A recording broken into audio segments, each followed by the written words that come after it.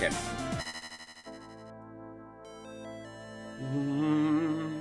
Damn. I still remember how I used to play the original game on Sega. This city was once a happy, peaceful place. Until one day, a powerful secret criminal organization took over. This vicious syndicate soon had control of the government and even the police force. The city has become a center of violence and crime where no one is safe. And amid this turmoil, a group of determined young police officers were sworn to clear up the city. Among them are Adam Hunter, Alex Stone, and Blaze Fielding. They are willing to risk anything, even their lives, on the street. Wait, excuse me. Let me just not skip it now, because it was kind of silly.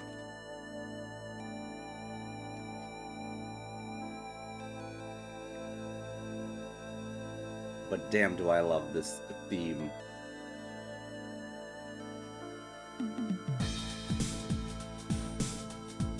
Just so groovy. I even remember how I played the very first one.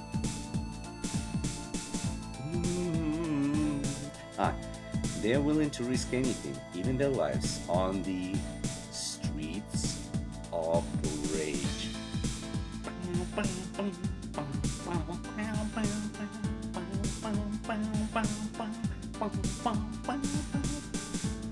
Okay. And this is the original. Adam Hunter, male, 23, ex-cop, hobby bonsai, ability boxing. Axel Stone, 22, hobby video games, martial arts. Lambada, 21, and her fighting style is pretty much judo.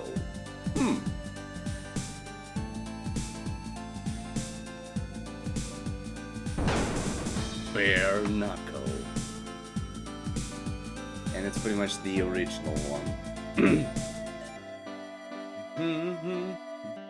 Damn. Okay, so...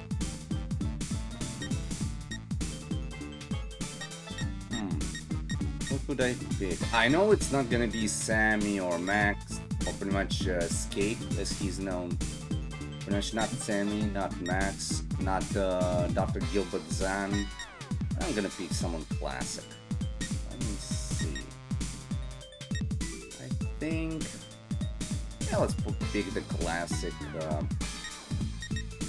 Okay, let's bring up with the... I mean, I was mostly into Adam.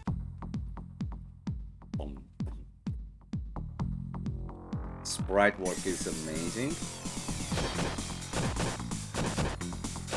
Infinite combo much? Bam bam.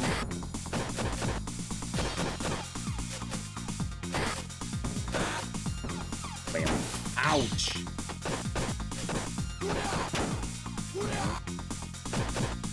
2, 3. 1, 2, 1, 2, 3. 1, 2, 1, 2, 3. 1, 2, 3. Booyah! 1, 2, 1, 2, 3. And pretty much this game, which is, let me actually see, SORX, who made it? No. Streets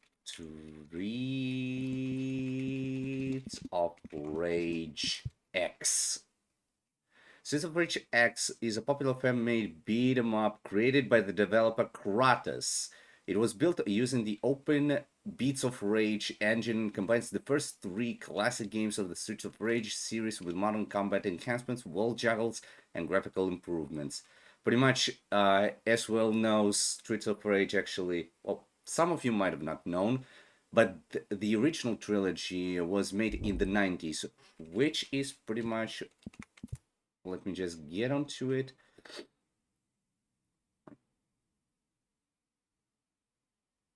Let me see. SOR1 release date.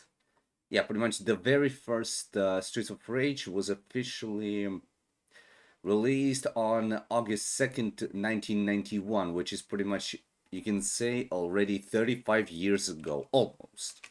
So pretty much on the 2nd of August 1991, we'll be eventually celebrating Streets of Rage 35th anniversary. And real big thanks to Sega for making such a marvelous project, and pretty much such an amazing, I think quadrilogy. I think that's how you call it, quadrilogy. Yeah, quadrilogy is a set of series of four connected works, such as books, films, or plays that are designed to be consumed together. So pretty much, yeah, you can say it's the quadrilogy of the games that, well, pretty much the original trilogy that was combined into one of these games. So yeah. And pretty much in here there are like, I'm guessing like, ooh, the boom.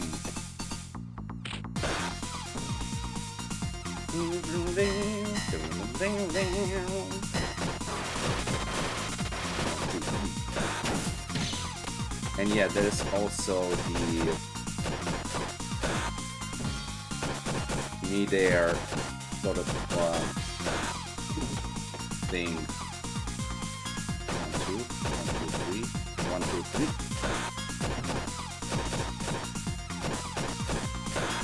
Bam.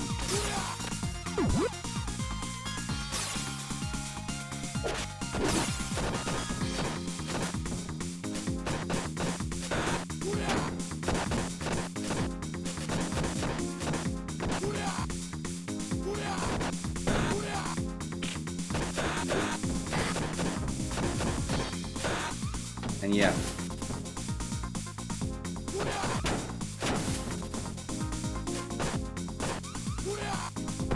Damn, so classic. Whee! Oh, let's see the mechanics of this.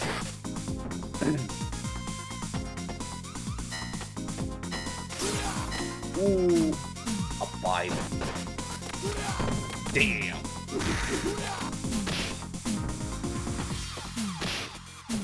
Boom. Shoot. Ouch. Bashers.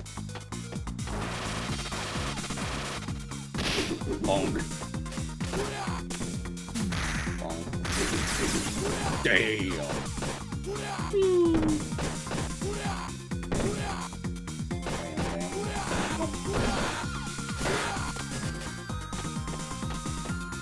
And yeah, this is pretty much, as you can hear, is nothing classic. It's something. Oh, whoa, whoa, whoa. Oh, that's epic. I remember this, since I played this game, and some of you might have played as well. You might remember the sheer, somewhat swagginess whenever you're like getting a quick snap turn onto your opponent, onto your enemy.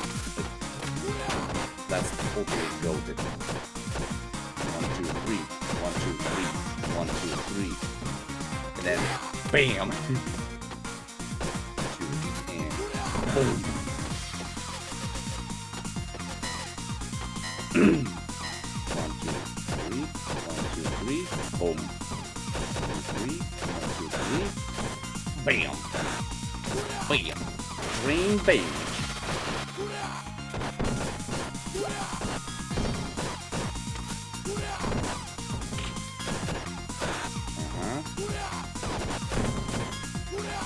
Gasca.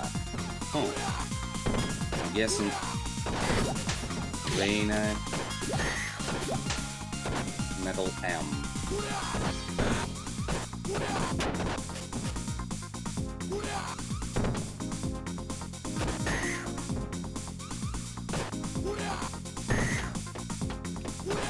Could be something like Metal Monique. And yeah, everyone's gonna be saying Monica, but like, if like a little bit on a ranch flavor and like on somewhat like that sort of preference, I think Metal Monique would be sounding also really cool. Oh, classic Nora. Okay, and boom. Okay. Oh. Attack the Barbarian. Oh, it's a boss. Oh my. Well, I guess I got double the bosses. Maybe. Uh-oh. Oh, shit. Oh, shit.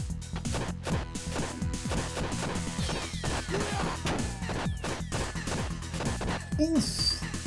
That was a nice air combo. Bam. Bam.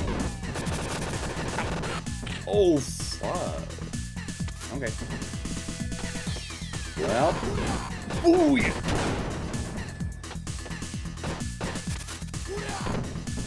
Yeah, and even I remember that the original bot was actually named Antonio. I'm guessing that Marco is just an extra one. I think it's to reference the classic Streets of Rage mechanic that if you're playing like with someone, you're gonna be having extra people on your battlefield, and yeah, that even includes bosses. What the? Whoa!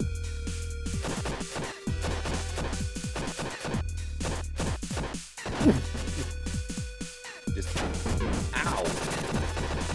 Ow! Ow! Ow! Ow! Oh god! Booyah! Ooh. Okay, nice. The bleed, and now, booyah! And 1, 2, booyah! And now, boom! From a full-on go out. Dilapidated town.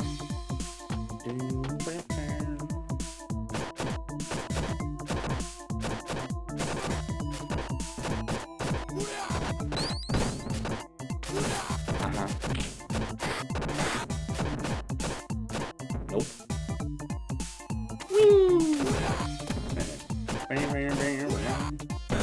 I still remember all this.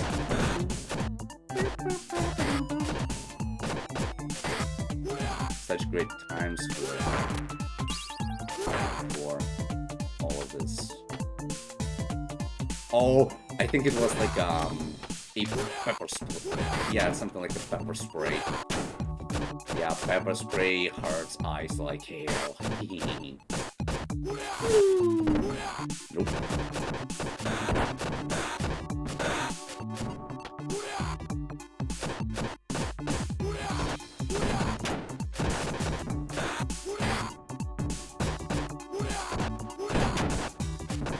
Bam.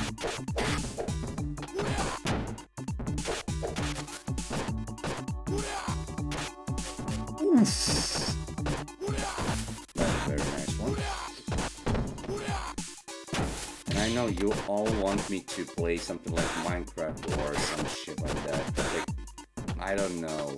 Do you really want me to like play it?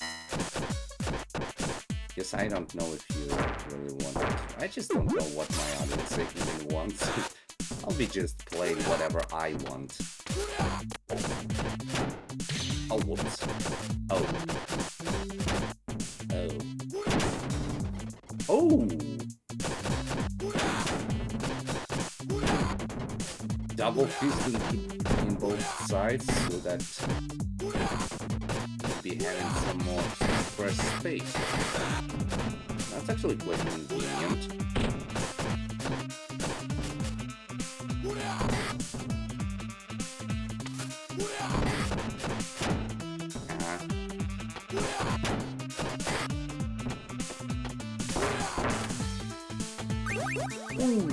One up.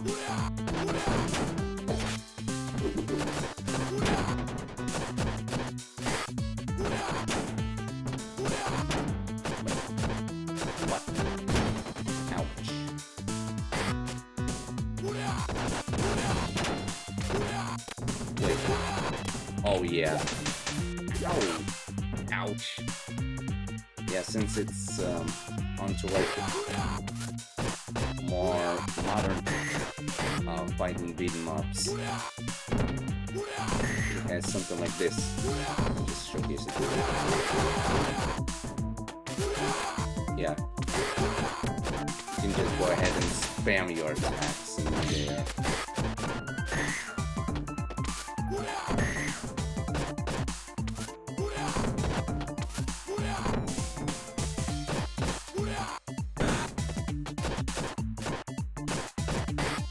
Bump. Bump, bump, bump.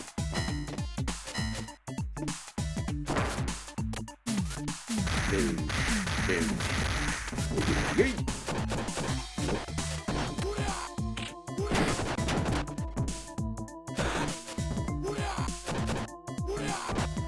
No hop.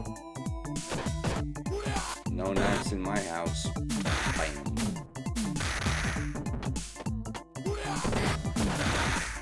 Ouch. Ouch.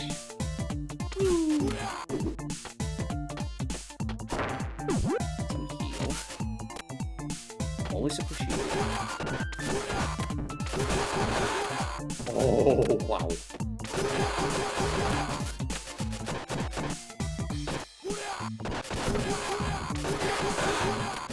Damn. Oh.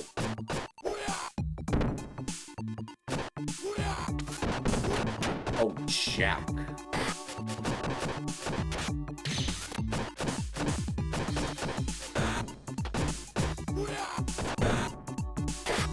I might have actually heard about like Jack in Rage of Rage 2, but I never played the second game, but I played first and third one. Oh, excuse me.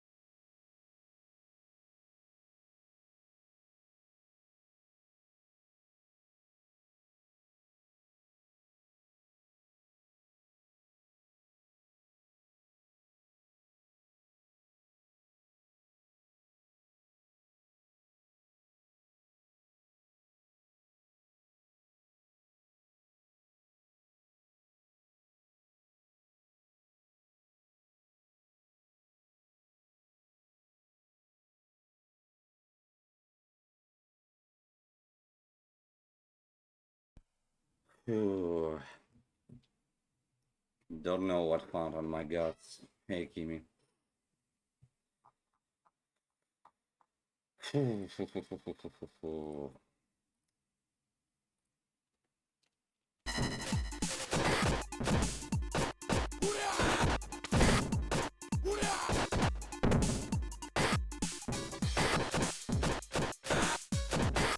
Mm-hmm. Booyah, booyah, booyah. Damn!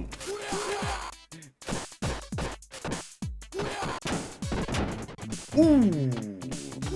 Nice. Nope. Nope.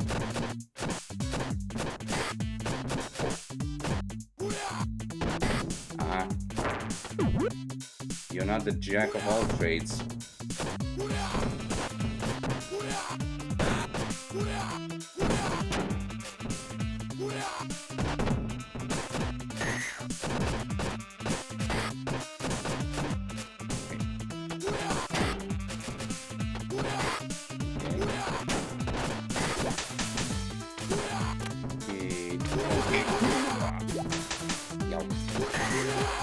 Damn. You can say Jotaro Kujo. Oh. Uh-oh. Oh. Uh-oh. That's a double guy. Thouser. And Nail. I'm guessing that one of them, that being Salza, is the reference to... I'm guessing Hokunokin? Probably. Because I remember there's like a villain under the same name. Salza. Whoa, whoa, whoa! Hey! Nope. Nope! Oh. Okay. And... Uh-oh! Uh-oh. One of them is down. Now it's the last one. I'll pretty much the second one. Uh-oh! Yeah, gotta be very careful.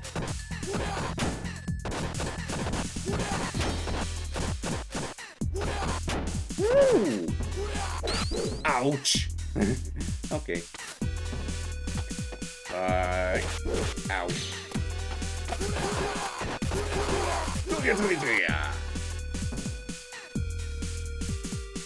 Nice. And I got my health life back. A bat. A battle. Uh-oh. Hakuyo. I actually remember these guys. And I think Shiva, who is like the right hand of Mr. X in the entire lore of Streets of Rage, is pretty much like kind of based on Hakuyo of this game, the first one.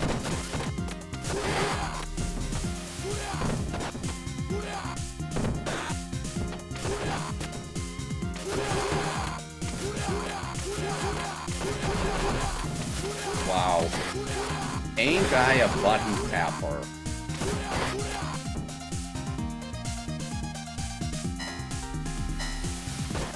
And actually, that wouldn't be a disadvantage, much an unfair and bannable advantage towards the normal players on Sega if, Sega would add something like this in their original games. I think that would be cool. Well, back in the days. But I'm guessing it was because, like, not a single game is in that era would be, like, able to handle that much of coding. They needed to be, like, somewhat practical and fitting. Which I can kind of understand. But still, fans are doing their amazing job to make something really cool. Okay. And 186. That's good. Ouch. Ouch. Wow.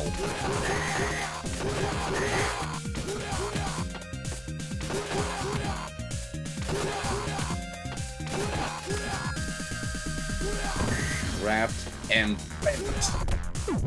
And then popped. I'm just kidding. And now... Bam! Yeet! Oh. Got off.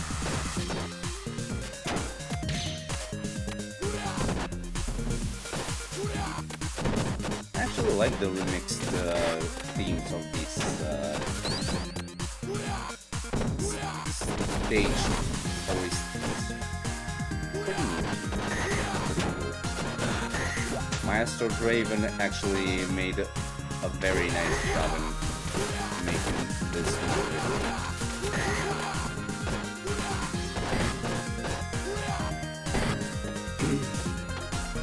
Oh.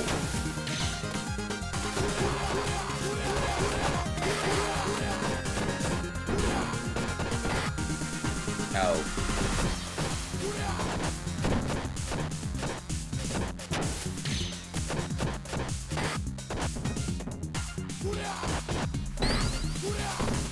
Okay.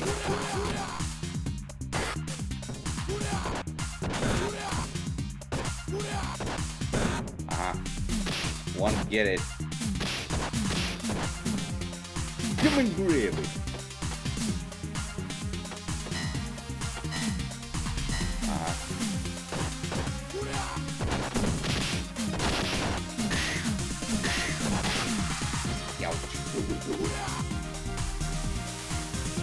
Grabbers.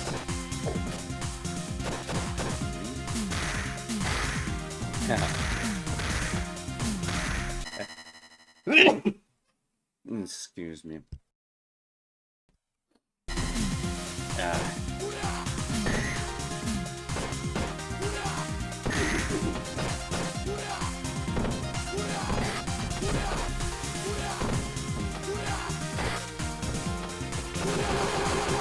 Bam!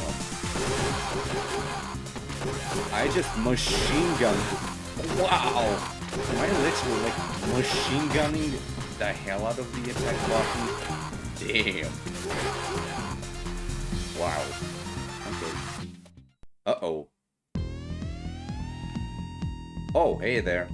Oh, hey there. Two wrestler guys.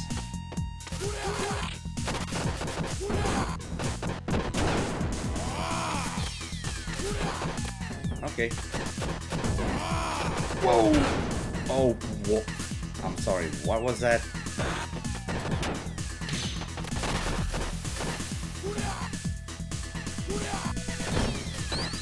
Up.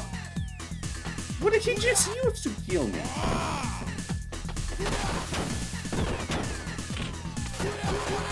Oh, okay. Damn. Okay. Okay, that's what it does. Well, no. They just summoned those freaks? Oh, that's unfair. They are two, and there's fucking goons on their side. Holy crap. And yeah, it says it over here, Abadede, but I think the original was Zetusano. Which is pretty much this one that is like with silvery, but the original design was with like golden parts.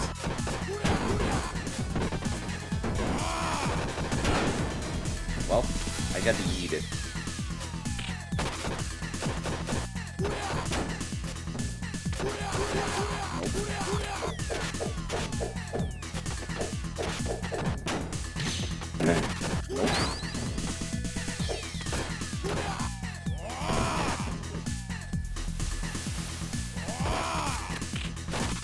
And like, look at this. I'm not even able to touch them by any means. Which is idiotic.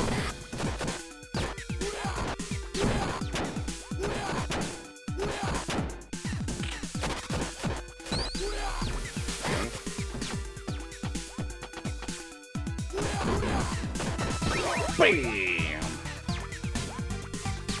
Damn.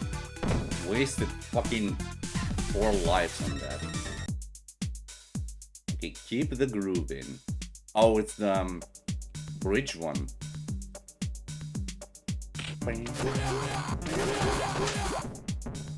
Damn.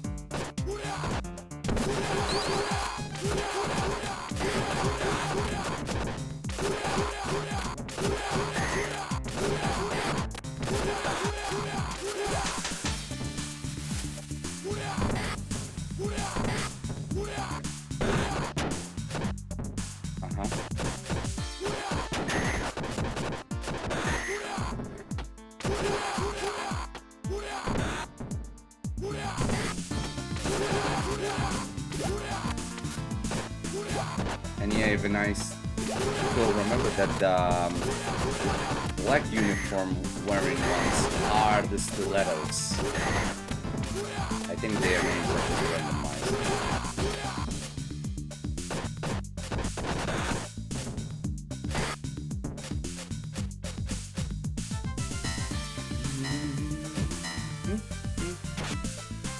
Oh yeah, thank you.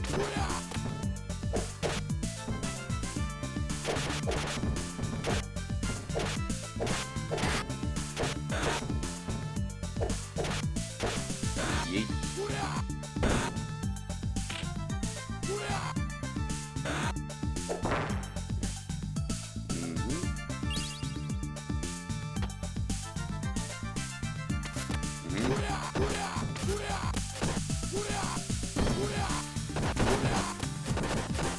Oh, come on. Okay.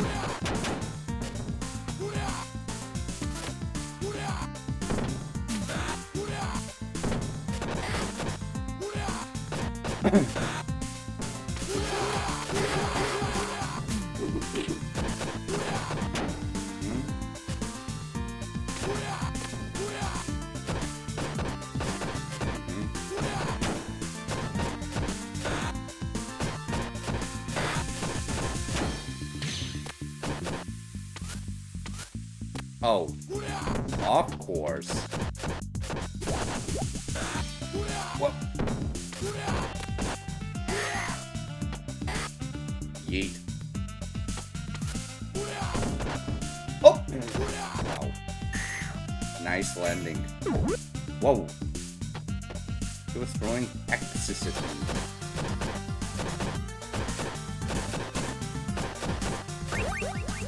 Oh! One of my lives is back. Ooh. Well, I'm gonna be having a brand new life from now on.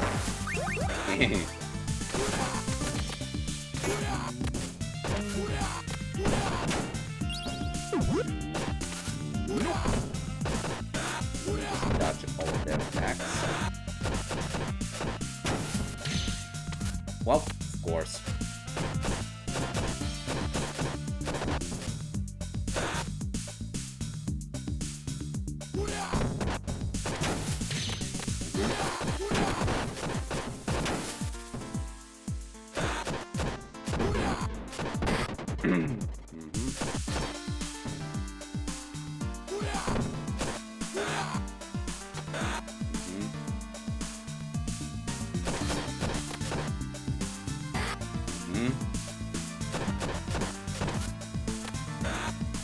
Yeah, just get it.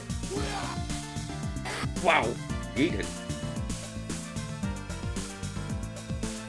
Okay. Careful.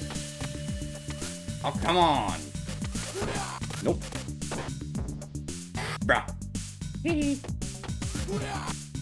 Should have thought before doing.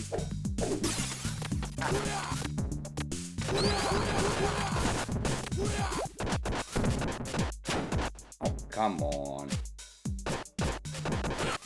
Well, there's actually also one of the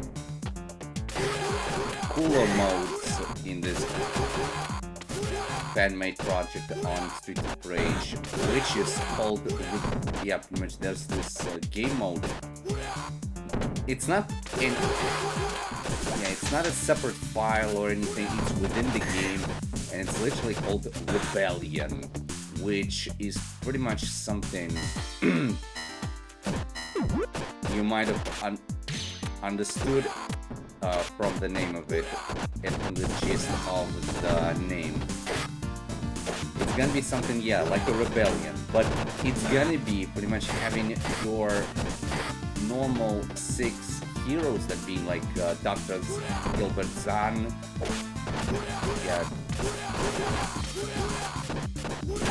yeah, Dr. Gilbert Zahn, Max Thunder, Sammy,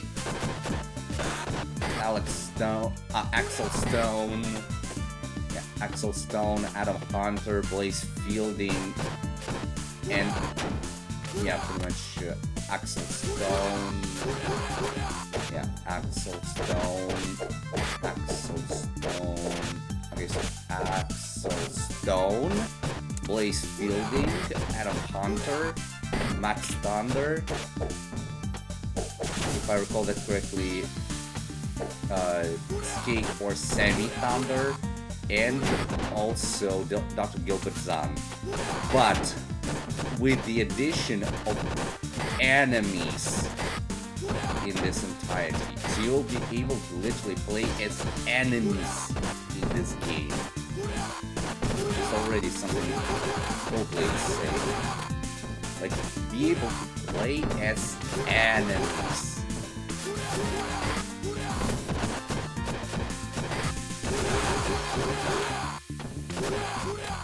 Wow. Okay.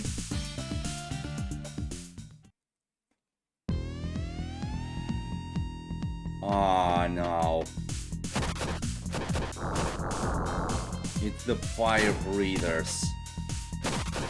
It's the bongos. Oof! Wow. Oh, wow.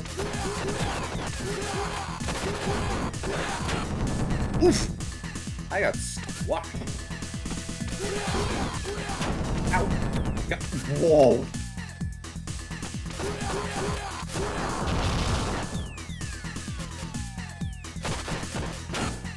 Ow! Damn!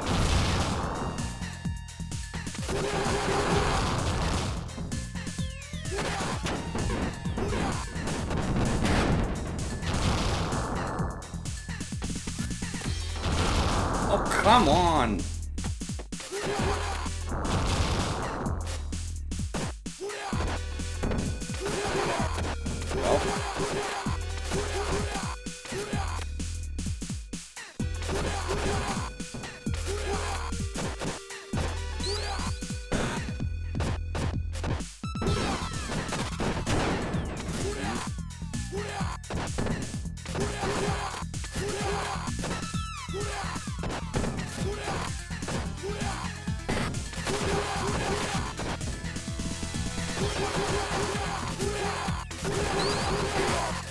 Wow.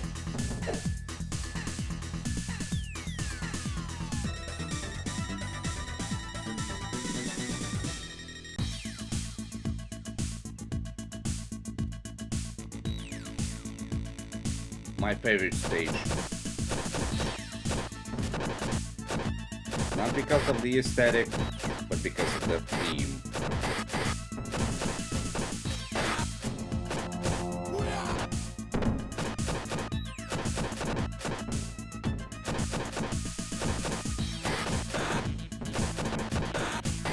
Damn!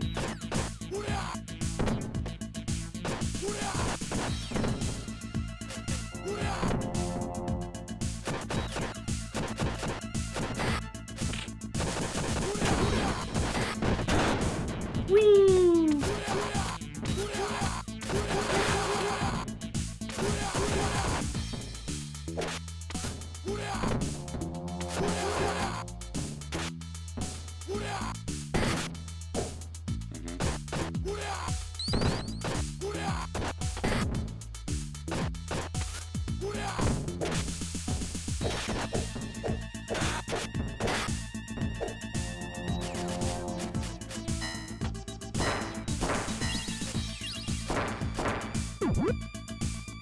Pepper spray. Damn. Wow. I just know how to tap buttons. We can say I'm a very professional button masher.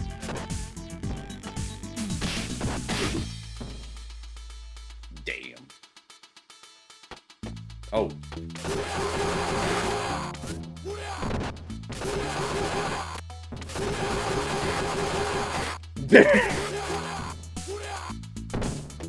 What the fuck?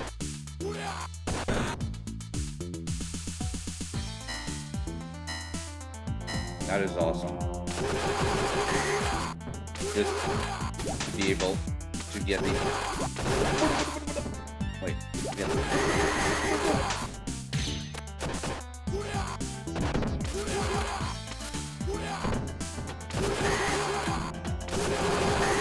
Yeah, you can say it's literally JoJo's Bizarre Adventure in Streets of Rage. Oh, come on! And that was legal back in the days. Holy crap. Okay.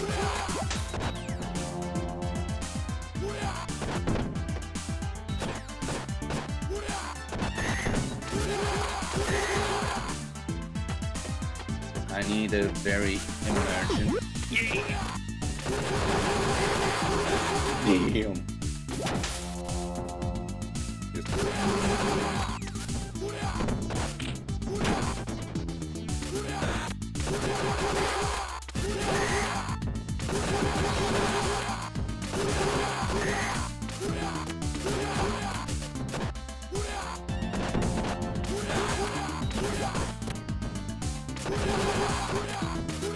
Ouch.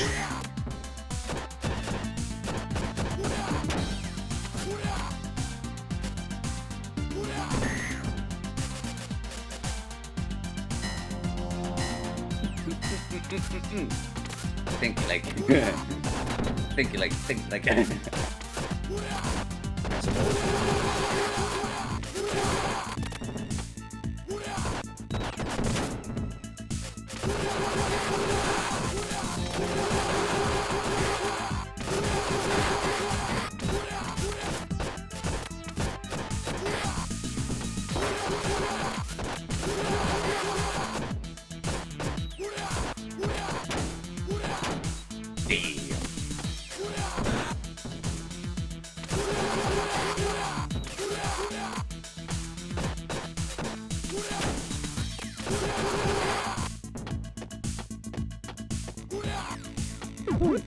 Uh-oh. Get up. Eat him. Eat him. Eat him. Eat him. Eat him. Eat him. Eat him. Eat him.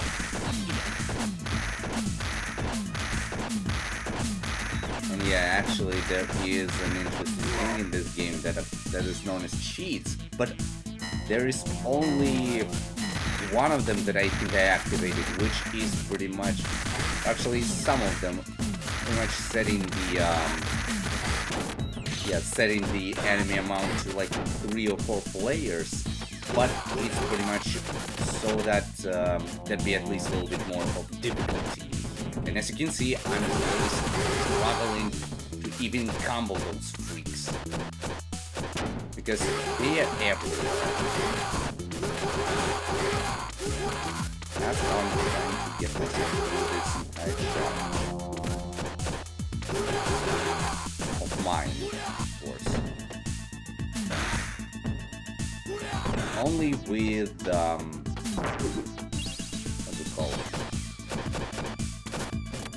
Yeah, only with the,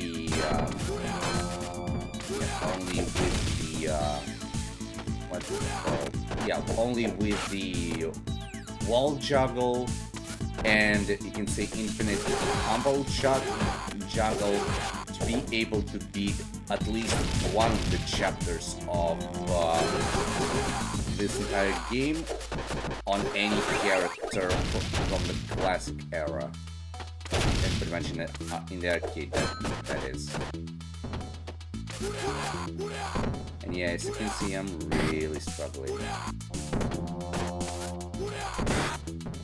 Because these Beanos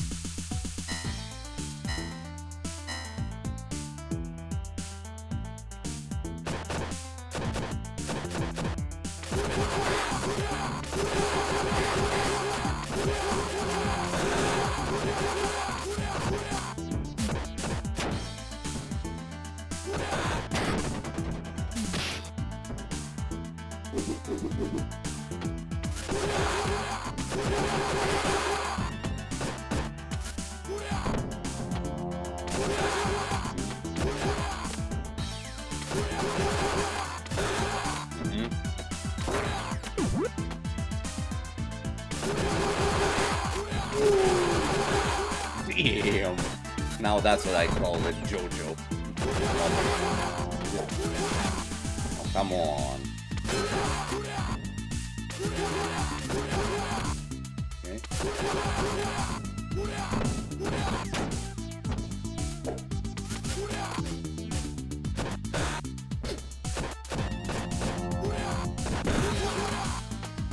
Okay.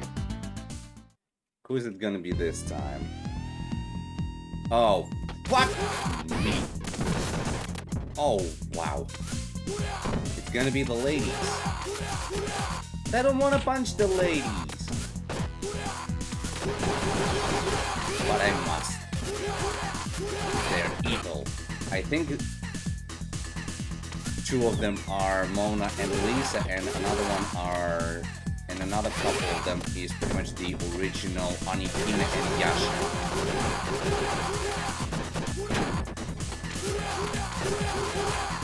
Yeah, Yasha and Onikime. Booyah! Booyah!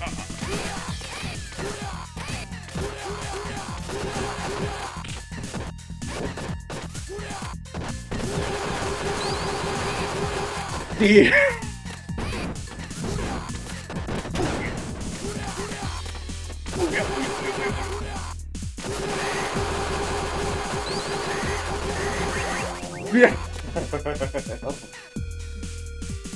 This has to be clipped. I just did an insane one. Let's go here. Stealthy steps.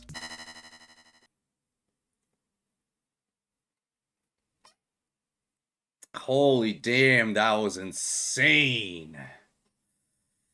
Woo. That is wow, wow, wow, just wow, holy shit, holy shit. Whoo. Whoo. I just can't believe that this was... The game is kind of louder than you. How are you doing? Sniper. Mustard! Oh my god. Don't mention the mustard, because I know another guy who is very popular about the mustard. Oh my god. Eat no burger with no honey mustard, as I remembered that. Like, eat no burger with no honey mustard. Eat no burger with no honey mustard. Pretty much something like that. Like, wow. And the game is kind of louder than me. Well, at least it's gonna be. But actually, as you can see, like, everything is like on 40. So it's all gotta be alright. Oh. Yeah, like, it's fairly normal. And if it's gonna be kind of louder, then okay.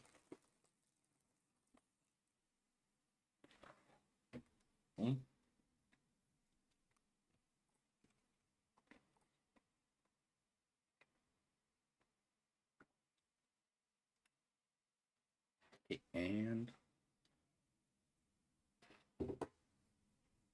Okay. There we go.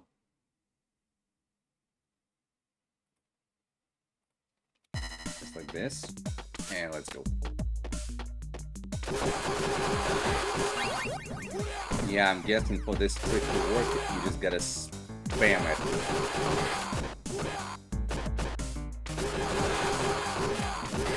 It's gonna be an insane test, but as you can see, nothing is impossible.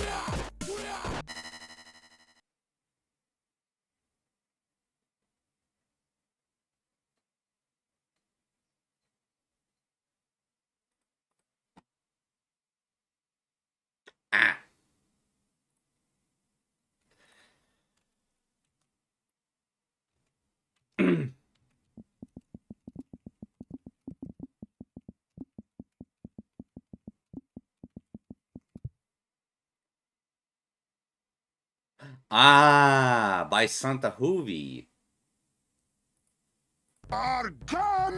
Okay.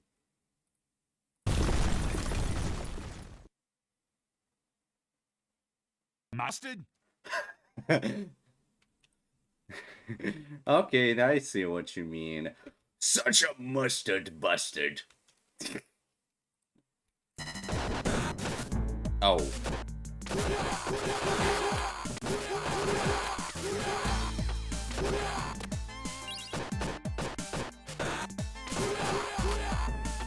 Such a mustard bastard.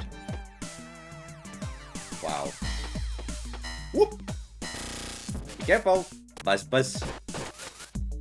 Buzz, buzz. Whee! Buzz, buzz. Whee! I'm sorry, when did I become a JoJo? Like, really? A combo in midair. Yeah. Oh. Oh, that's how you can go. Well, okay.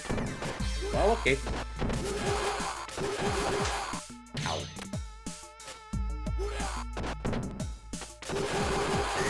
D.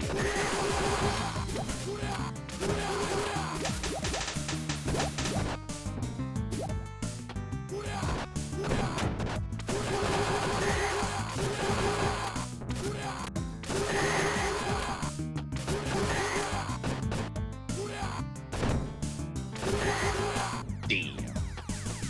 And also up to 5 lives. Okay. Ooh. Oh.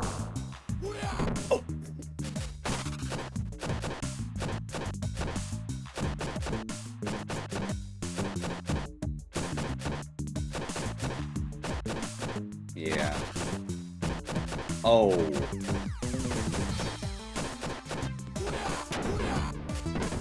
Oh, whoops.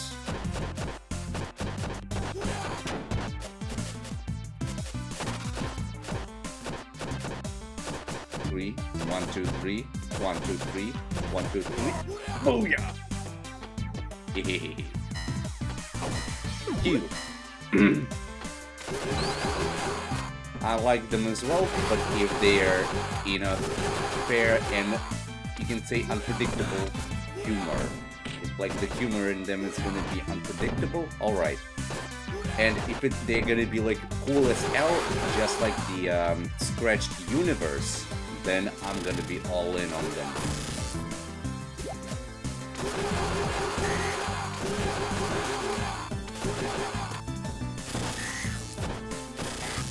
Bruh. A lot of seconds. Damn. Damn.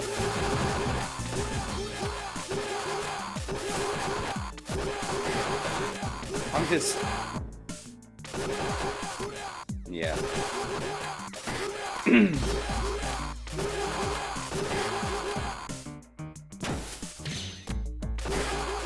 Damn. Ouchers. Up.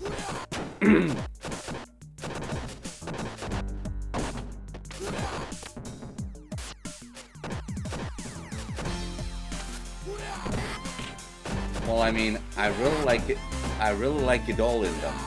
Like the humor, if it would be like something humoristic, but the humor for me personally has to be like out of this world.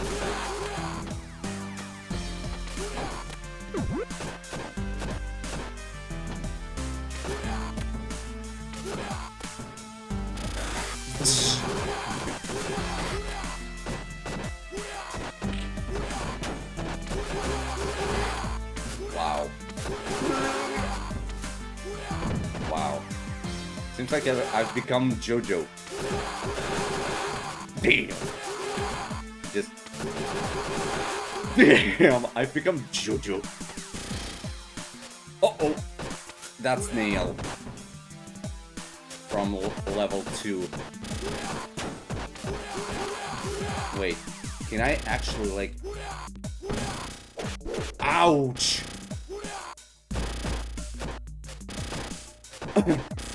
Well. Okay.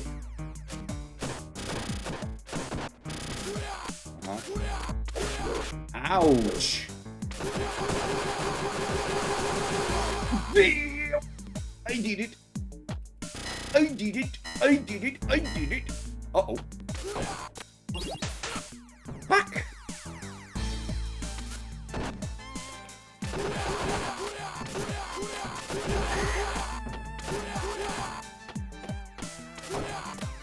Oh! Thank you.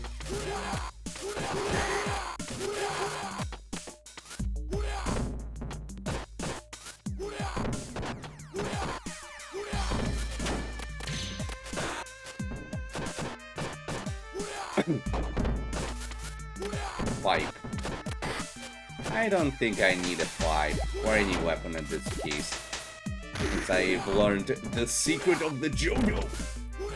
That being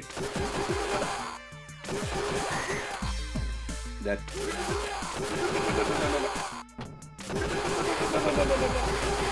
big. Ouch. Whee. Oh.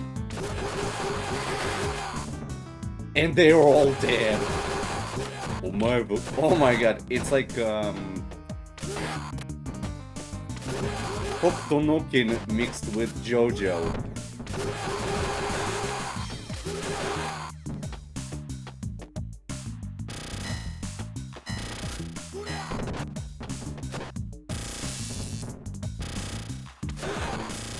Ah, so it's gonna be pausing you.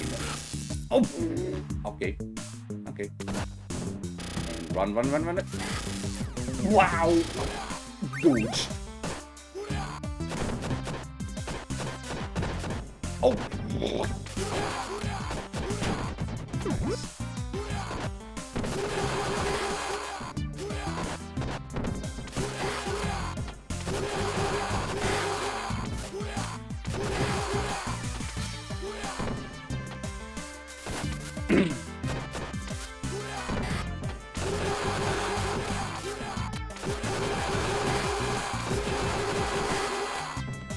Okay.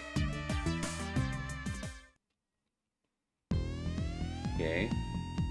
Who's that? Ring Lord. I don't remember those. I remember there was a bongo at this stage 6. Maybe it's something like a self-insert from the authors. Or from the devs of this one. But I digress. And damn, is it a powerful... Ouch.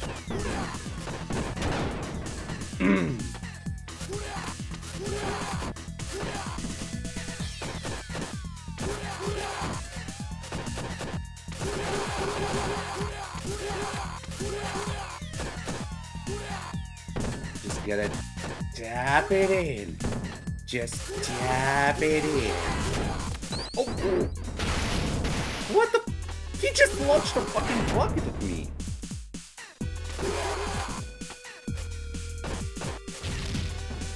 Wow.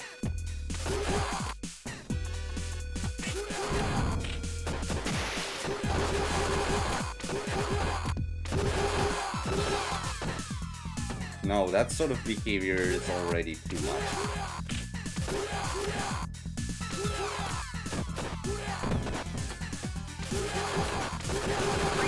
There we go. Nice.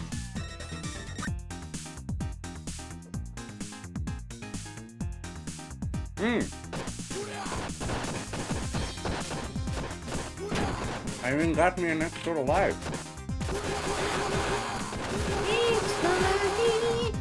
From Season 2. Wow! Home run! From the Marvel vs. Capcom 3, I believe? Yeah. Yeah, from Marvel vs. Capcom 3, I believe it was like the ultimate one. Especially with the Deadpool. Ah, it was, yeah, the Deadpool. There's... Feel my love with that hyper combo, and it's a home run. This is the hyper combo.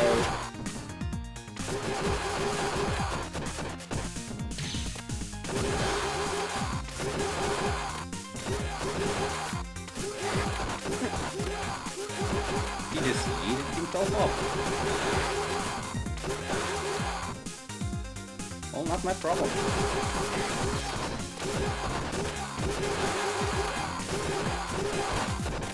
They're all working on Syndicate.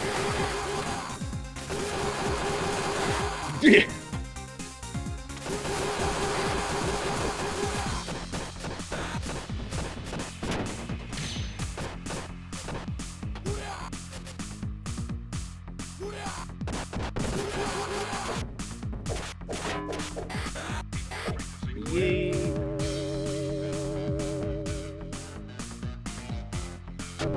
Uh-oh.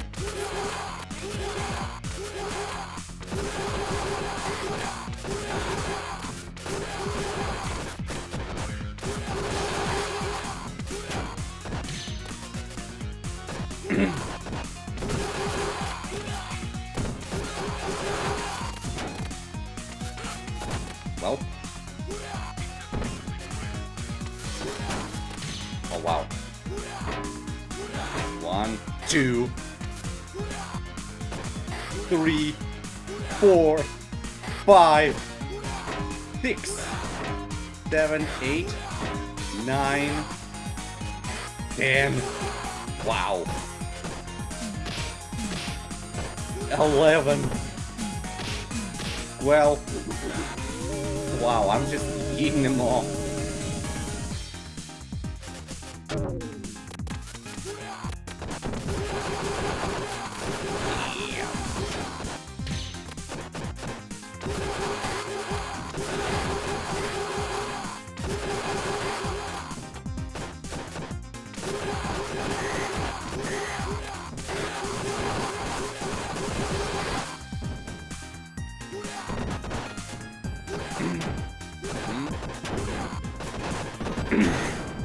Ouch.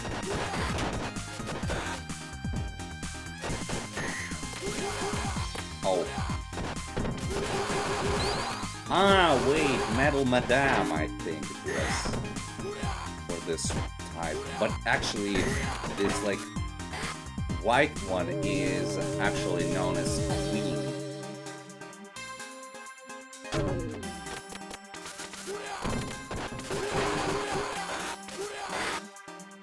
Hey! Yeah, let's... Yeah, I can actually sense it by my own... Ah, yeah, quite hot.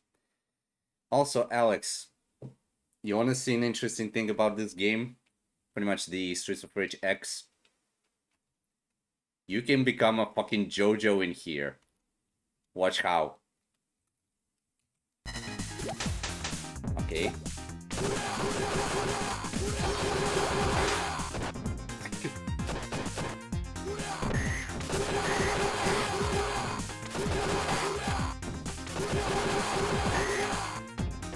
Yep. Yep. Bit of JoJo.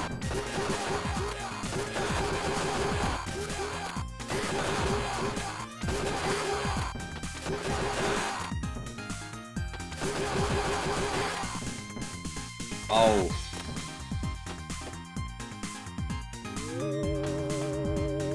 Maybe that was the last stage, I think. Oh, yeah.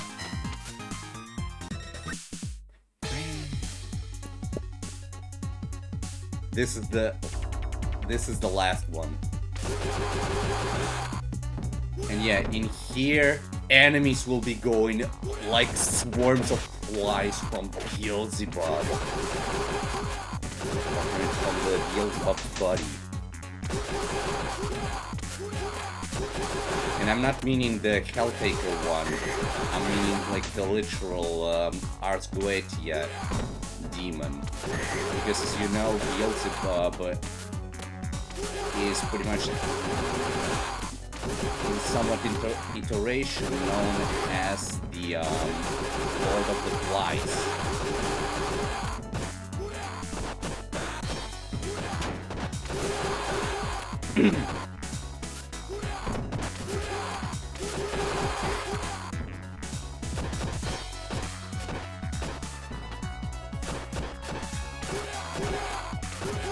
Damn. Ah.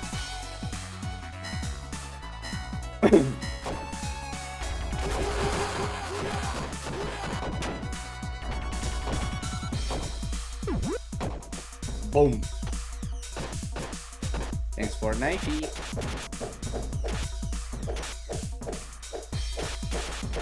Boom, boom.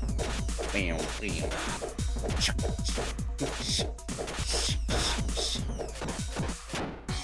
Nope.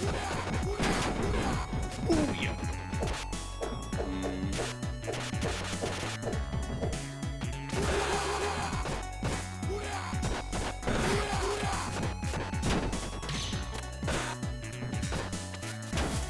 Ow.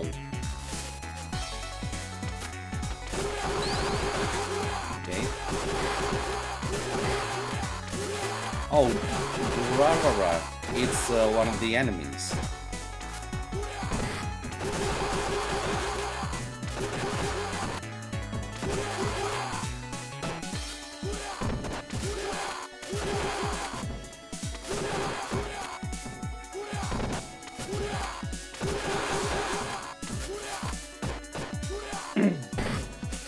Okay, so that one is defeated. Oh, Return of Marco.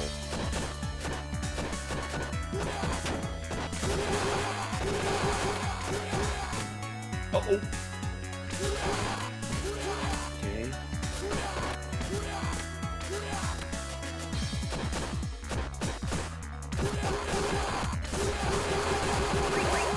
Whoa. Oh, six lives now.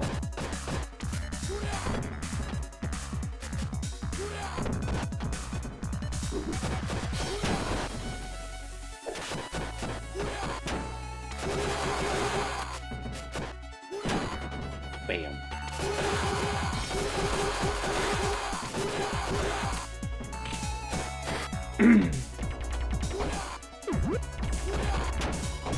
Ouch. That's fine.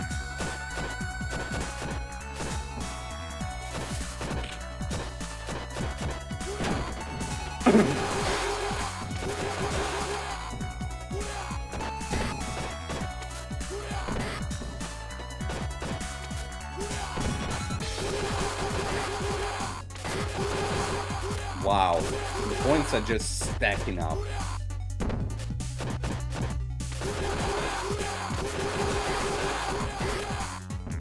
Wow.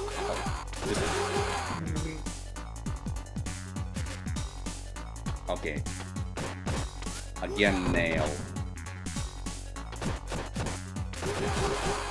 Okay. Careful.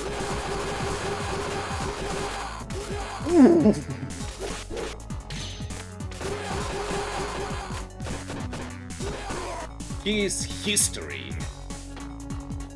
Wow. Just like in Sonic, in that Sonic running game, akin to what was that Android game about Sonic and like characters? Streets of Rage. Yeah. What was that running game on like Android and iOS where like you were playing as like Sonic, Metal Sonic, Amy, Knuckles, Shadow, like everyone, but you were able to like collect rings while you're running and get yourself through a lot of different stages and fight like different bosses in between. Guess I kind of forgot. Oh, it's like Sano.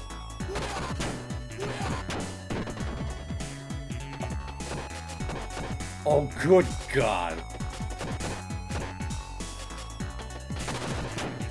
Good God in heavens. Uh-huh. Oh.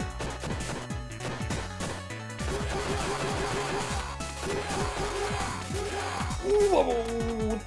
Okay. Whee! Yeah!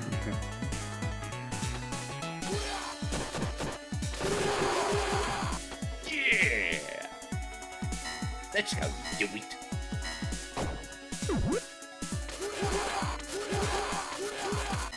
Actually, let me see. What is that Sonic mobile running game? Ah, Sonic Dash! Yeah, the Sonic Dash. I think I might have remembered about it. Yannick. Ow. Damn. Wow. It's a combo on a combo. Combo on a combo.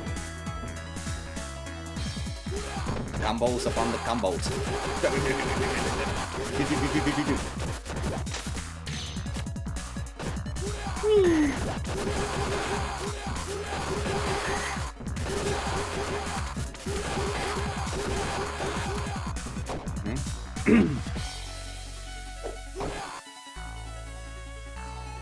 Carefully. And yeah, that thing that I just dropped, Alex, I think it's something like a pepper spray, pretty much. So you can say those freaks were having some very terrible moment with it.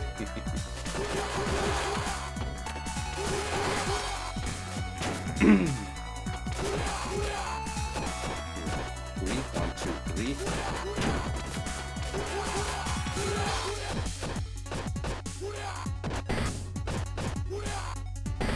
Ouch. And yep. Dwight. Oh, come on. 2, 3. 1, 2, 3. 1, 2, 3. 1, 2, 3. 1, 2, 3. 1, 2, 3. 1, 2, 3. 1, 2, 3. Whee! 1, 2, 3. 1, 2, 3. 1, 2, 3. 1, 2, 3. 1, 2, 3. Wow! And then the air combo. That's awesome. Uh-oh!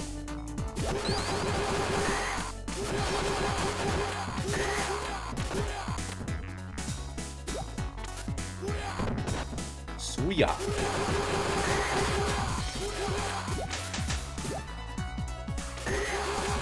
So that person was named because soy means I am in Spanish.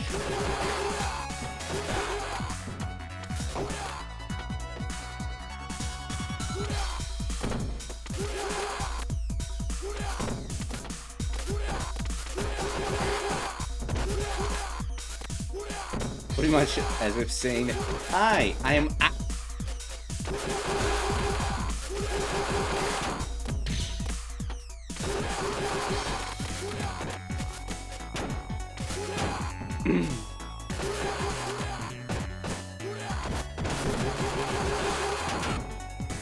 Ow. That's alright. Because it's nothing, I'm hoping that it's nothing compared to probably what's gonna be happening over those doors. It's gonna be probably something diabolical.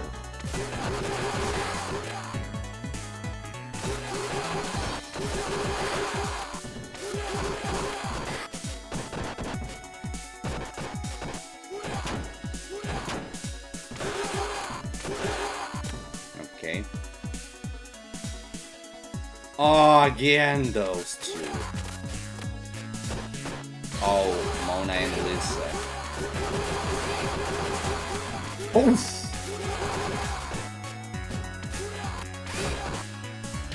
Okay. Now that was weird. But okay.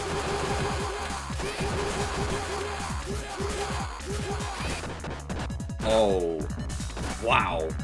They got me. Okay.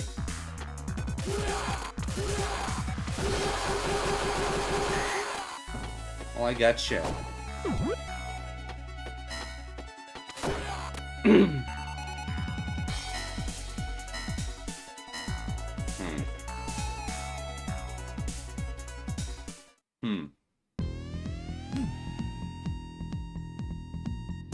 Seems like this is the boss.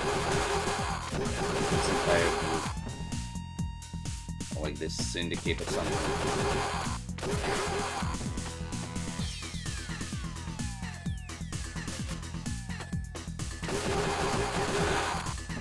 Damn.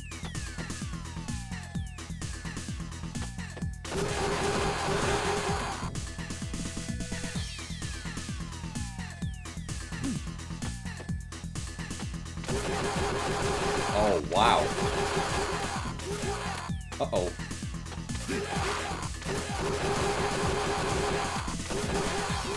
Wow.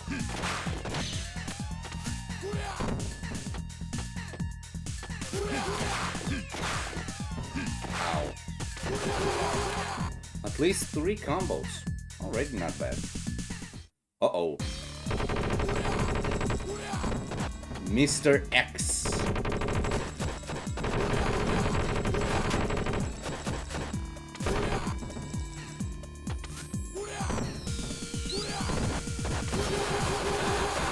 Well, this is gonna be a very hard battle because it's gonna be 2 X's.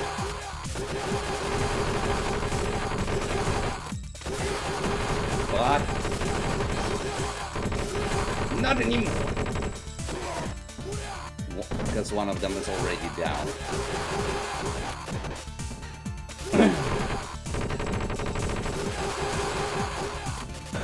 Okay, almost there. I'm hoping. I just didn't see anything. Yeah. I know I gotta. Oh, he's on like lower than 50. Yeah. 2, 3. Whee! Be careful here. And now, Mr. X, your face. Okay. Mr. X, your days. Oh shit! Your days are counted.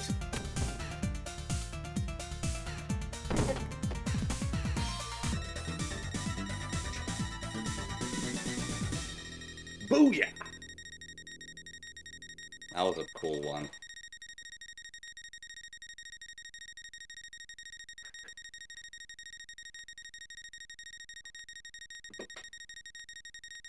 That is insane.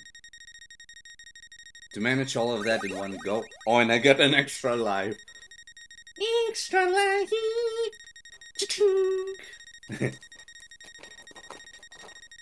And the total one is gonna be 1.5 million.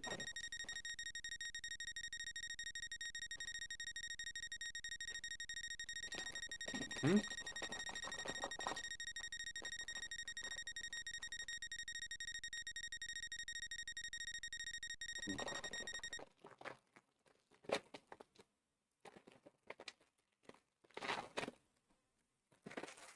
$1,559,282. Holy crap.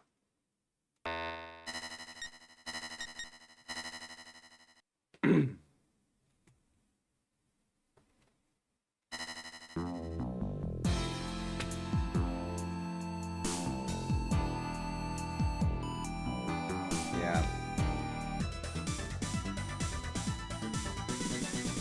And yeah, I was actually playing it for a while. Because as you can see, I got myself onto that 1,182,797 on Dr. Gilbert Zan. So our this record is pretty much on fifth spot, but the best one was, yeah, on ABZ of mine, on the Streets of Rage 2 campaign. Yeah, but I think you're gonna be asking, who is this Axel-like character that you see on the spot numbers, on the rank numbers, or pretty much on the sixth place, but not on the eighth place? Oh, so pretty much if you are not aware of it, let me choose the game mode that I was talking about. Rebellion, and now we're gonna pick SOR3. Now watch this.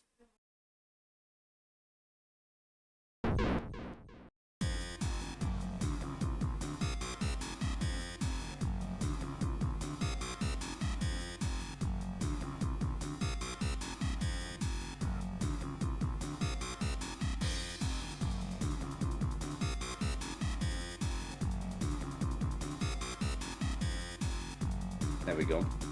So yeah, as you can see, with the button that is like using my ultimate, I'm able to choose between like different variations of the characters. So Axel from Streets of Rage 3 is variation from Streets of Rage 2, Streets of Rage 1, Blaze 3, 2, and 1, Max Thunder from the second game, and from a custom-made, more advanced version of himself, Sammy Thunder, who is pretty much from the second and third variation, Adam from SOR1 and the custom one, Gilbert Zan, Galcia from 3, 2, and 1, Donovan from 2 and 3, Signal from 3, 2, and 1, Jack from 1 and 2, Electra or Nora. And yeah, as you can even see, even Electra has custom skins, like the Nora skin from the first game, the second game, all of the custom colors, and also the two variations, which are pretty much the uncensored Japanese version and the censored international. Abigail, you probably are thinking about the what was it? You're probably thinking about, because Abigail, I think you are referring to the Final Fight. And Final Fight is not in Streets of Rage. They are like different ones. Because if I recall correctly, Final Fight is the Capcom.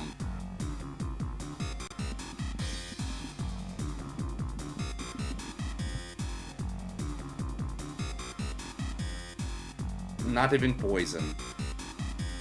It's Final Fight. Streets of Rage is Sega, and Final Fight is the Capcom.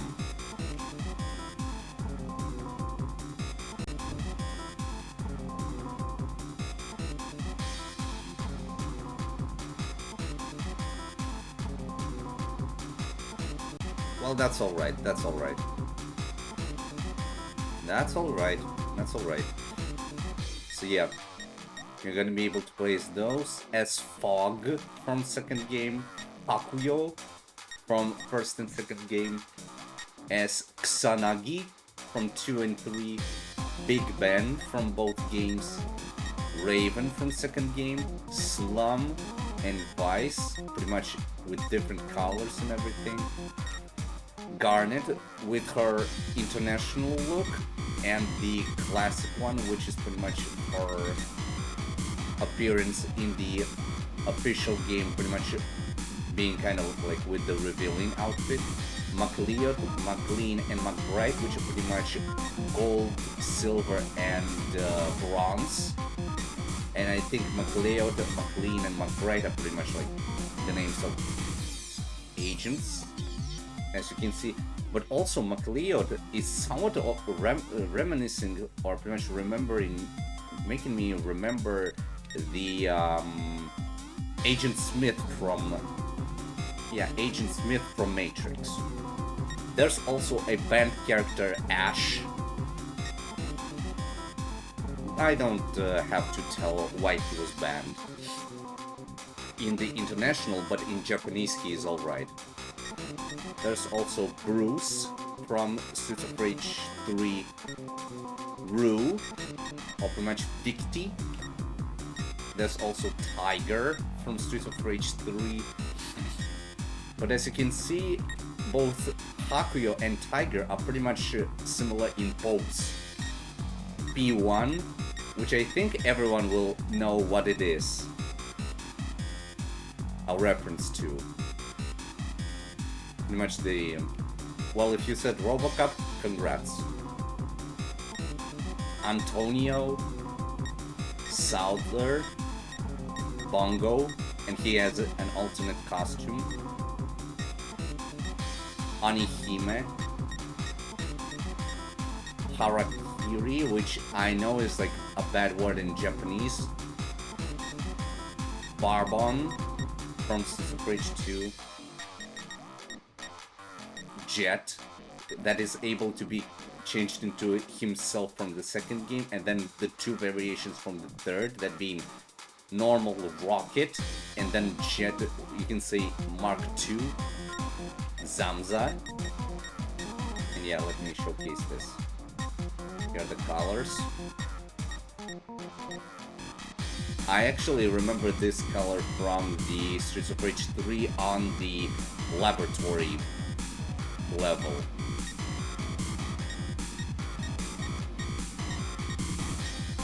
Zamza Abadede. Classic. Pretty much he is classic. Zed Kusano, and then alternate colors. Especially this one is interesting because he's like very angry. R Bear. Particle, which is pretty much like particle, isotope, molecule, and uranium, which are pretty much like the four robots from Streets of Rage 2. And then there's Shiva, who's pretty much the right-hand man in Streets of Rage 2 and 3, and then he became an independent fighter alongside Axel, Blaze, and two of the others, pretty much, Axel, Blaze, and Adam, alongside two new ones, which you probably know. I think, like, well, yeah, if you played the game, you know.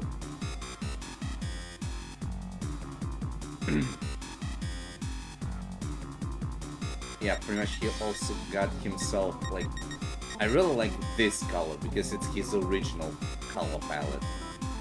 What was supposed to be Mr. X and Robot X, pretty much his original look, and then the Robot X from Streets of Rage 3, Mona Lisa, which is pretty much like one character in exchange of two, the Ringmaster, as we got to look, Lizardian, which actually, as a spoiler, is a self-inserted thing from the developers, as I'm guessing, and it's pretty much just Predator. There's also Yamato, who is pretty much a samurai-like warrior.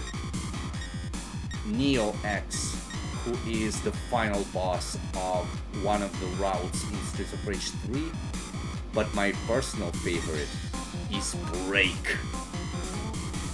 Pretty much he looks like Streets of Rage 3 Axel, but it's a robot. And now you will like why I like to play this character.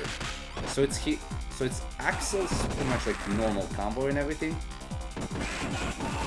but he doesn't activate his grand upper from the get-go. He pretty much can charge it up, as you can see, like in Classic. But if we're gonna lower his health a little bit, what happens? He becomes faster. The more overheated he is, the more overheated he is, the stronger he is.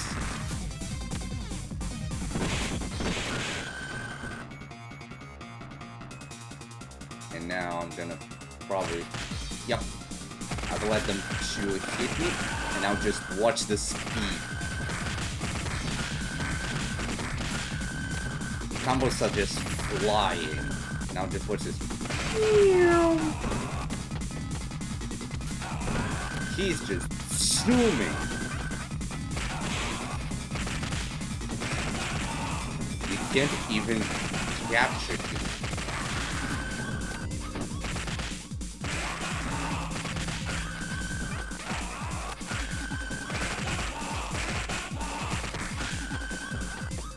That's why I actually like that they added in this character, because he's the most powerful one when he's in his overheat state.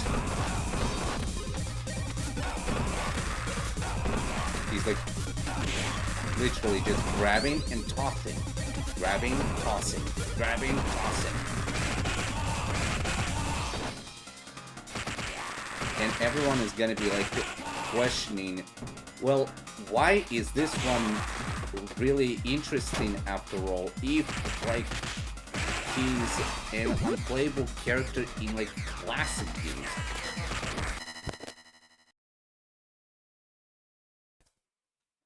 Okay, so I'm gonna actually answer this to you, because you might have not known this, but his one very interesting thing is that after he's done with, or pretty much if someone just drops him down to like critical health or something like that, and then kills him, as you might have heard, he's a robot, pretty much a somewhat cyborg clone of the original Axel Stone.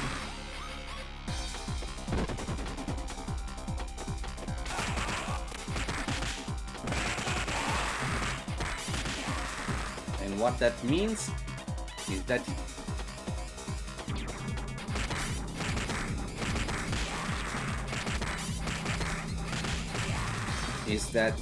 he's gonna be almost like the original Axel. And yeah.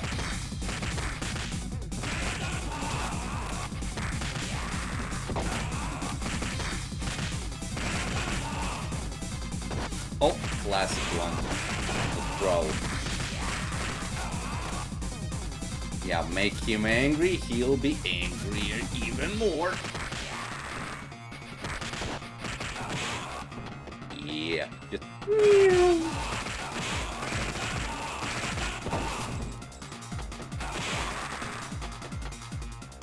Whee! Whee! Watch out.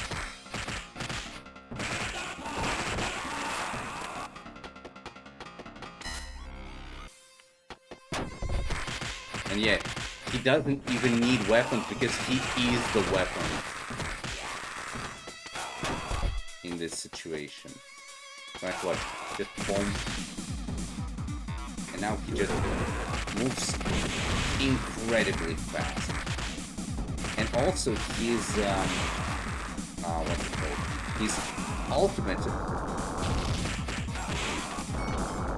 that is his yeah, watch this. Bam! That's his another thing as such a cool character that you might want to suggest for some of the devs to make into like something like a fan-made mod. Like a literal clone, pretty much a robotic clone of Axel. That is not just anything disturbing. He's just a completely different one.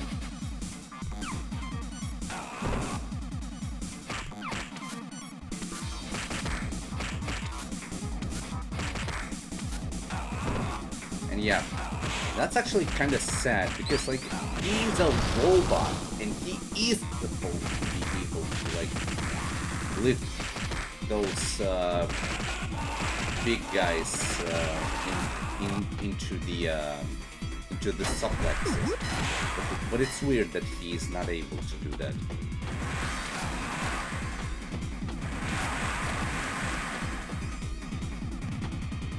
And here comes the Ash.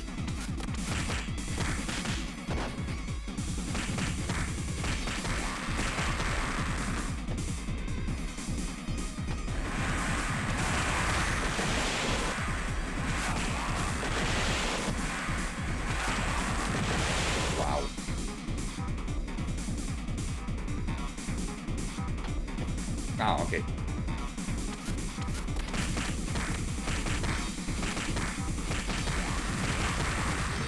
Damn.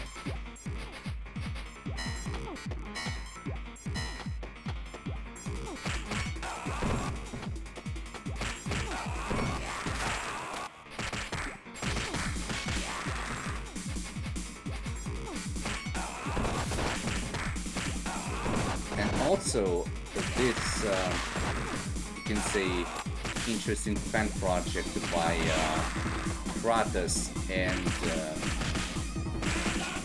by this amazing music composer of Maestro Draven. It has some secrets in it. Pretty much the secrets that were cut off from the... how do I say it? Yeah, that were...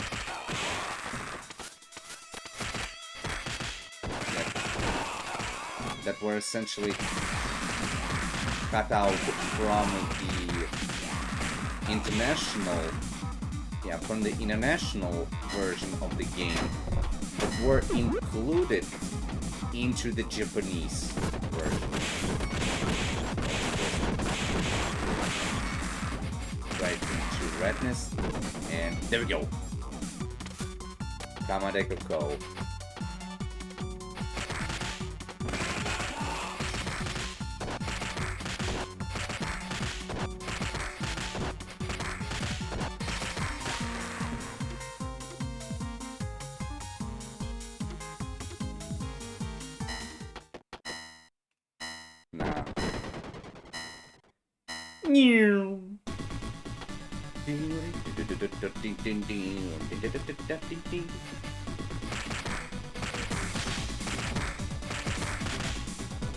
Damn.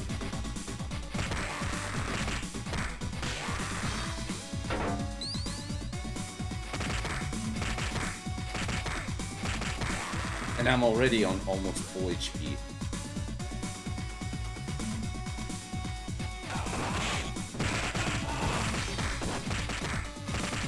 There's a kitty! I said the kitty.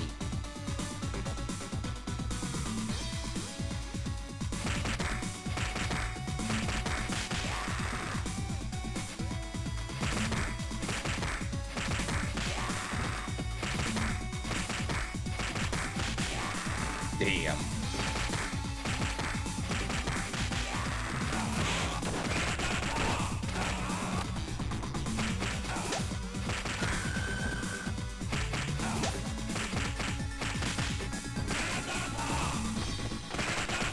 Whoops!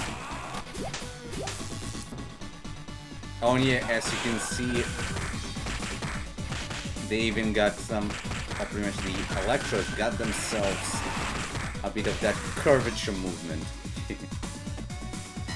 And Shiba. But since I have like the double bosses, you can say, activated or something like that. I got me 2 Shivas in here, so I gotta deal with one of them at least.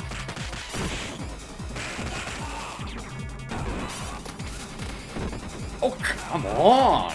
That was a nice one, actually. Dang. Okay. Nope.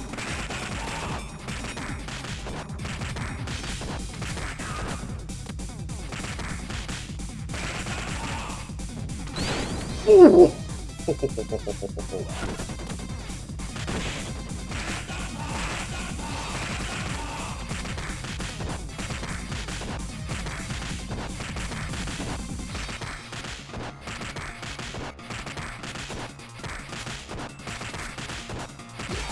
One down.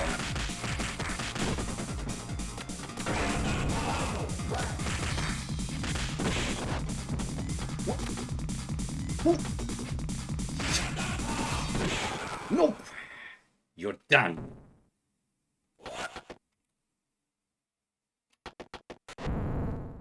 Booyah.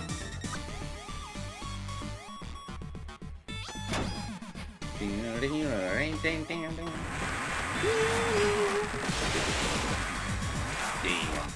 And with this game, actually, I have an entire childhood.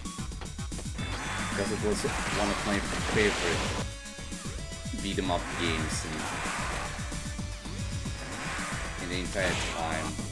Like, it was literally one of those cool games that I could just play and play and play.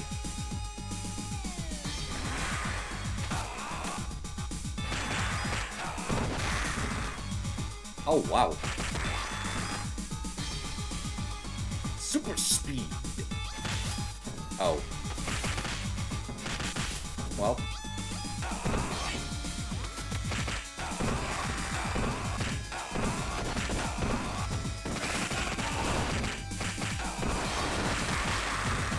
Yeah.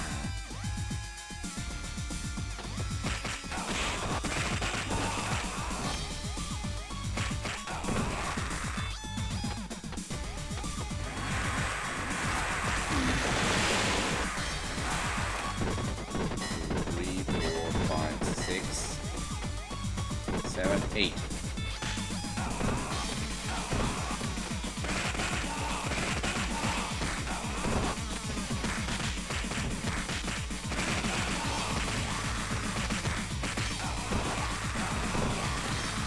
Yeah.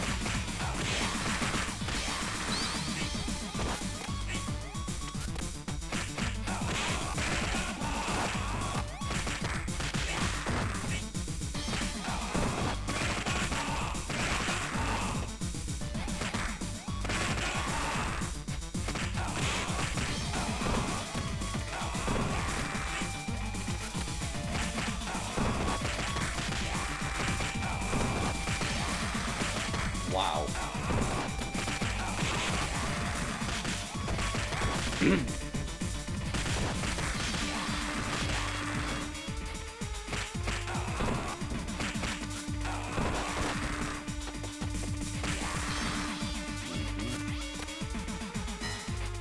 Oh, Victy and Bruce.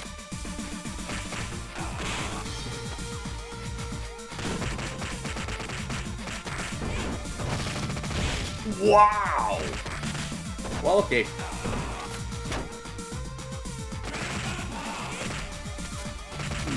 Oh, come on! I was actually using my ultimate.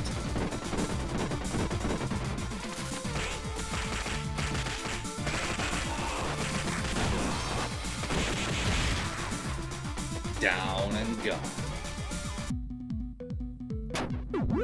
Oh, the dance club.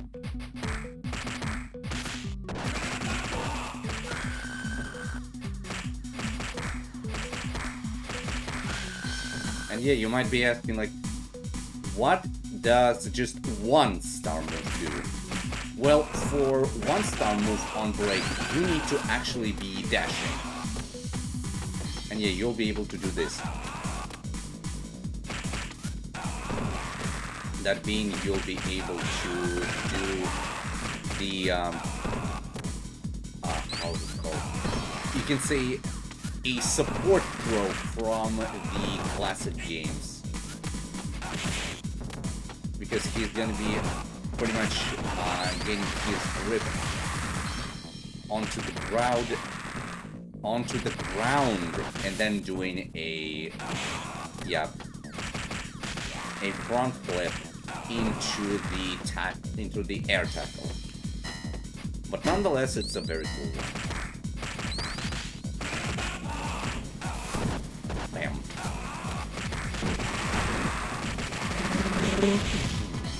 Wow.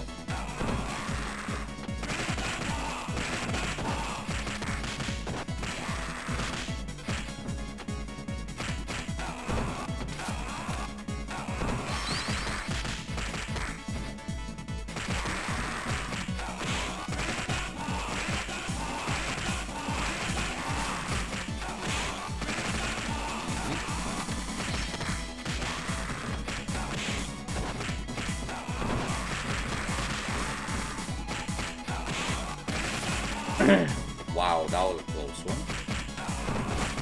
And yeah, this OST that I'm using is pretty much the official soundtrack that is currently playing. It's all composed by Maestro Draven.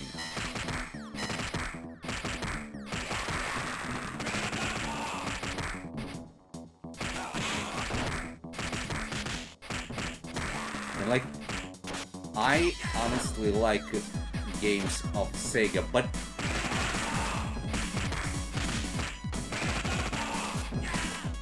oh my, you and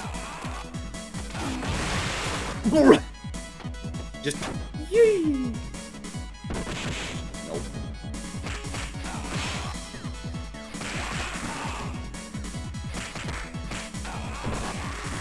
No, you naggy bitch.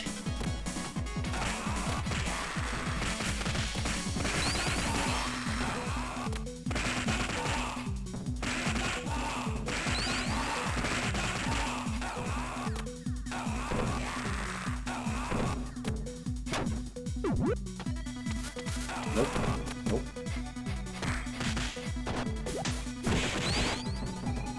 Nah.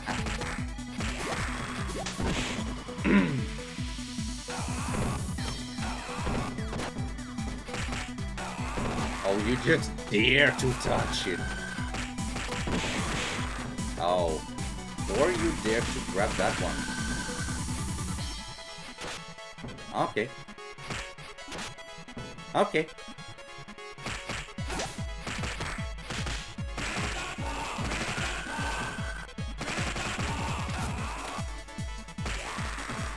Gotcha.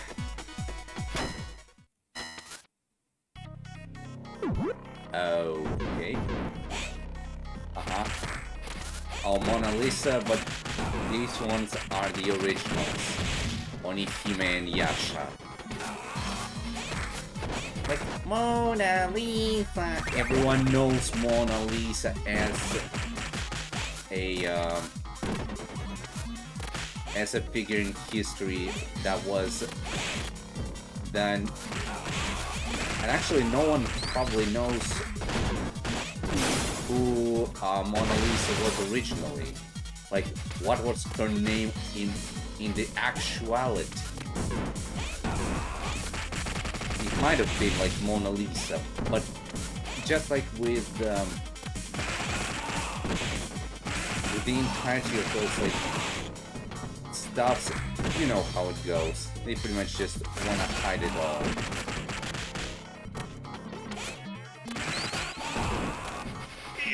Gotcha. I see they like to throw me a lot. Okay.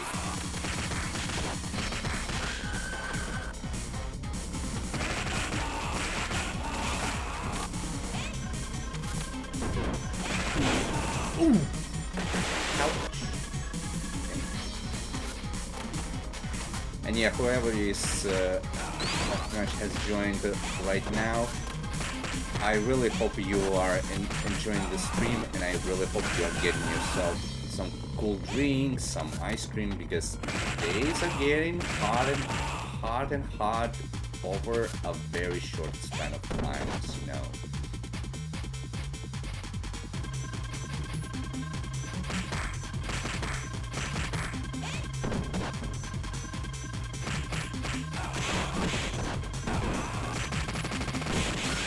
Hungry.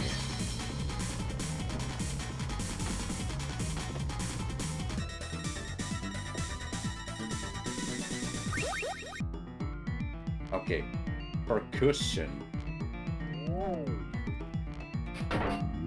Bells. Right. Just blah. Just blah.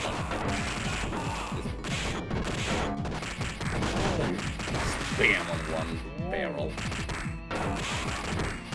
Brain damage.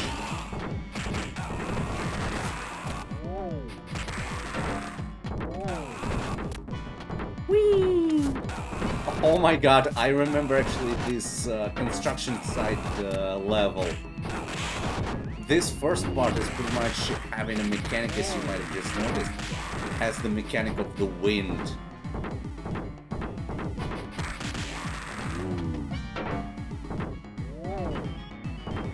Like wherever the wind blows, there the enemies will be going.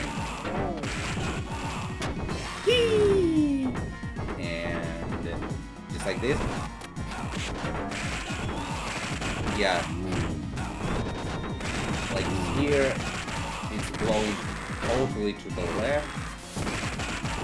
And then it stops. And then it blows to the right.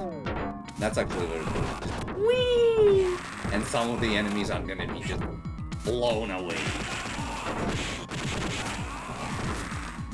Well, just like I will be.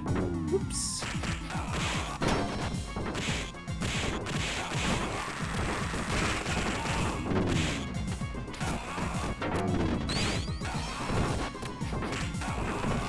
And yeah, don't get me wrong, but the name of the enemy, like with this hood, it is literally something that I've seen in like the original game, or pretty much in the international release of the game.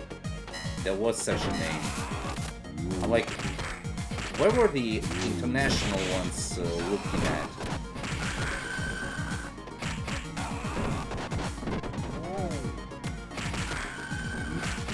But oh well. We got a very cool game, and it's having a very cool concept behind it.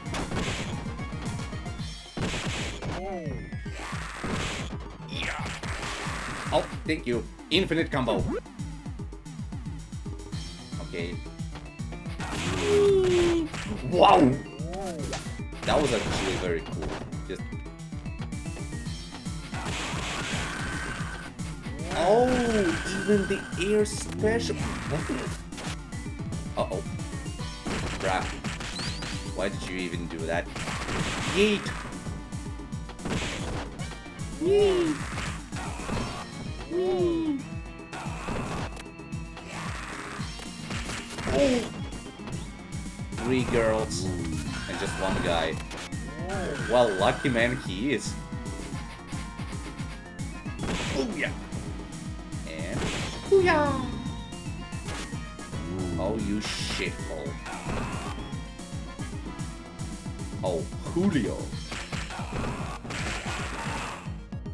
Oh, now it's gonna be kind of difficult for me.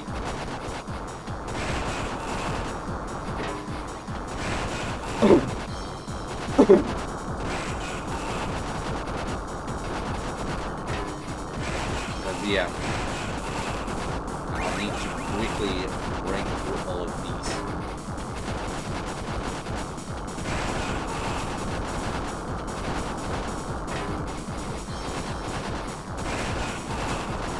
And bam, bonk.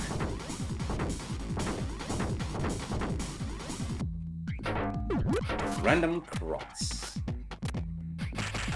It's now on the construction site's elevator.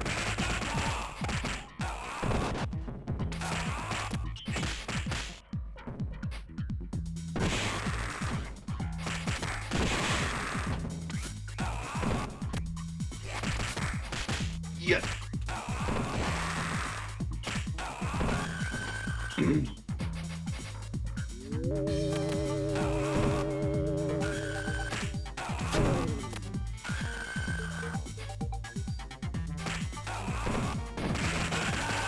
Whoa! Oh, that's actually cool.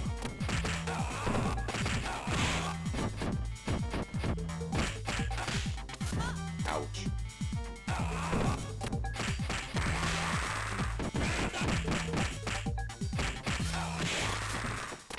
Slow.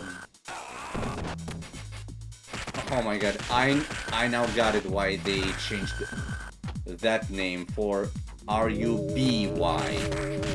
Pretty much Ruby, but with one B. Because it does kind of sound horrible. I'm not gonna lie.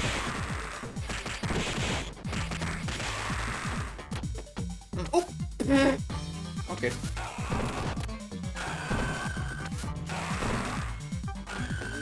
Well, at least... Oh no! Not the Yeetus, Yeetus! Yeetus, Yeetus! Booyah!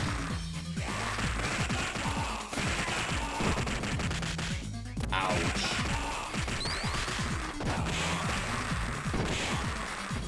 Uh-oh. Now here comes the powerhouse.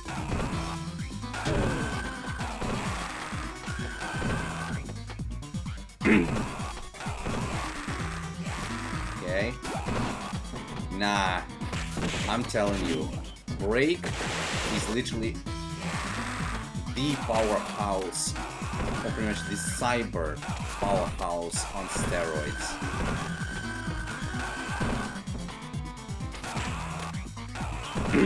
Because to literally be able to do something like this, damn. Got him. Okay. Both yeeted up. And... boom!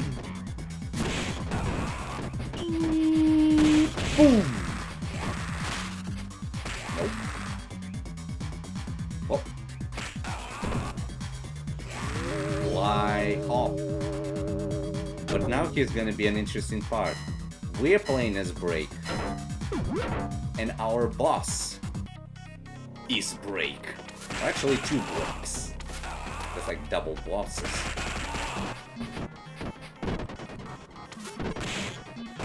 So yeah.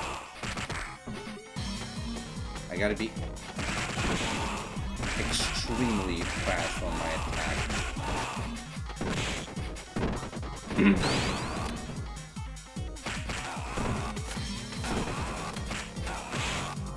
Oh.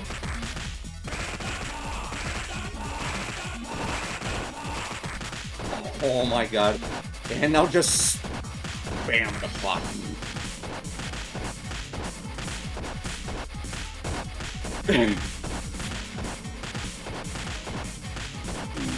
Uh-oh. And now... Shot! Shot! Shot! Double dap!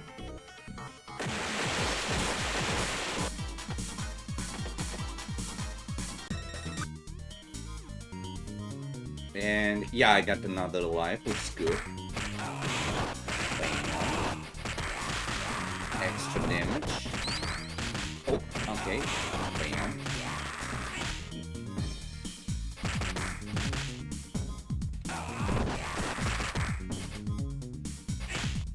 Uh-huh.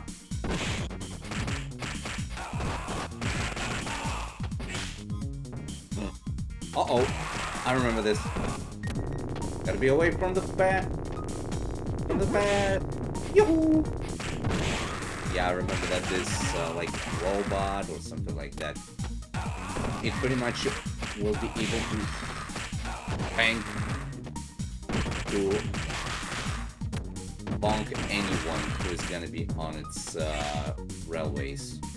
You gotta watch for the railways that are shaking.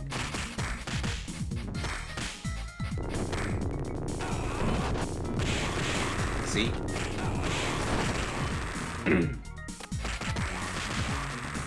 Yeah, just be careful on the railways so that the that thing wouldn't hit you. Okay.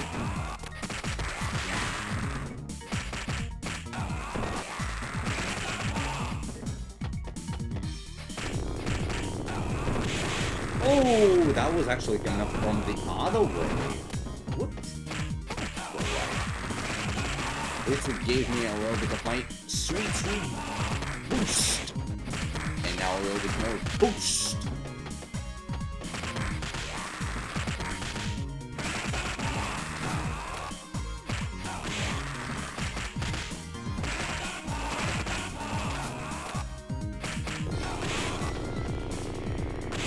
Bruh.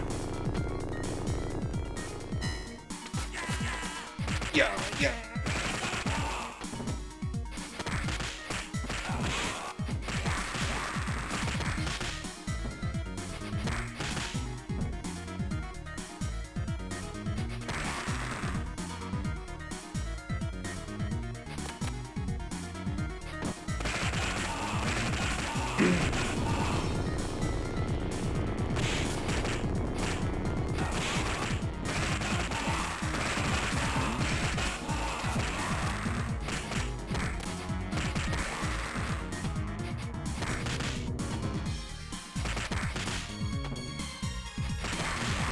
Pretty cool soundtrack, actually.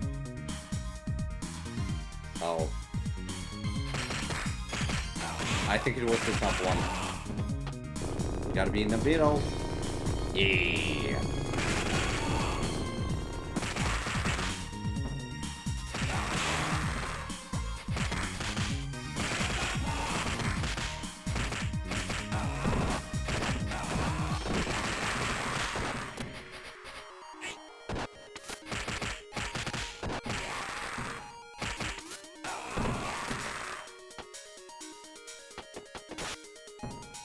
Thanks.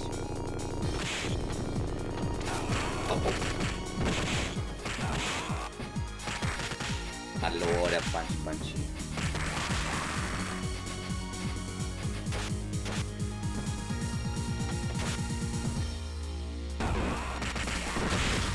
It's only in the more recent snapshot and versions, you mean. It's not added to like a 119 or 120, it's just for more modern ones, like 121 and everything. I just don't want to deal with the Minecraft of the, oh look at this, how modern it is, sort of thing. I want to deal with the Minecraft that is kind of classic, you know? And it's gonna be on a classic come up to the players. On how it was, not how it is. Old stuff shall never die. And that's what I'm always telling myself. Old stuff shall never die.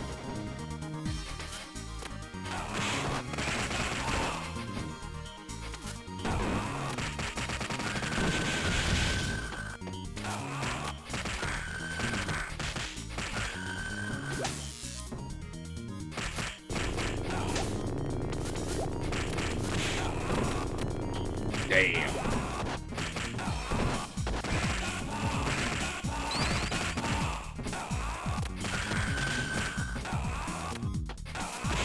Oof. And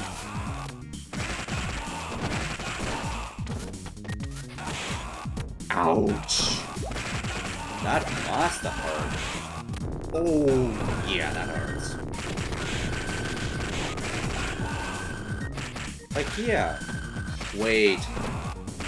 Enola. Alone. Enola is alone in reverse.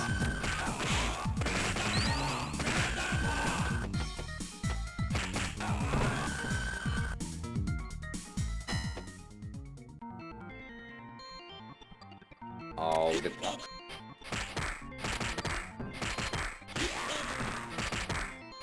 His son's Kakimoshi! I still remember that the... Wait, what does Kakimoshi mean? So it's a French... Kagemushi. Kagemusha.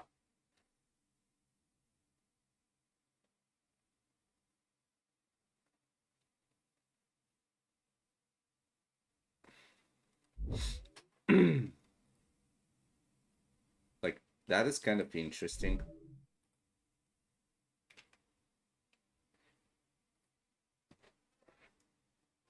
Kagemusha. Wait. Yamato. Yeah.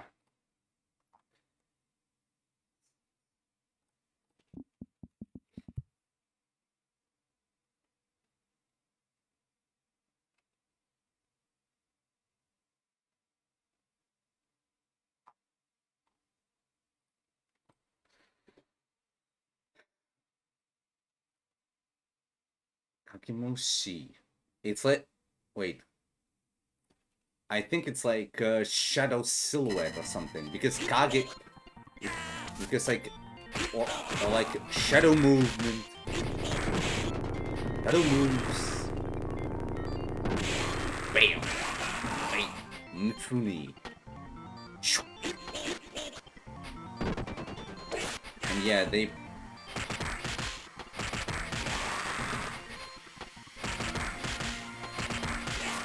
Wow. Woo! Nope.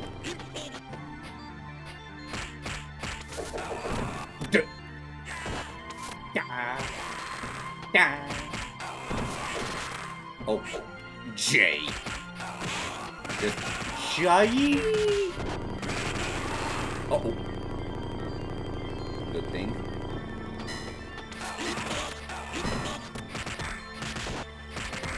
Wow.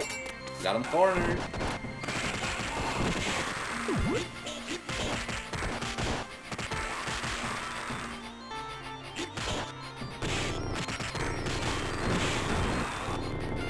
Woof. Wow. Damn, that was a... Wow.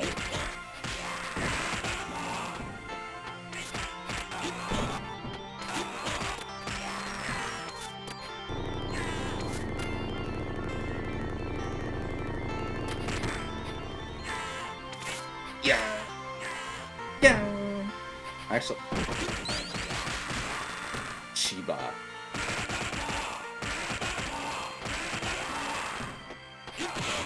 Oof! Ooh-wah. Oh. Chiba. Kanzu.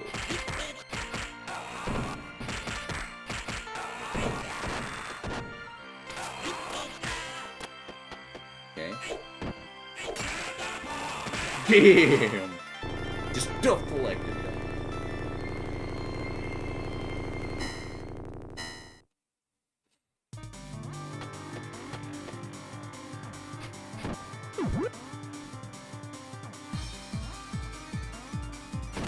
Ooh! Yamato!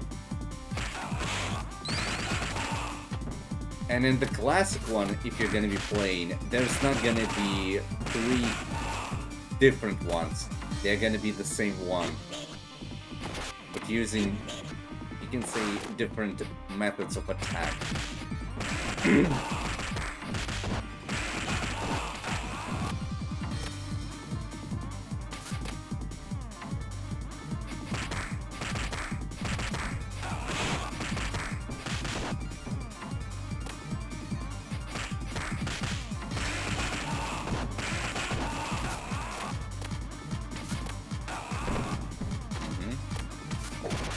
Ooh.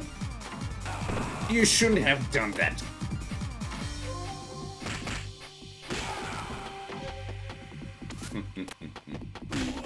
Okay.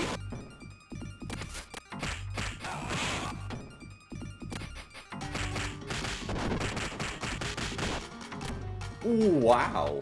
That was a nice combo. Akira Mike. Yeah. This is one of the attacks that I really like in the Yamato's arsenal, where he pretty much splits into 2 after images and then slashes someone. Whoa! That was a cool one.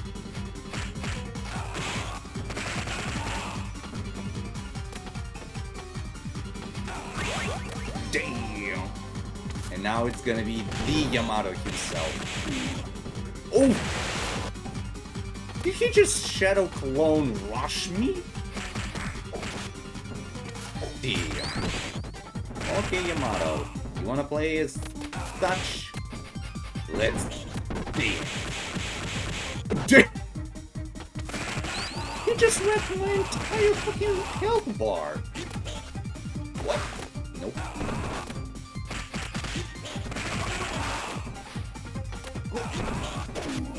Oh, becoming invisible. I actually want to see how I can do that. Nope. You don't.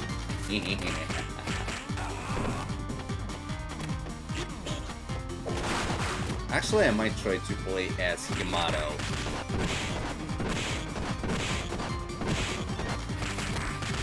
He's also quite memorable.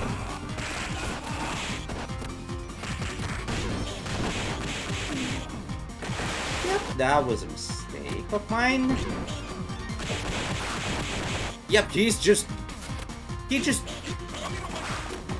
obliterated my entire health bar.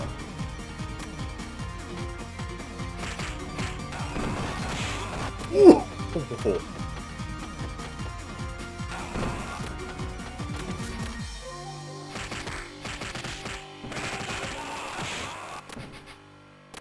Okay. Damn.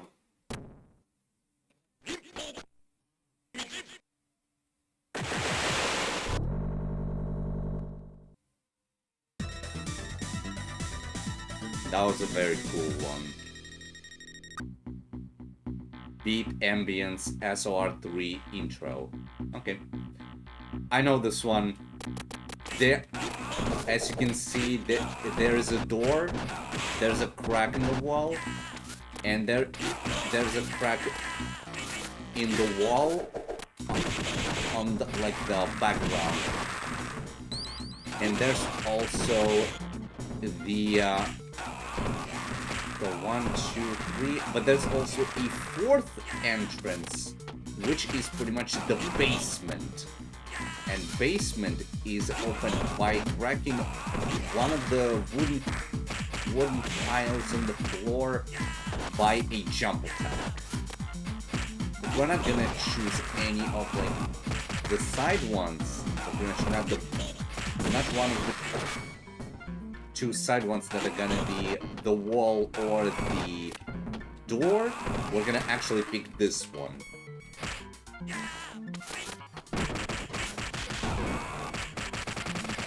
Which is actually, yeah, which is actually a little bit more interesting on its surprise.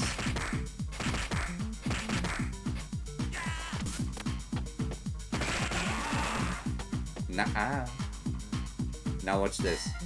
So yeah, floor, wall, door, or this wall. Punch the wall, and you'll be in the storage where, yeah, there are gonna be like phoenixes and leopards and tigers and everyone. But all of those dudes are pretty much somewhat beatable. You just need to remember that the phoenix, leopard, tiger guys, they're pretty much easily avoidable if you just step away. Like, that's very nice. Yeah, this leopard, and you're gonna be able to also, yeah, as you can see, gather enough of gold drops to be able to rack up the points for another life. There's also a couple of chickens in here. And also a 1-up over here, which is also very amazing. And yeah, I know this because I played this game like when I had my Sega. Oh, and yeah, Dragons as well. Oh, and Fabio's. And like, you're gonna be probably asking, well, if you know a lot of stuff about this game, what kind of references are in the names of some of the enemies? Well, I can't say enough, but like dragon, leopard, yeah, dragon, leopard. Well, Phoenix is already understandable. It's a reference to a mythical phoenix that is the Firebird. About dragon, leopard, tiger, and like all of those, it's pretty much a reference to, as I'm guessing, the Chinese, yeah, like tiger, dragon, yeah, tiger, dragon, leopard, and yeah, dragon, and leopard are pretty much the Chinese. Yeah, they're pretty much the Chinese martial arts styles, and pretty much, yeah, Phoenix is the Phoenix reference to being the Firebird, but there's a reference in here. Yeah, there's a very interesting thing in here. There's this name Fabio.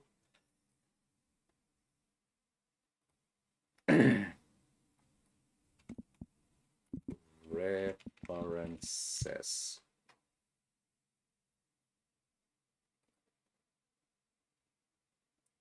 Streets of Rage 3 primarily. Pretty much, yeah, the storyline about Mr. X replacing city officials with synthetic robots is a clear homage to classic sci-fi tropes of the era, pretty much being the Terminator, as you can pretty much understand. The Break boss, the evil robotic doppelganger of Axel Stone, simply named Break, encountered in round 3, closely resembles the concept of Terminator 2's T-1000 imitating the heroes. Yep.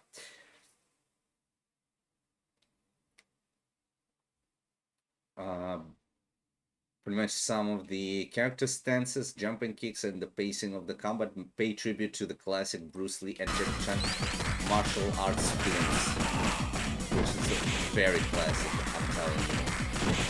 Like, all nods to those amazing times. But Fabio, I think. So, who does Fabio reference?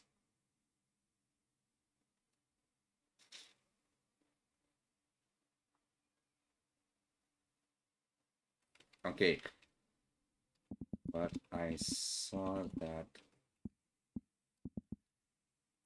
Fabio or tiger enemy is resembling a celebrity with long hair. Oh yeah, there it is. Fabio Lanzoni, the 1990s famous Italian-American supermodel. Yeah. Okay. And Fabio Lanzoni. Yeah. Yeah, somewhat like that, indeed.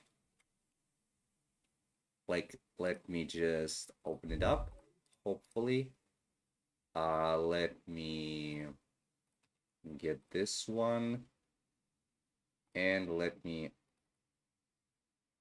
paste it in here. And okay, there we go.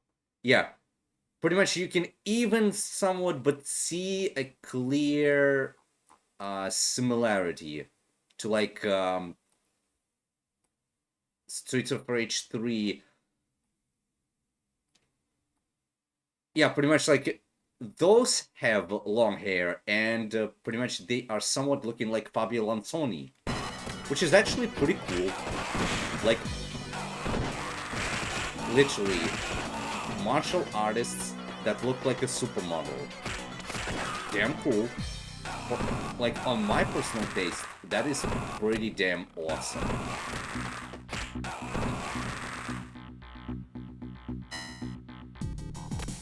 Moon.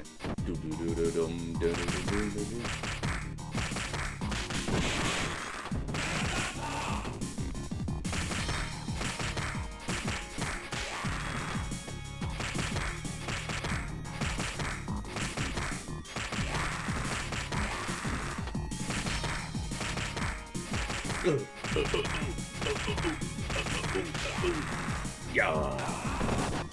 Done with. Nope. 1, 2, 3. 1, 2, 3. 1, 2, 3. Pretty much it's 2 jabs and then 1 hook. Pretty much 1 straight from the right.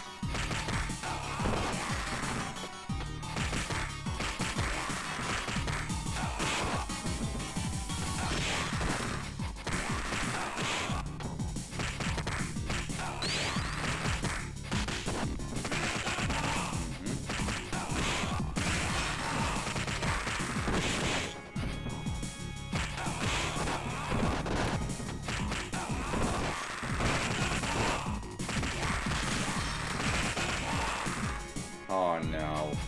Again that bleep. Oh! Well, that was not tough. But I am a bit harder to go ahead and do.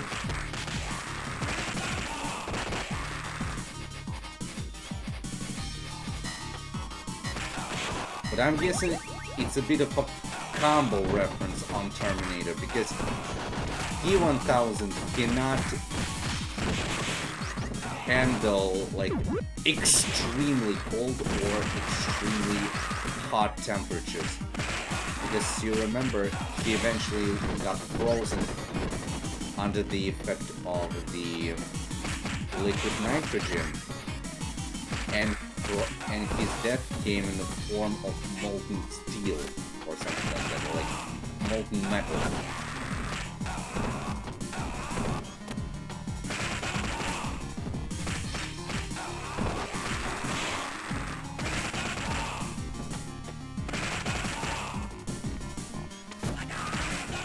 Bruh.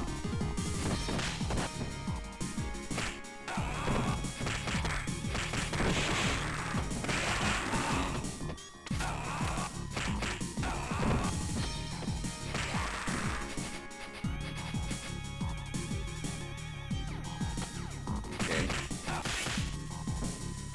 Nice.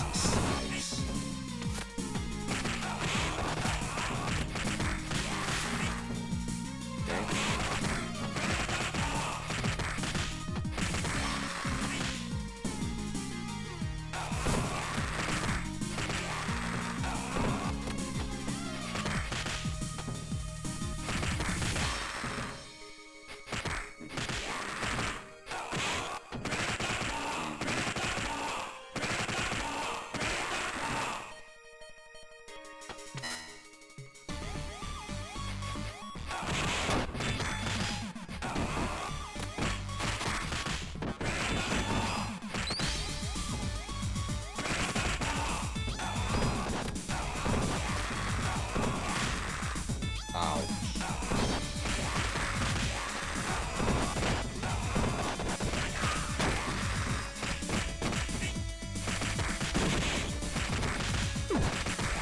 Oh damn.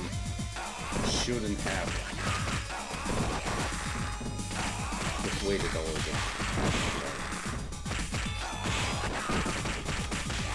Ow.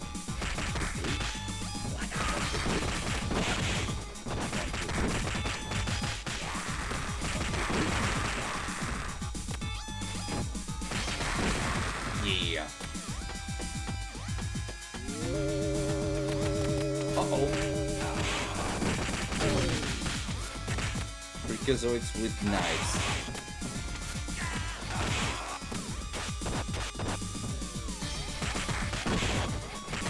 They will never stop. Oh, come on! Okay.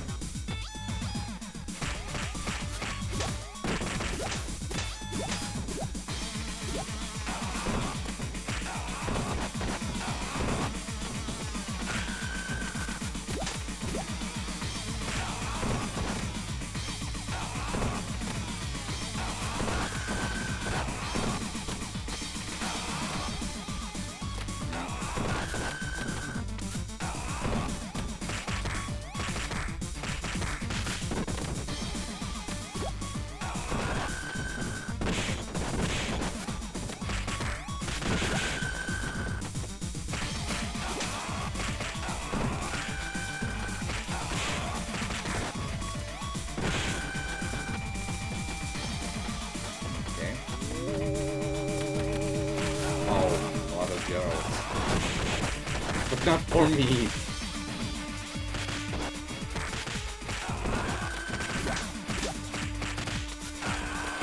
Oh.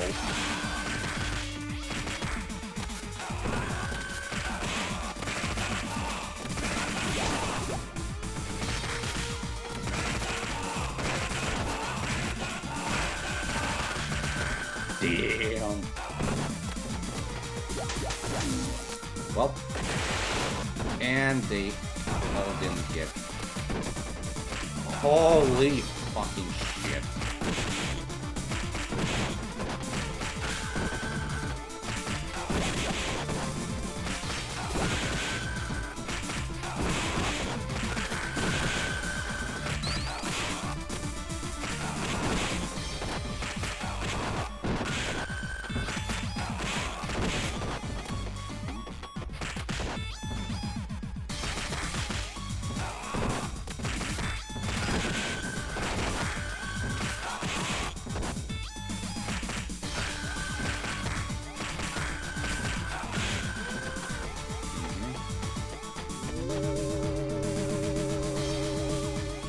That's a fake one.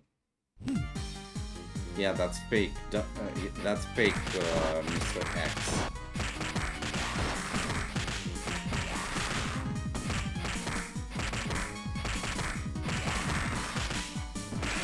You're like, wait, but he's actually real.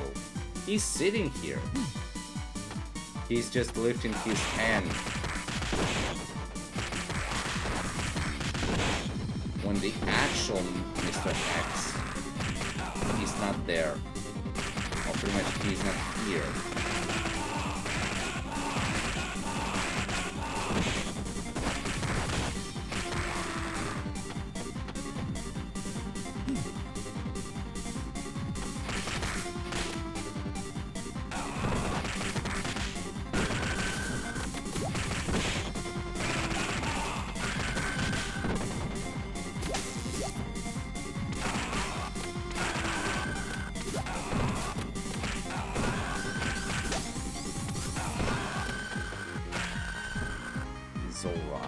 Okay.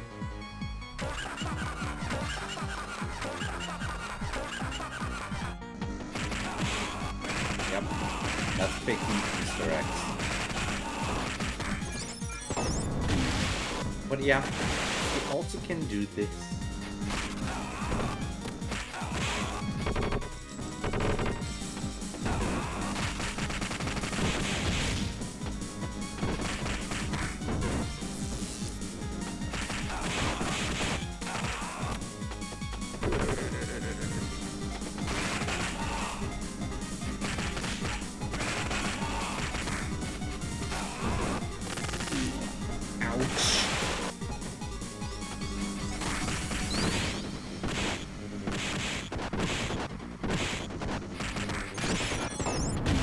Oh, come on!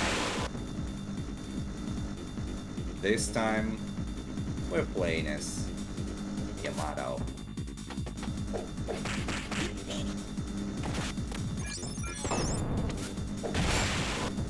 Oh. And yeah, as you can see,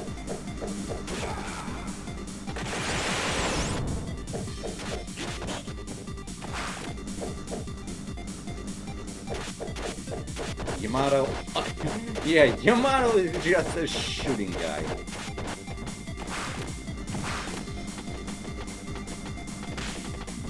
Wow.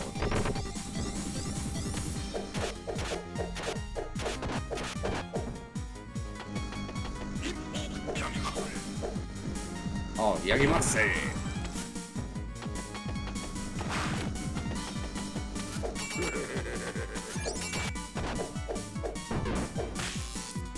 Rap.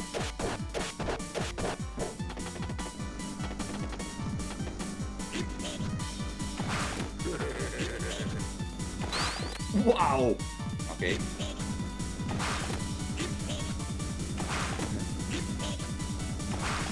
That's actually pretty cool.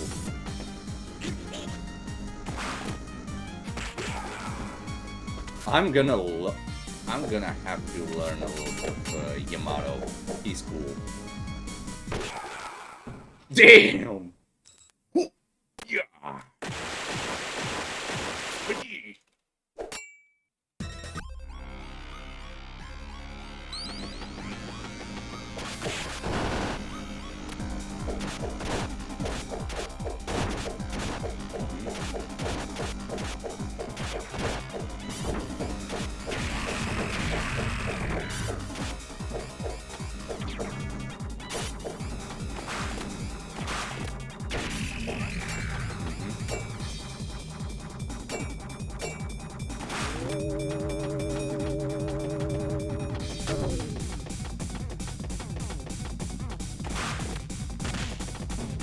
Whoa!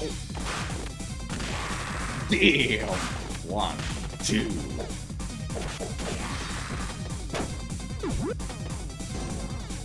Okay.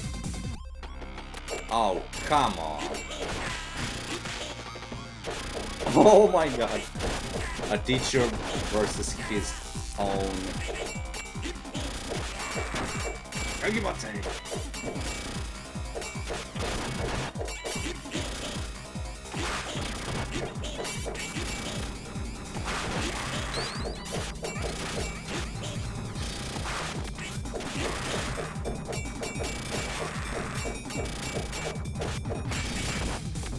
That's totally amazing.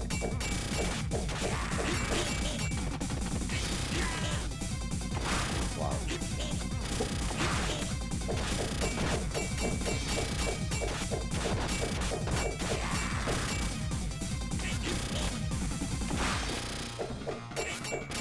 Damn.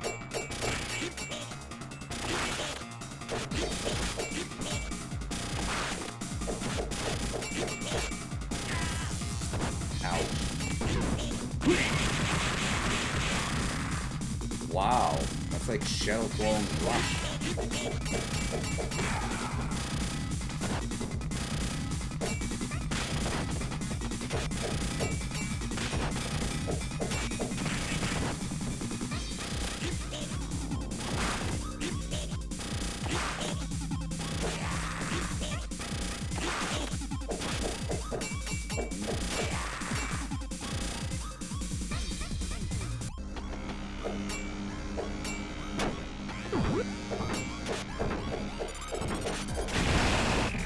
Oh, that's better.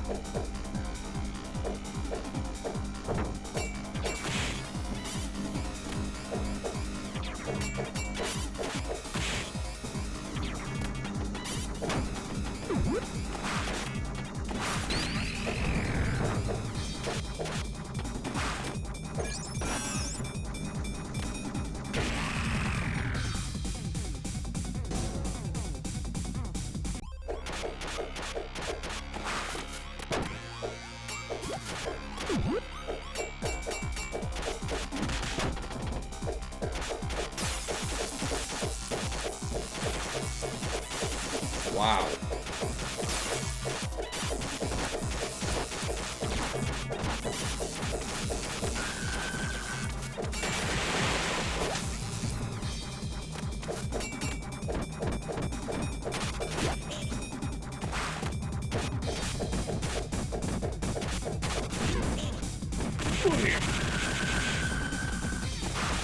These swords. Oh yeah. These swords. Oh yeah. Yep.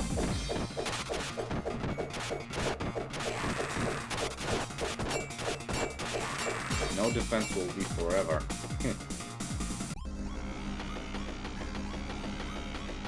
Oh, and he's even holding his arm as if he's protecting himself while running. That's awesome. All the great details.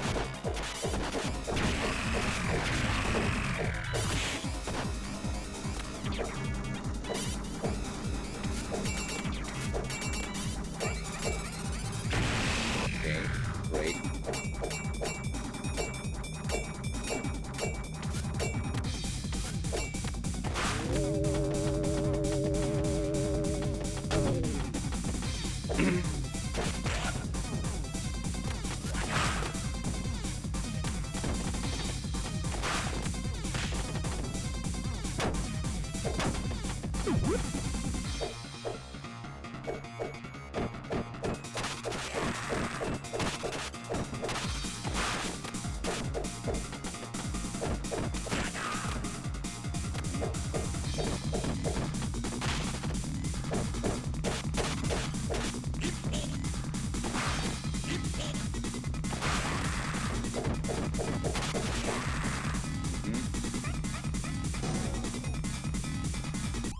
Yeah.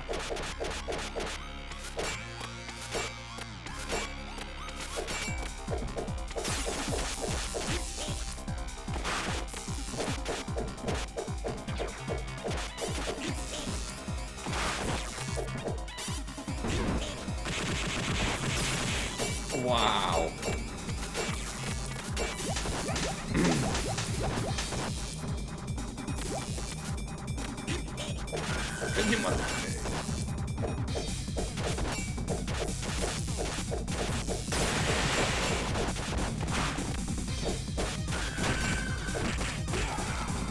Okay.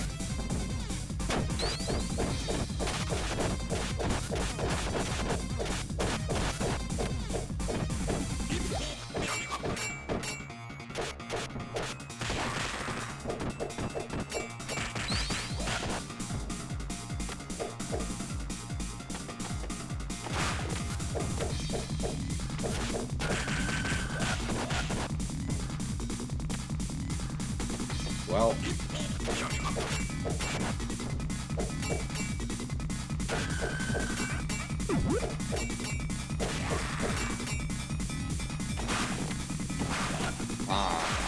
Kyoto Mai.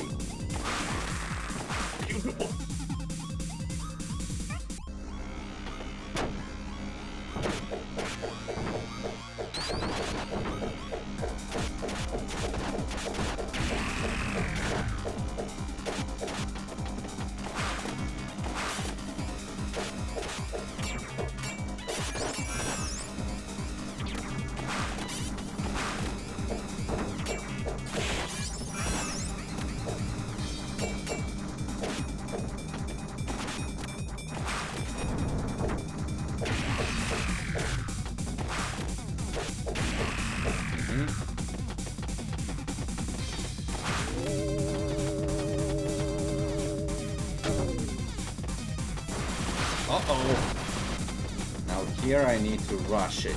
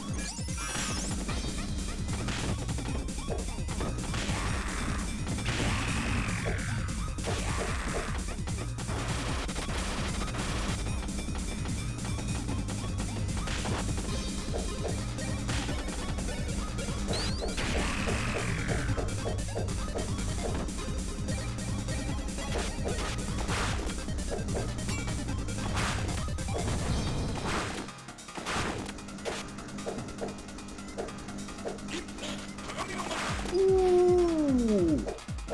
So it's either down or up.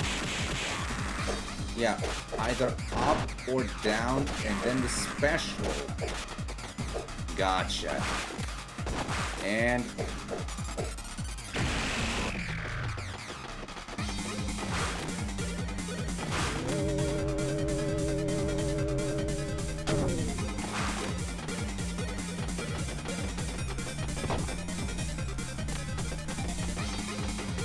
oh shit.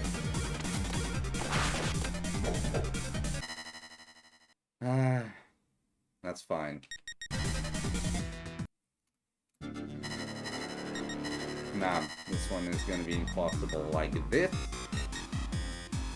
But let's switch a little bit of the attitude and pick the very first one to be Shiva. Because he's gonna be a much more interesting one. Especially when his abilities are just like in the ocean.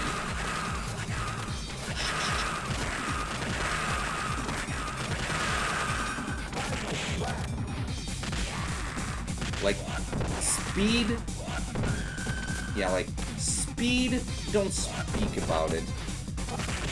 He's having it all. And then, yeah,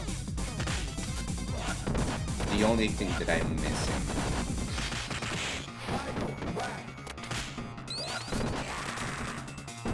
And now, boom. Wow.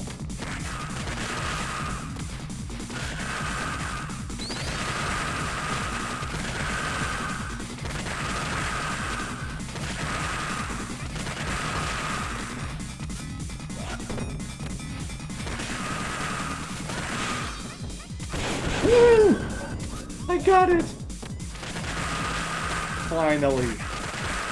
His wake up lightning hit. It's pretty much...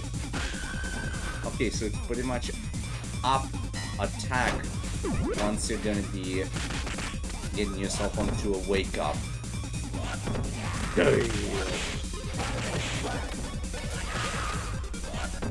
That is truly epic.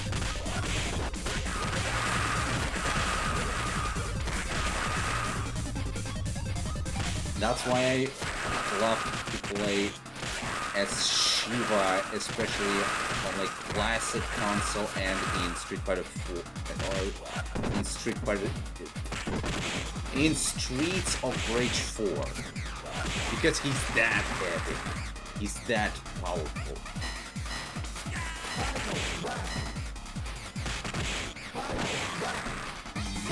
And I can already predict it. Capcom will never agree with Capcom will never agree with Sega to have a deal to like add Shiva into Street Fighter 6.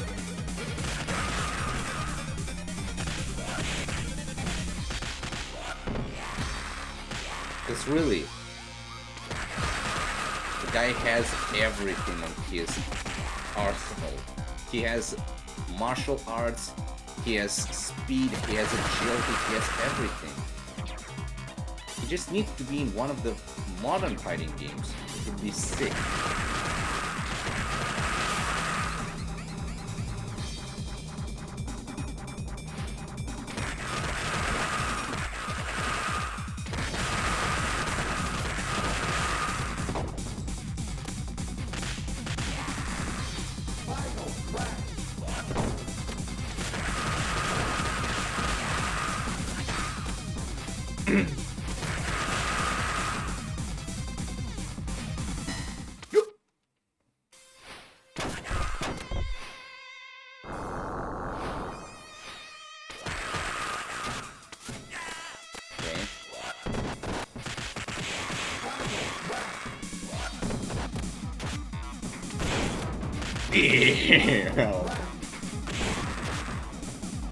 His wake up is just epic.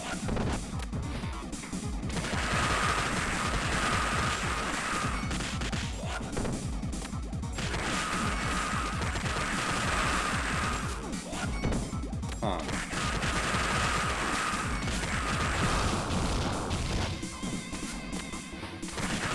Oh.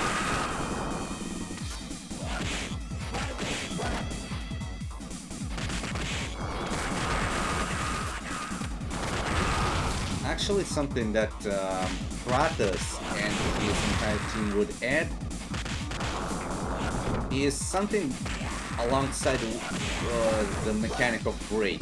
If like Shiva would be on low health, maybe like his attack would be like higher by like 20% or something like that.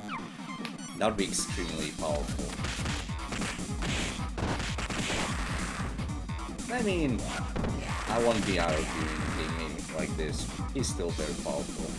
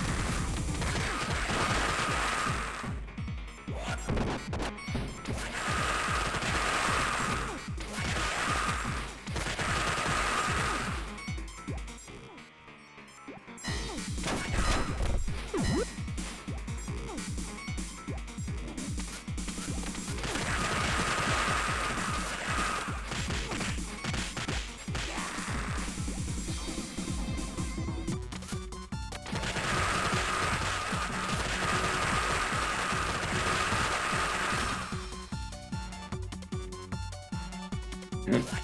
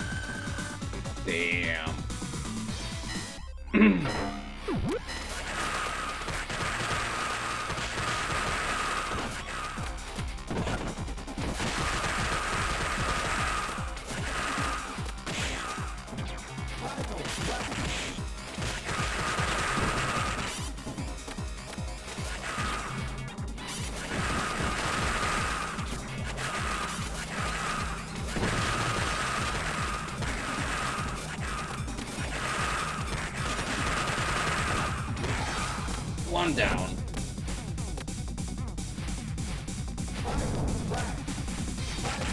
Inferior beam. Oh, yeah.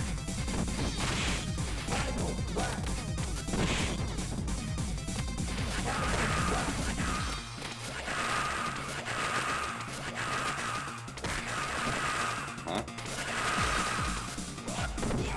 Oh. Okay.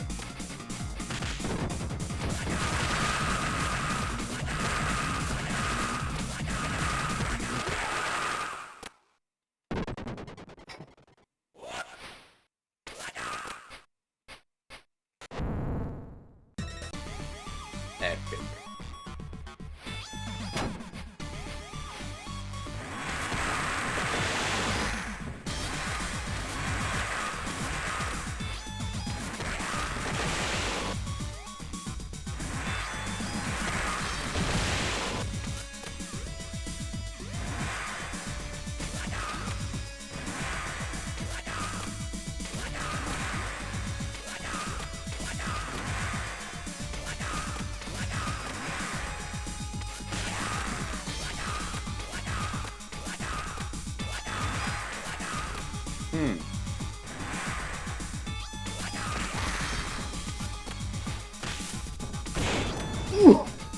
Yep, that's powerful.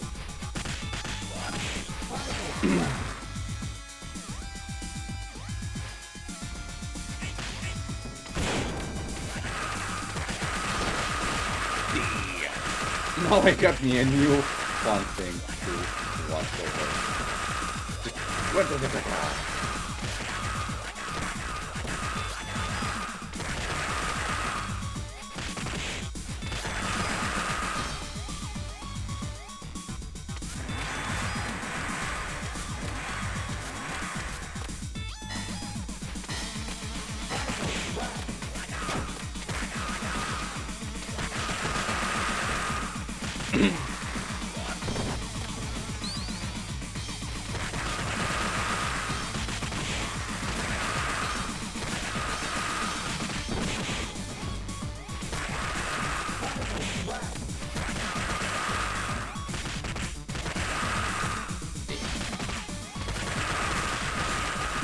Yeah.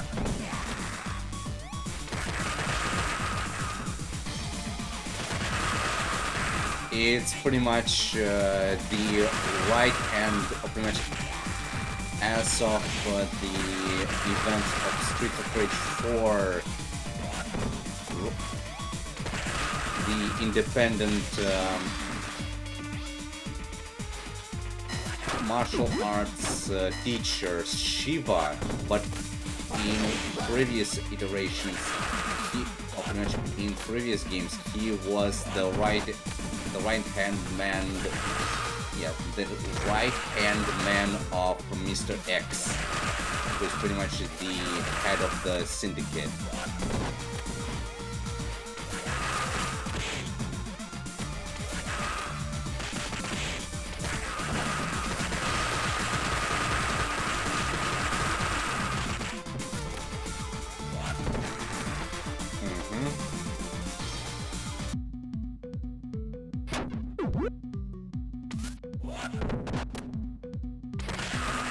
pretty much he's saying it because I'm just tapping the attack button so much he's just spamming it.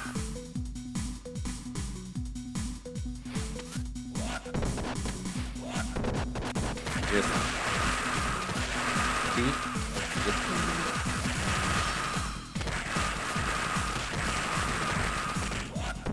you can see he's the machine gun of martial arts. Just one kick and then any crowd goes devastated. Because yeah, he is, I even remember this correctly, he actually has his fighting style as Kapokin. And let me see about it. Kapokin. So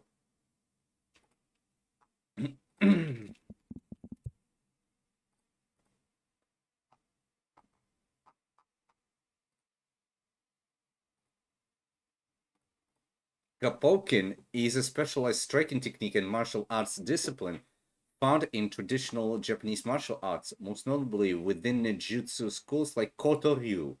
The term translates roughly to bone methods, fist or bone structural striking. Unlike styles that target large muscle groups or soft tissue, Kapokin focuses entirely on attacking, breaking, or manipulating the opponent's bone structure and joints. It treats the human skeleton as a system of levers and weak points. So pretty much you can say he's attacking every single opponent or pretty much every single enemy by simply knowing he's pretty much attacking every single opponent, eventually breaking their bone structure, pretty much breaking their entire skeleton, and thus wrecking them on the spot.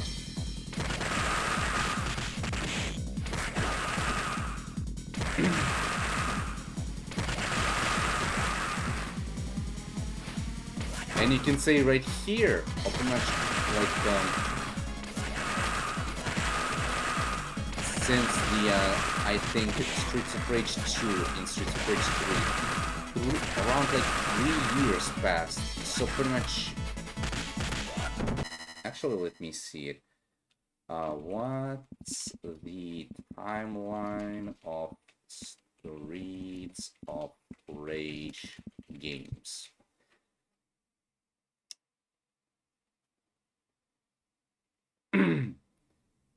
So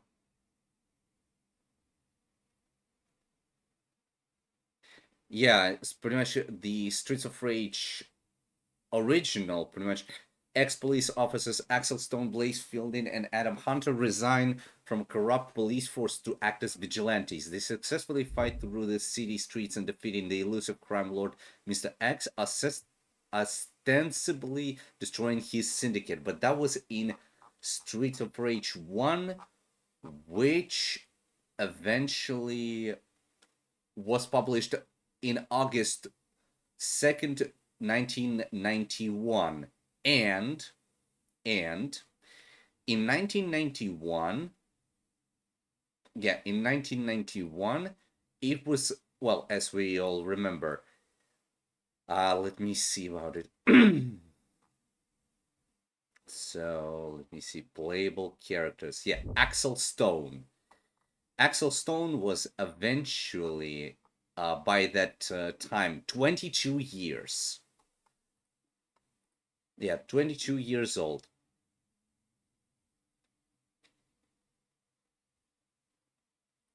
And okay, so that.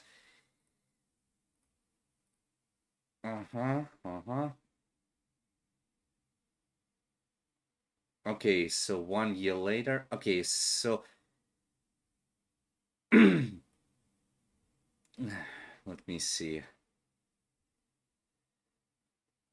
Okay, yeah, pretty much he debuted in 1991 and he was 22 years old. Then in Streets of Rage 2, as pretty much it could be logically supposed to be put, Axel would be in Streets of Rage 2 23, hence the 1 year later on the anniversary of Mr. X's defeat.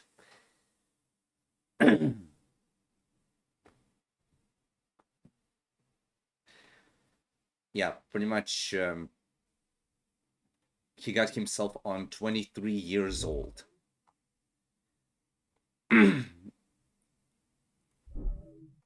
Then we pretty much get to see that there is Streets of Rage 2, which is pretty much, yeah, 1992, and he was 23. But there's one thing. It doesn't tell us, yeah, it doesn't tell us what age is Shiva. But as some people would eventually. Okay, let me see. After the fall of Mr. X, Shiva was enlightened and started a dojo. Yeah, pretty much in Street of Rage 4. After like 10 years, or pretty much after the defeat of Mr. X, Shiva eventually got himself onto literally becoming, you can say, another vigilante, but also he started his own dojo to make use of his talent and promote Buddhist teachings, but also to probably somewhat try to keep his Kapokin attacks on the keep. Unfortunately, many of his disciples left to join the new crime syndicate. What finally made up his mind, however, were the reports of animal cruelty at Y's secret laboratories. Now he's just waiting for the moment to strike, and when he does, he'll strike hard. And yeah, he pretty much is named after the Hindu god Shiva, and he's also modeled after, you're not gonna believe it, Yujiro Hanma. Yep. Yujiro Hanma. Like, wow.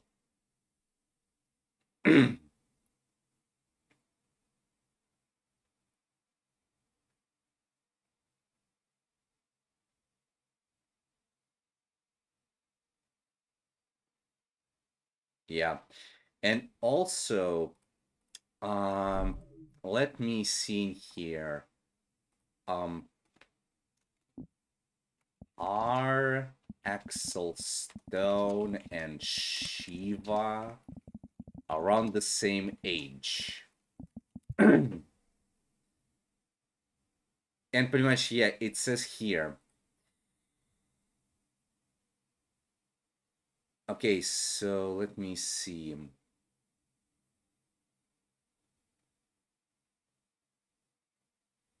Okay, so here it is. Axel Stone and Shiva from Streets of Rage series are generally considered to be, well, by the fandom, around the same age, acting as lifelong rivals and physical equals. Hence why they eventually clashed in Streets of Rage 2. Axel Stone, in the first Streets of Rage game, Axel is 22 years old, making him 23 in Streets of Rage 2. By Street of Rage 4, which takes place about a decade later, he is over 33. But let's actually return here.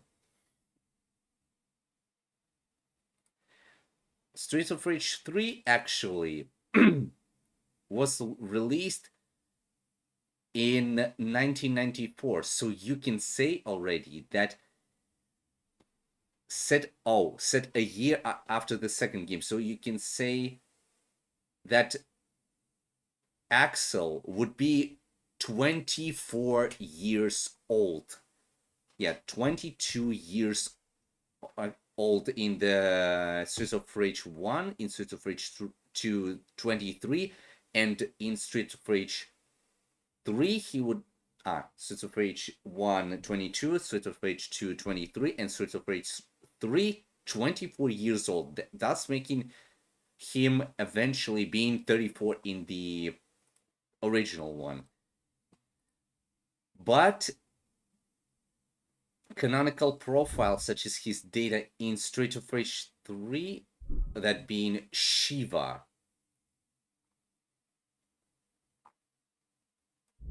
Wait, let me actually see about it.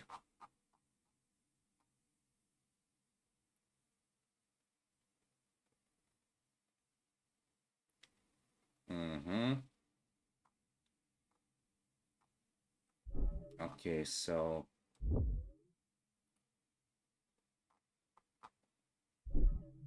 let me see. Yeah, pretty much. Yeah, pretty much. Yeah, but canonical profiles such as his data in Streets of Rage 3 place Shiva at 32 years. So pretty much he's still somewhat young in so you can say that Axel was actually 24 and Shiva was 32? Damn. That old and already knowing all of that.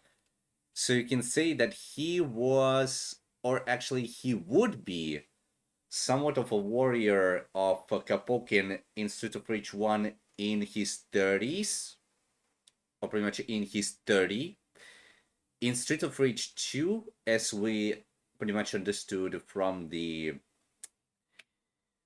thing, he would be wait, no.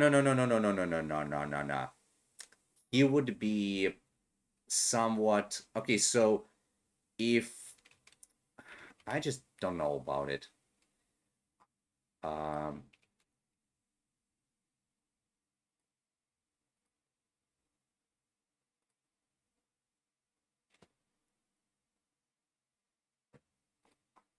okay.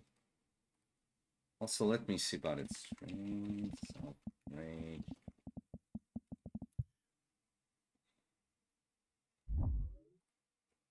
Oh my, wow. Well, if anyone would be hyped up, yeah.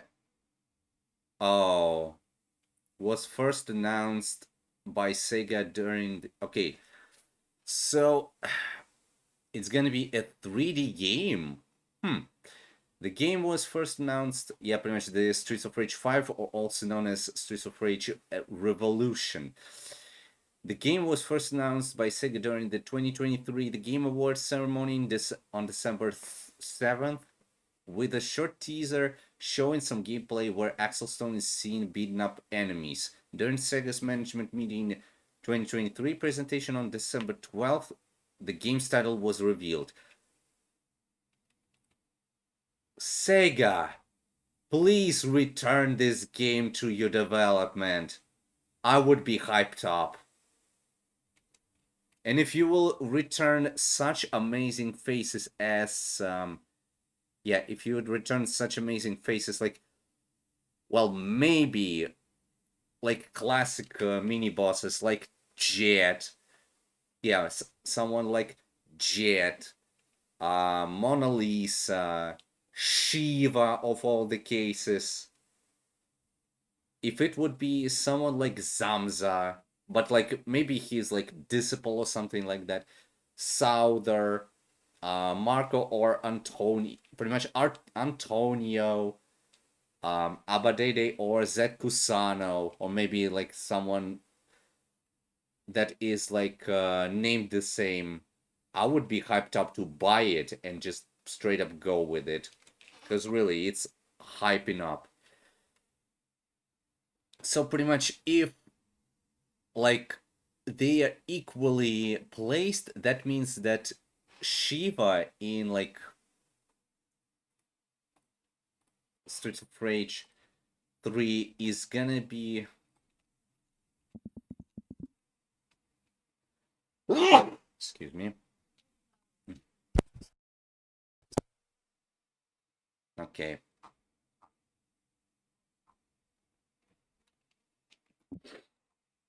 Okay. How old is SOR Shiva?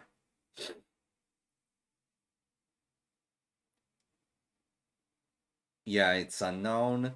but he is estimated to be in his 30s, roughly matching the ages of his rivals Axel Stone and Blaze Fielding.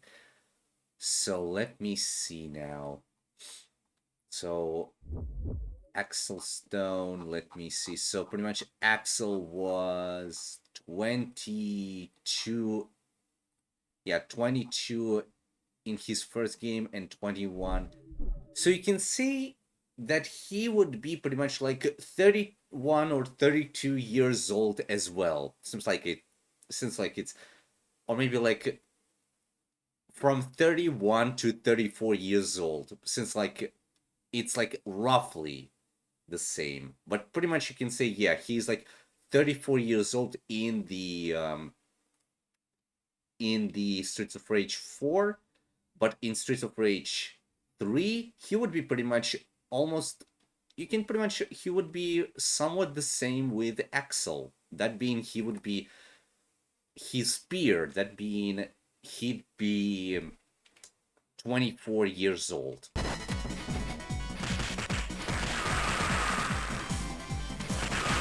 pretty much to have such an amount of agility and like fighting spirit and like feeling.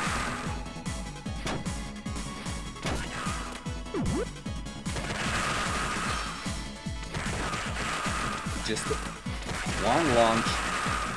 Just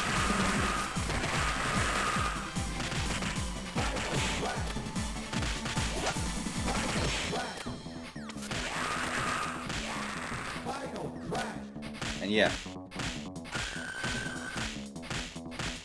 you can literally spam this bomb, just bam, bam, bam, bam, bam, bam.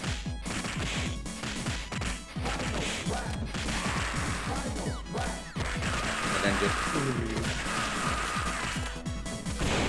bam. I just really love giving them brain damage with the wake up kick. It's just something.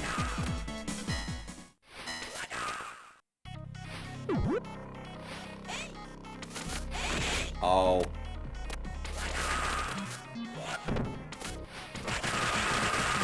Now this.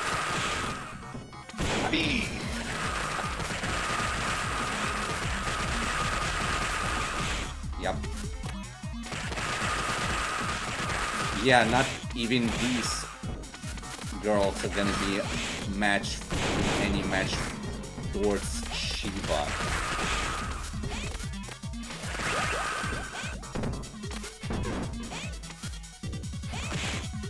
Oh.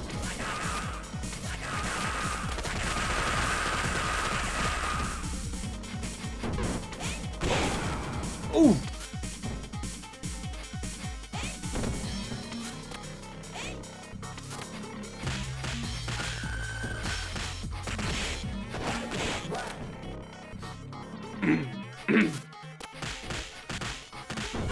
And now.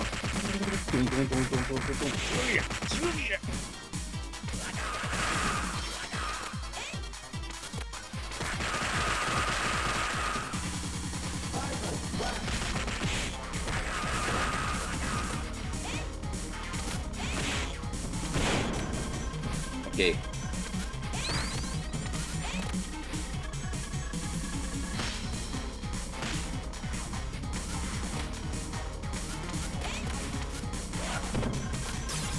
Come on, please.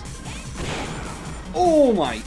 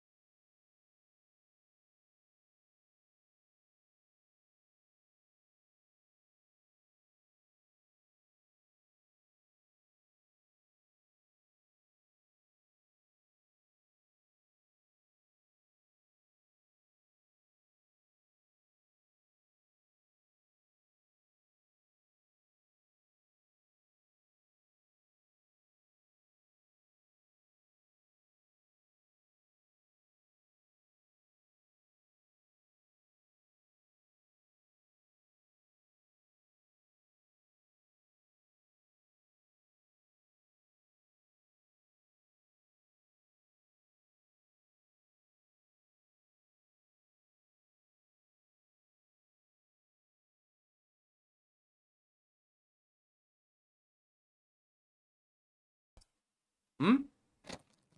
What's wrong? I simply went for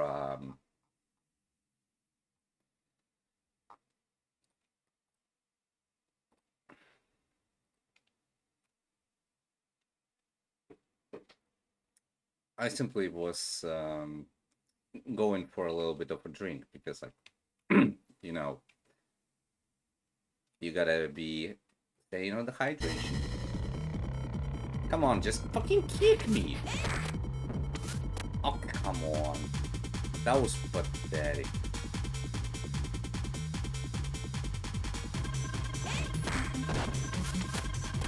Oh, you bitch. Boom! That's what I wanted. Because it's a little bit cooler. Because I really like it, the kick. Bah. Bah.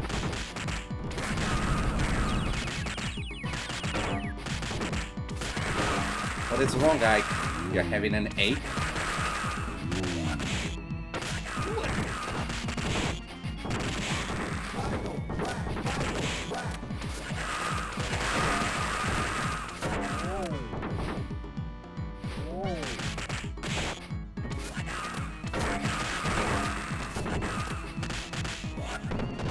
But sad thing that barrels in here are not the same as in the game. Pretty much, I still remember how barrels in the actual game used to be like somewhat of a physical object that if you like attack, they would just be launched to that or another side. Just going like and eventually like knocking everyone off their damn.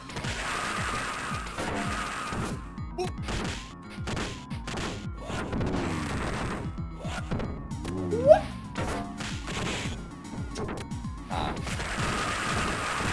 Okay.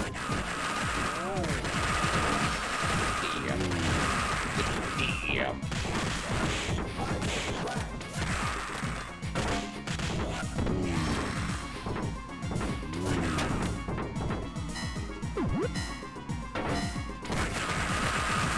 Whoops.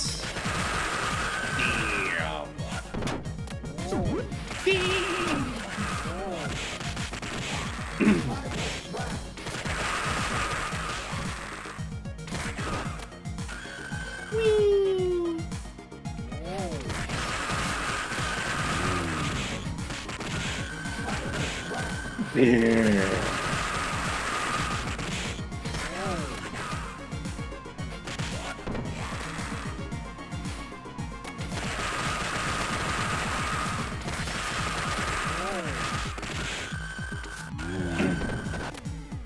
Eat it all.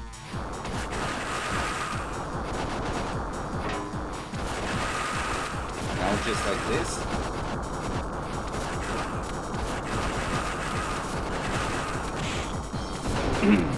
Oh.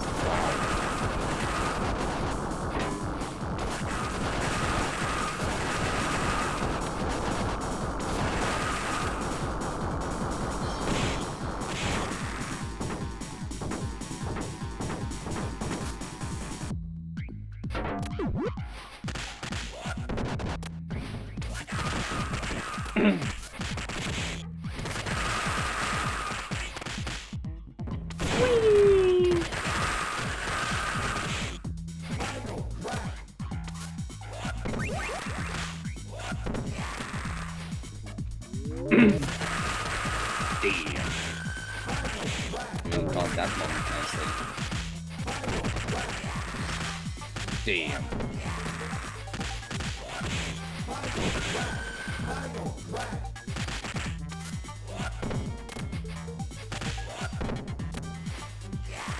Whee!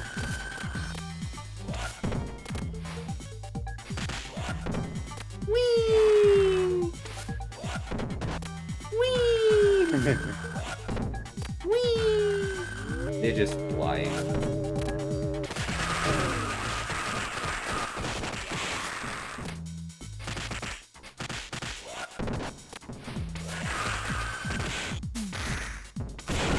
Bam! Just don't need no weapons. Oh.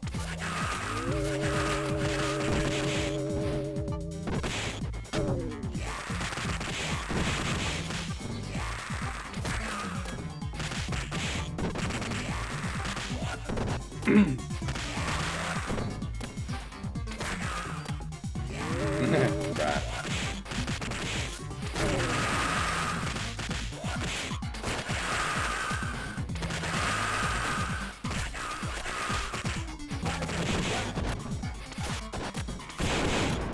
Oof!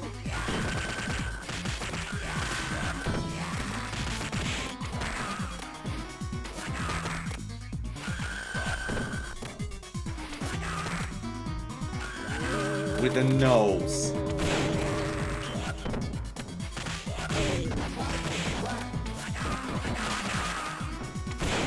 Damn!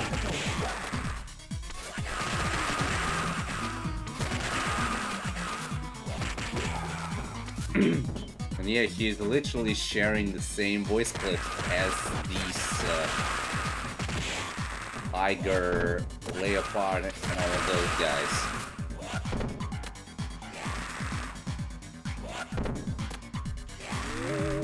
And I'll just watch what happens when I'm gonna be fighting Drake.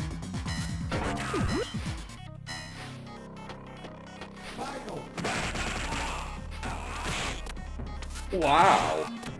Wow. Oh.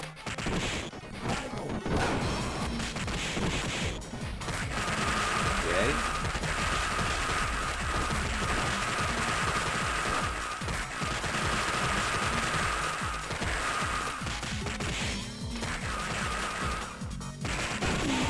One of them is down.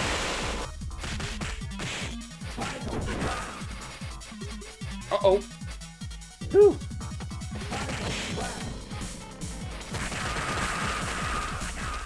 Careful.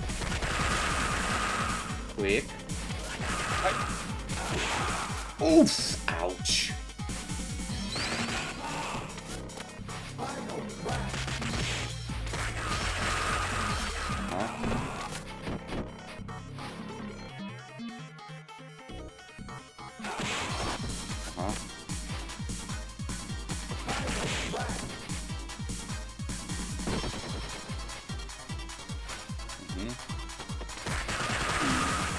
Done with.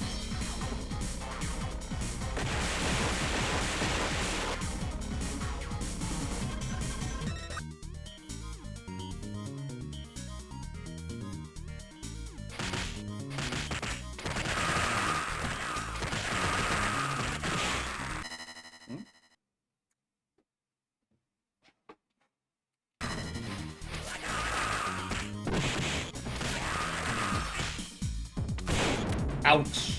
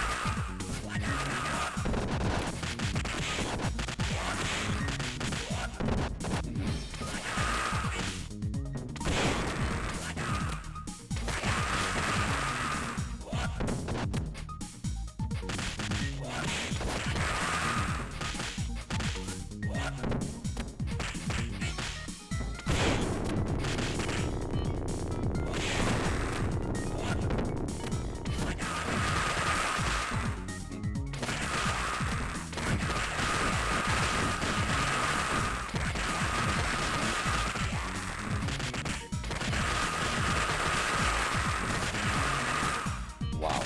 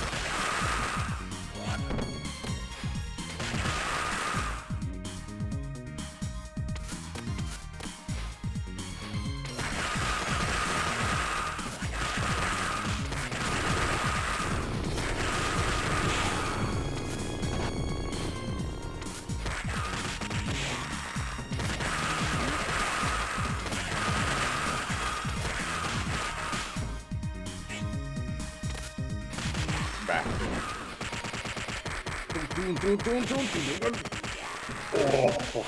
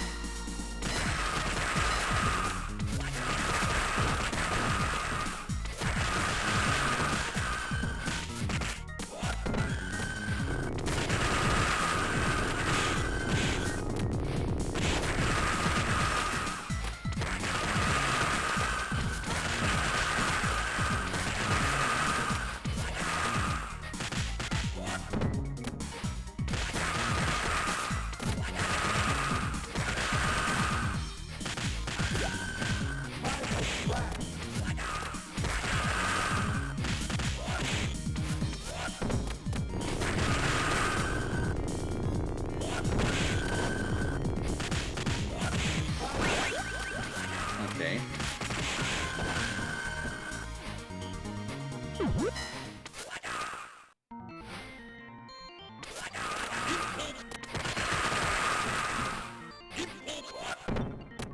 Oops.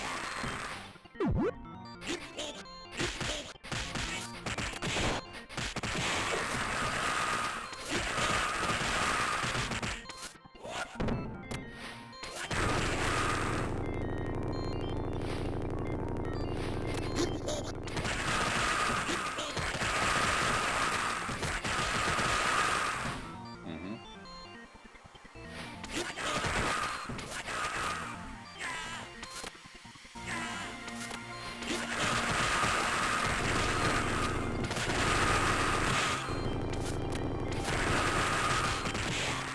Hmm.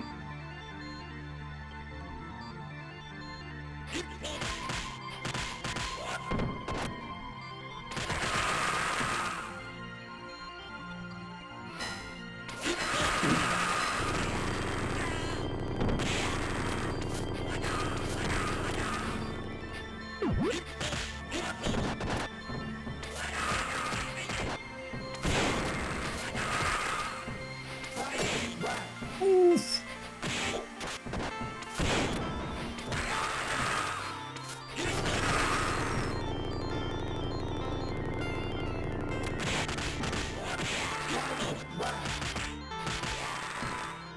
Hoo-ah.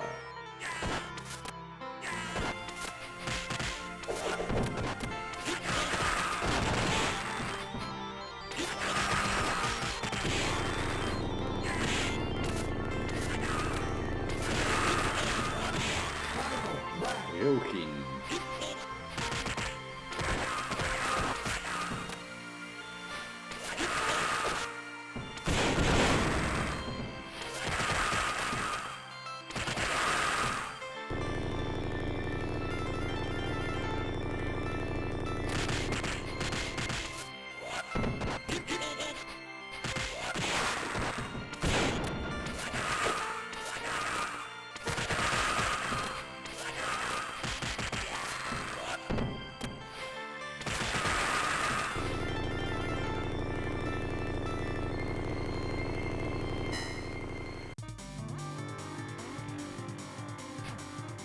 Mhm.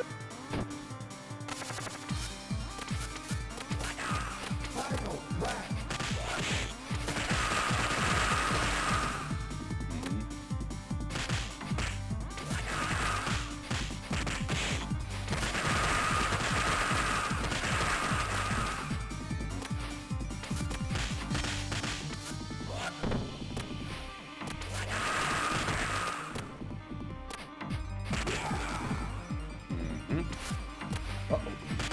Mhm.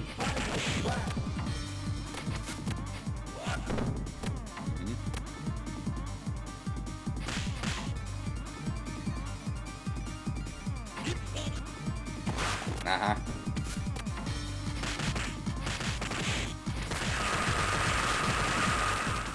Oof.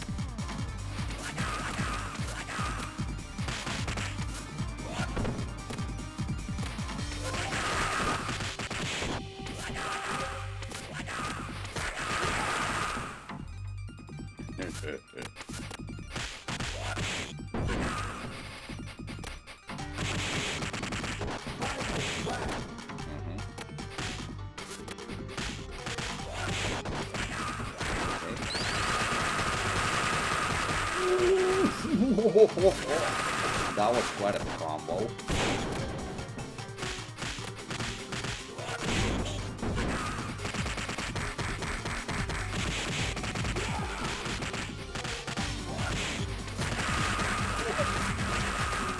Okay, and 1,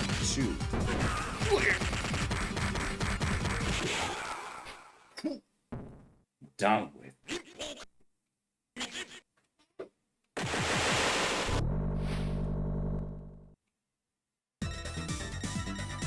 Wow. Oh, 9 lives.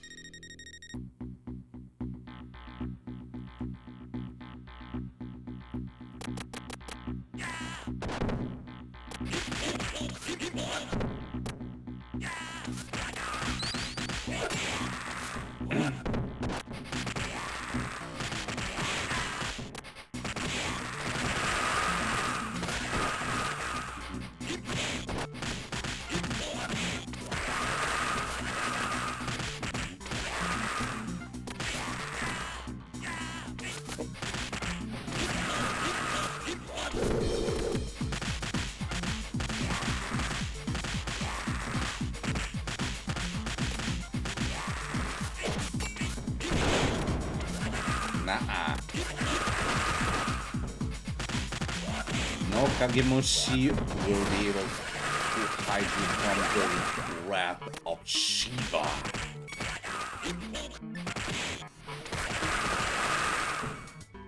Okay.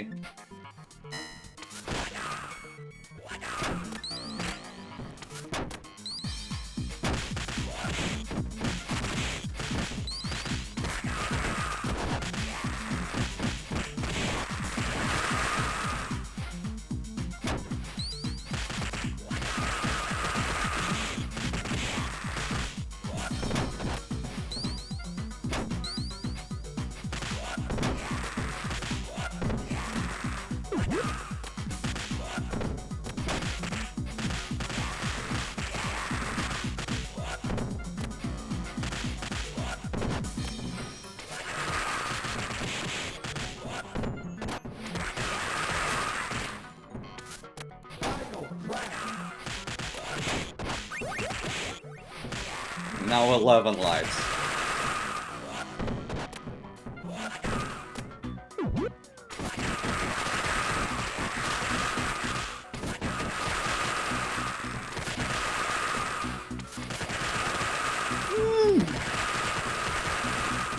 The combos are just flying.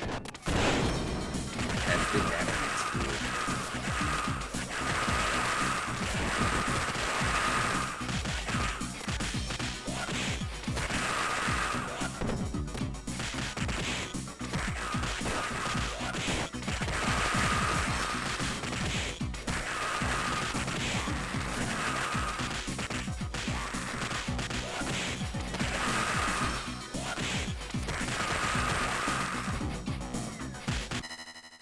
For me, as one of the people who eventually enjoyed this game, not at all.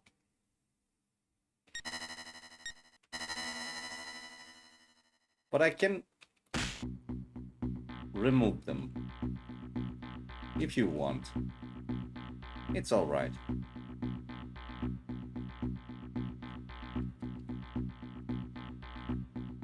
But that's what's the issue. If you're not hearing anything, you're not gonna be able to predict your See?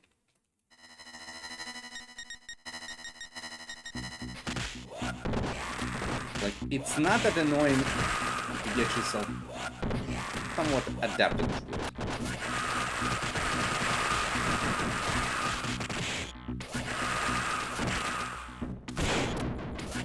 Like, you're hearing like a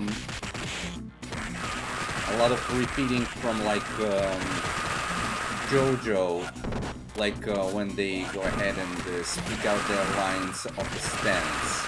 They just repeat it and repeat it and repeat it and repeat it and repeat it.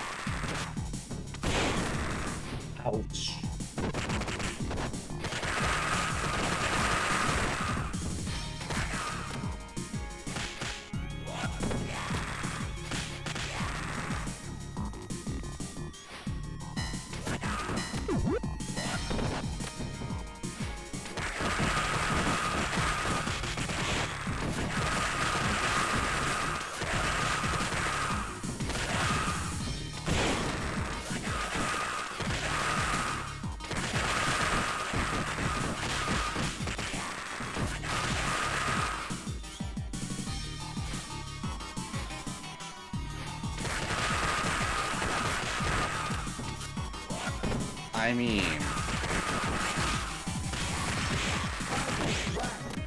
I think, yeah, you're kind of right. Like, I really like the classic, well, somewhat classic games. But yeah, it's gonna be kind of boring if I'm gonna play just this.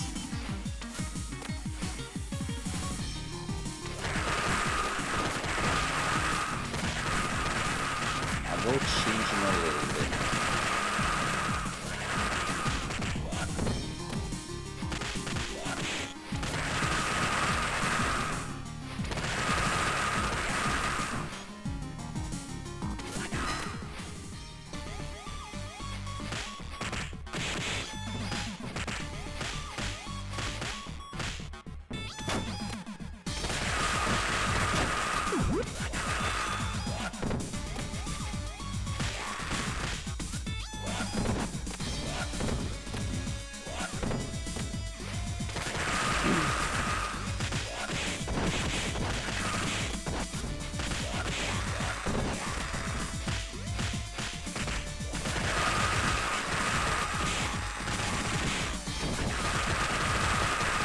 Yeah, we'll eventually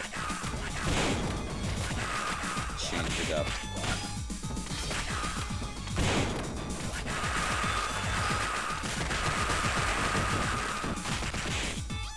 Maybe on the game, maybe we'll just watch a little bit of videos, I don't know.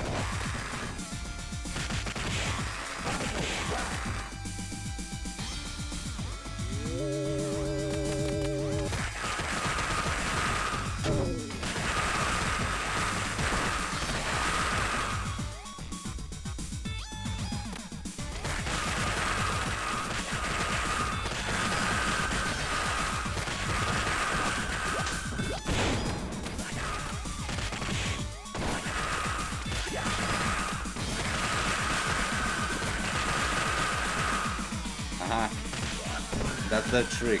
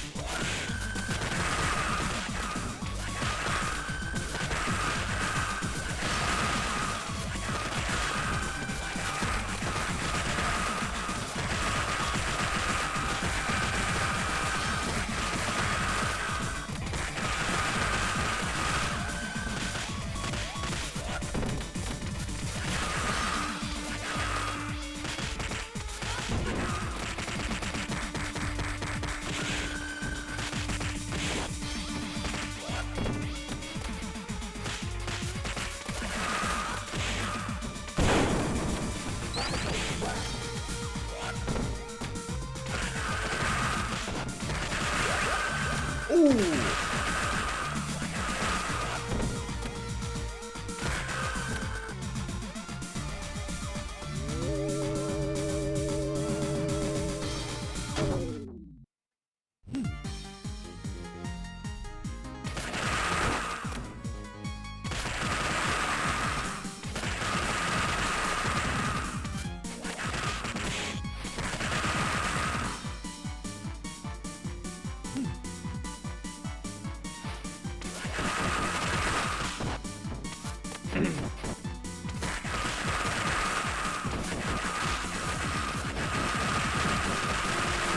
Wow.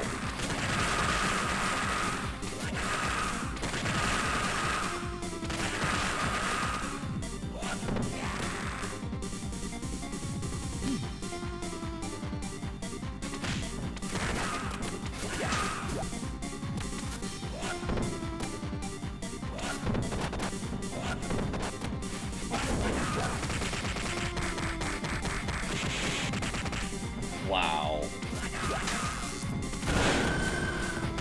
Double kill.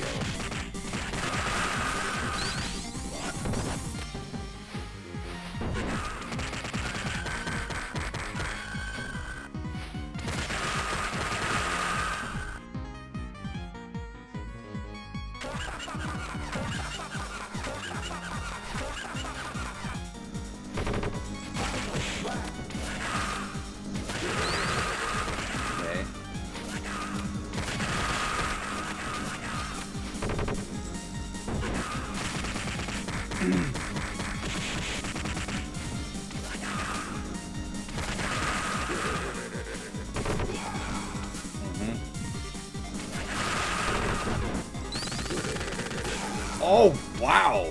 They just wasted 2 of my lives. Oh, fuck. 3 lives in a row.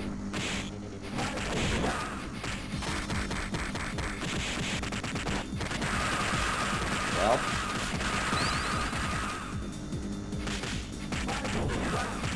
Let's see how you will handle this one. 1 down. Nope.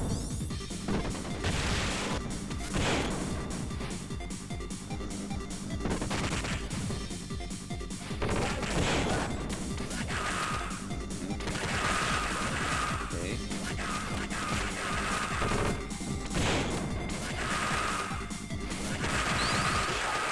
Done with. And my hand feels very sore.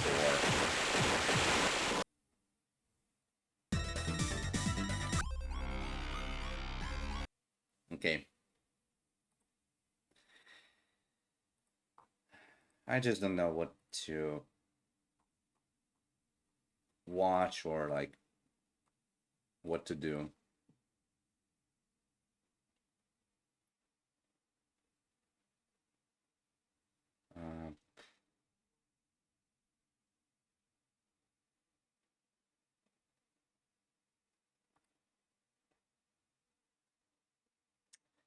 Well, I mean, I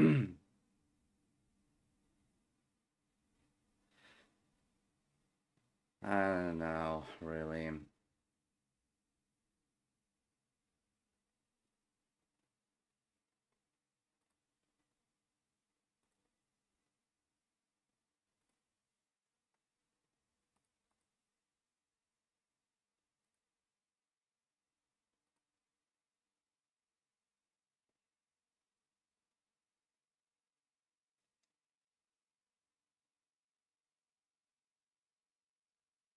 Mm,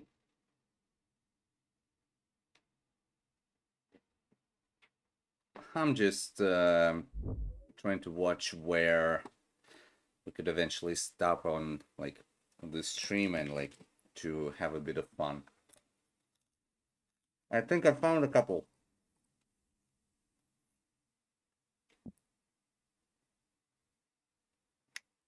So I think I found it pretty much unfiltered influence, Paxto, and it's Yankee, like Janky or like Yankee.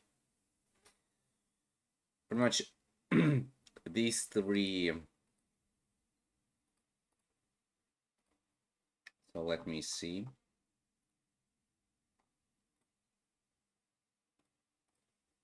There we go. So yeah, first one is gonna be by Paxto, second one is gonna be by Unfiltered Influence, and third one will be by It's Yankee. And it's simply gonna be, so one of them will be about one of them will be about when YouTubers destroy their reputation in seconds, and 2 other will be every time Rakai got humbled, and this video will make you hate Rakai. Oh, the Rakai. I remember who that is. It often takes years of hard work, dedication, and luck to build a loyal YouTube audience. And yet, it can all come crumbling down if you don't play your cards right. So here are 6 YouTubers who destroyed their reputations in seconds. Starting with the man whose ego has gotten to his head. Most groups or all groups, there's always like a Harry Styles, or in One Direction, or a Beyonce in Destiny's Child. You could argue that I am that of the Sidemen. Like Harry Styles and Beyonce, KSI wanted to venture out on his own. So on May 31st, 2026, he uploaded a video that left a permanent dent in his reputation. I have decided that I will be no longer be doing Sidemen videos. What KSI thought would be his empowering moment turned into a disaster as people in his comments started calling him out. My ego is too big to do videos with my childhood friends, so I'm going to make Mr. Beast slop style shorts, with others noticing a lack of comments from the Sidemen suggesting that they ended things on bad terms, which was to be expected as KSI started firing shots at his old crew immediately after quitting. I told the boys that I'm going to overtake them in Karma taken views back. and subs eventually. And the Sidemen's response reaffirmed that they indeed didn't end on good terms. Unfortunately, his exit did not happen in the way any of us wanted it to. JJ released the news before we had agreed on a mutual way of letting our audience know. Regardless, the whole situation was a terrible look for KSI, whose newer content failed to inspire anyone. KSIs, are you ready? Yeah! Let's find some prime! Yeah! Imagine destroying the friendship with people you've known since childhood just to make 6-7 content. Despite KSI Or pretty much the brain rot content. being the most popular Sidemen member, many of his fans have often clowned on him for his boxing, his music, and his business ventures. It seemed almost that KSI's real fans were the ones who'd followed the Sidemen from the start, and KSI burned that bridge, which led fans to believe that the S in KSI stood for sellout. Well, in that case, the I in his name must stand for insane ego, which many people around him have known about for a while. But your ego is pissing me off. I mean, you're literally comparing yourself to a god, whereas you're far from it. And as KSI struggles to outperform some of his former Sidemen members, and having lost goodwill with more than half of his fan base, it seems like his departure video may have ruined his reputation for good. A sharp contrast to streamer Lakari, who unintentionally destroyed his reputation in a matter of seconds. During a stream in January of 2026, Lakari opened his Notepad app, which showed him having some questionable things on there. That's some real pedophile shit right there.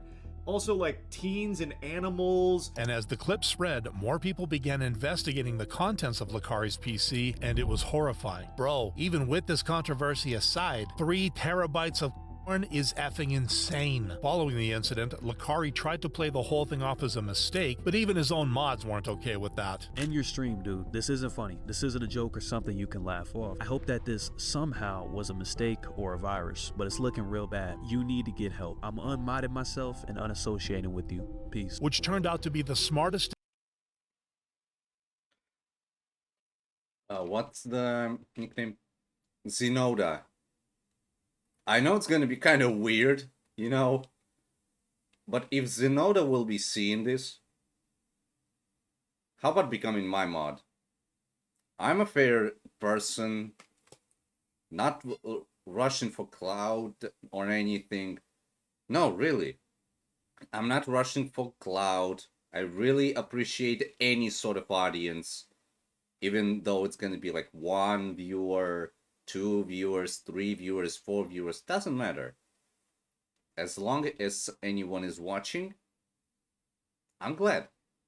Because it makes me eventually do it not for any popularity, but for the number one thing. For fun. And for entertainment.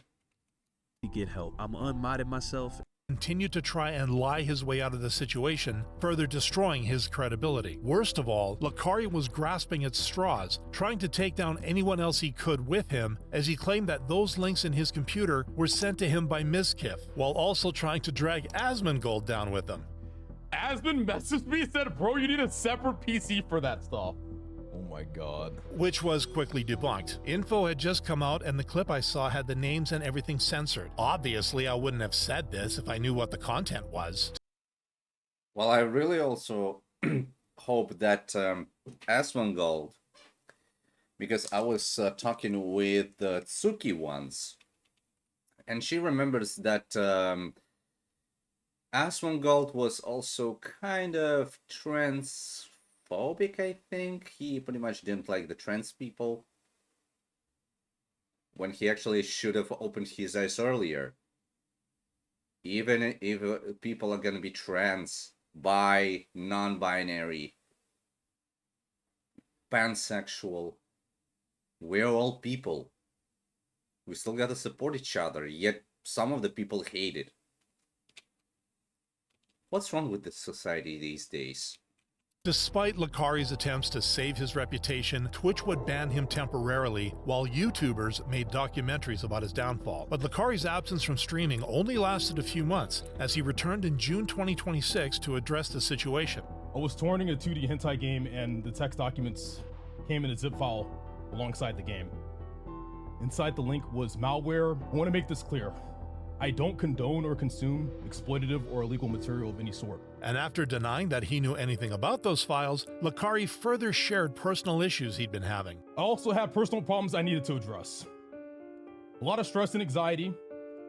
I had trouble sleeping, and I was using my hentai addiction to try to cope with that all. However, people weren't buying the excuses. I don't understand how he can continue to nonchalantly stream after this. He's acting as if someone sent him those links, but everyone knows that's not possible through Notepad. Regardless of what people had to say, Lakari's reputation took an undeniable hit as his viewership has tanked, and he joins a long list of content creators who destroyed their reputation in seconds. Like former Try Guy turned Cry Guy, Ned Fulmer, who jeopardized not only his own career, but his entire brand after getting caught cheating on his wife, Ariel, in September 2022. We were obviously incredibly shocked. Cheating on his wife. Wow. Deeply hurt by all of this. This is someone. Actually, let me see about it.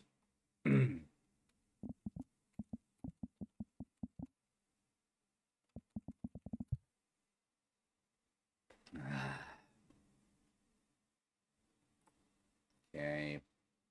Bam, bam, bam.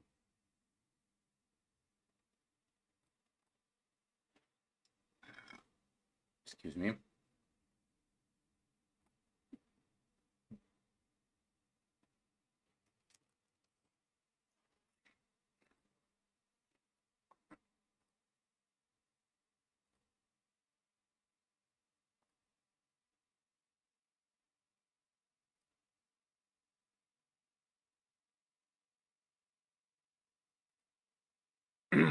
Okay, so let me see.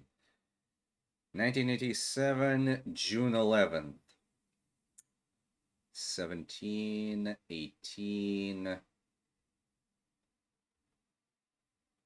27, 42.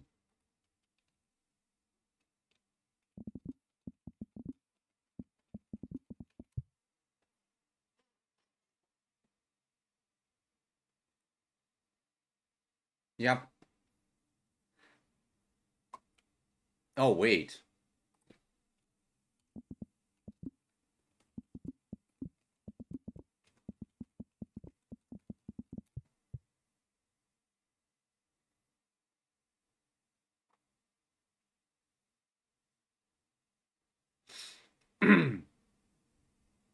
Okay, so let me see about it.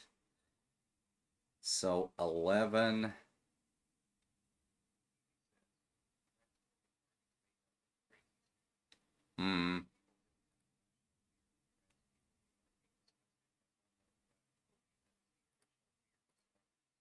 Yep.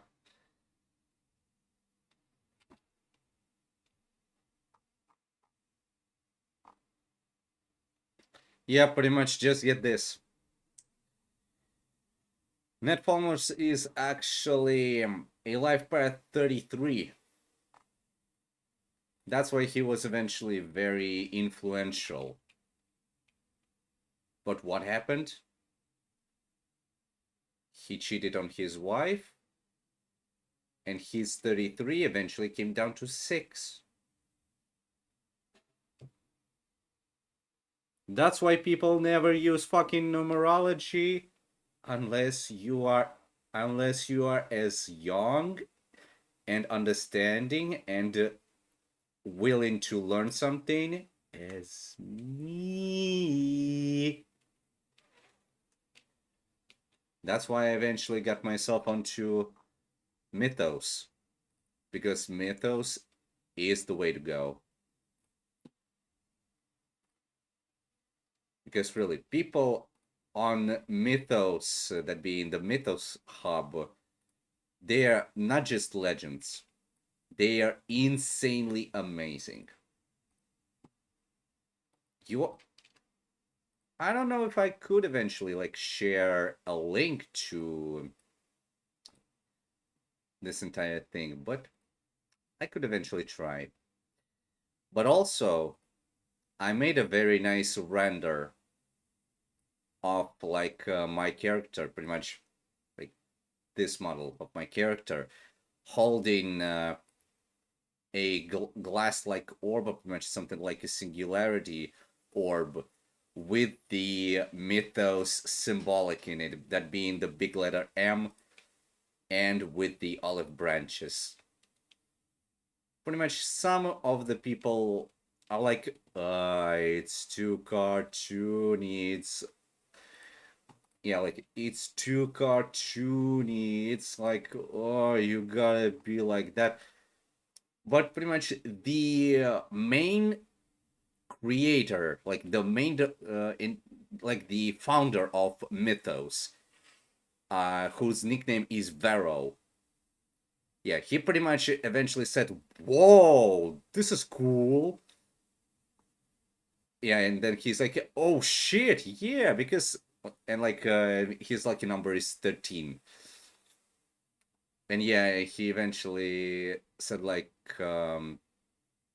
why do you think, bro, about like the number 13? Gigi says that the 13 has the energy of 33. Manipulation, McDonald's, Michelin, Marathon, M&M's, Masons, Ministry, Magic, Man. See where this is going? Whoever has eyes to see. Yeah, it's pretty much as one of the quotes from the Bible. Whoever has the eyes to see, well, pretty much in somewhat rough translation, whoever has the eyes to see shall see. That's why I was eventually like, wait a second. My name, ending and beginning with the M. And then I understood it. My and Vero's paths haven't crossed by an accident. It was as if preordained. And pretty much I really like being in Mythos. Especially when you consider GG33. 33 plus 33 plus 33. Pretty much being, well, from the capital G. 3 by 33, 99. Just like most of the prices in modern day shops, 99. When eventually it could be either 00 or 88 to make more money. Because 8 is the number of the money, of the moolah. And no one understands it. That's what I eventually wanted to get on myself. Because hear me out. On GG33, I'm not even kidding.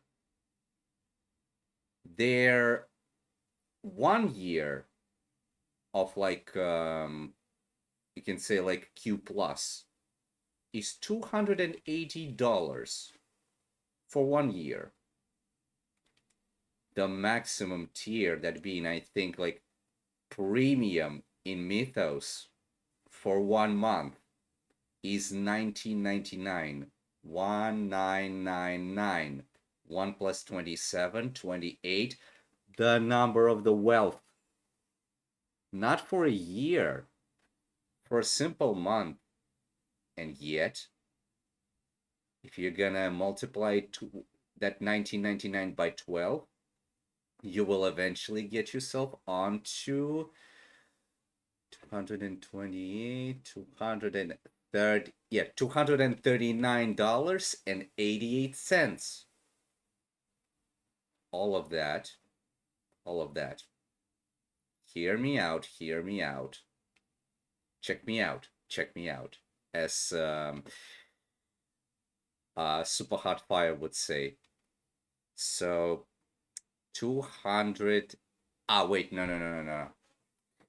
Or maybe I was right.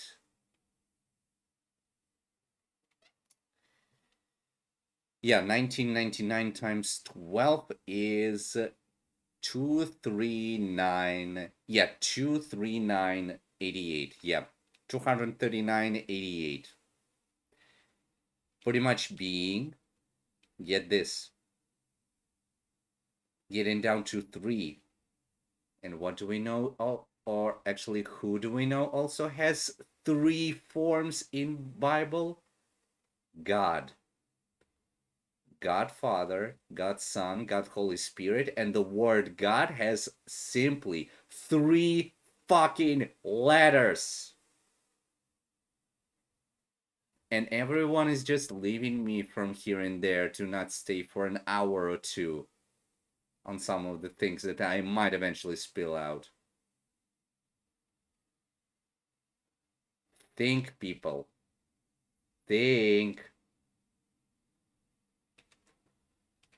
Because really, if you don't learn it right now, or pretty much if you don't learn it or begin to learn it slowly, somewhat aspects of the life might be eventually somewhat but terrible. Because everything was surrounded by numbers. Even the letters are numbered. Someone who we'd built a brand and a company with for 8 years. We feel saddened, not just personally, but on behalf of our staff and our fans who believed in us. Which wouldn't have been as bad if Ned hadn't built his entire brand off being the try guy who was obsessed with his wife. I'm gonna put my wedding ring right next to this super cute picture of us. That's right next to this other super cute picture of us. And this resulted in Ned being fired from the Try Guys while becoming a disgraced figure in their community. The Try Guy took the try too far. He thought to himself he'd try out another woman, but now he will try divorce court and the unemployment line, by which point Ned's best course of action would have been to stay away from the public limelight. However, after being inactive for 3 years, Ned returned with a podcast in 2025, fittingly titled Rock Bottom with Ned Fulmer. And his first guest, his ex-wife. Well, here we are. Back at it again. Wow. Feels weird. Feels a little awkward. Yeah. Back in a podcasting room. And it only got more awkward from there on, as Ariel talked about how Ned's actions affected her. Not only did you having an affair, just it shattered our marriage, but it also, like, all of that guilt and shame, you, like, hoisted that on me. And how she might never be able to forgive him for what he did. I mean, the answer is no. Absolutely not. Wow. How can you forgive somebody for lying to you, for cheating on you? While Ned was constantly looking for ways to somehow relieve himself of the guilt he'd been carrying. He talks about it as a scandal, as opposed to like how badly he himself fucked up making this decision consciously. And viewers had several things to say about Ned's decision to make this podcast public. Post-game interview after cheating on your spouse is insane work. He's trying to interview her like a therapist or a fellow victim when he literally destroyed her life. Unsurprisingly, Ned's interview with his wife was the most watched episode of his podcast, after which the views have tanked, and Ned has been completing other side quests, which can only be described as a midlife crisis. You know, you could say I'm in the middle of a rebrand. You know, I'm embracing my jaded dad bod Ben Affleck back tattoo aesthetic. You know, I'm less daddy and I'm more every other weekend father.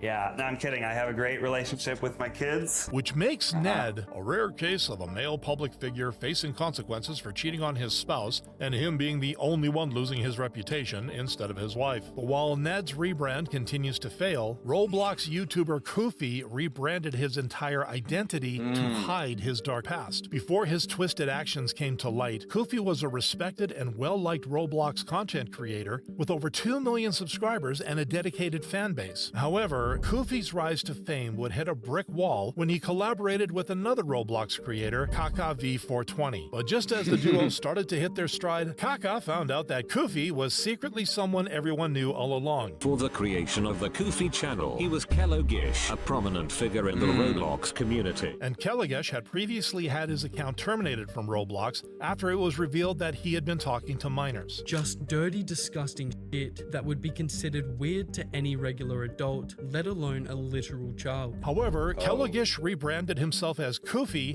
and was able to fool many people, including Kaka, who thought he'd made a friend for life. I'm not gonna expose you or tell anyone, but I don't think I'd like to associate with you any longer. We talked and he tried explaining himself, hoping to stay in contact with me, but it was no use. I was going to cut him off regardless of what he said. Following the expose, Koofy's fans were shocked. The saddest thing about betrayal is that it never comes from your enemies. It comes from those you trust the most. But the damage was already done, and Koofy didn't deny anything. To be clear, I am in no way innocent. It's definitely a huge up I did 2 years ago. I don't want to be excused for that. But while Koofy may have thought his honesty would help him through the situation, the opposite ended up happening as his entire fan base turned on him. Koofy isn't a new channel, it's a reflection that can never be undone. No matter how many videos he uploads, no matter how many views he gets, Kellogish's past hangs over him. With this being the reason Koofy has since been inactive on his channel, marking the end of his reputation and any chance he can return as a Roblox content creator. Which is also what happened to Barden Reed, aka Coral, who alongside the group The Pals were some of the most popular Roblox content creators on YouTube. The channel grew to over 3 million subs, and it seemed like nothing could pull them apart, except for a tweet, which Coral posted in 2019, taking jabs at YouTubers for not having their priorities straight. While the idea was noble, Coral soon found himself arguing with countless other creators who saw things differently, and this resulted in Coral being quite rude to many of his fans online. However, things would only get worse when people from Coral's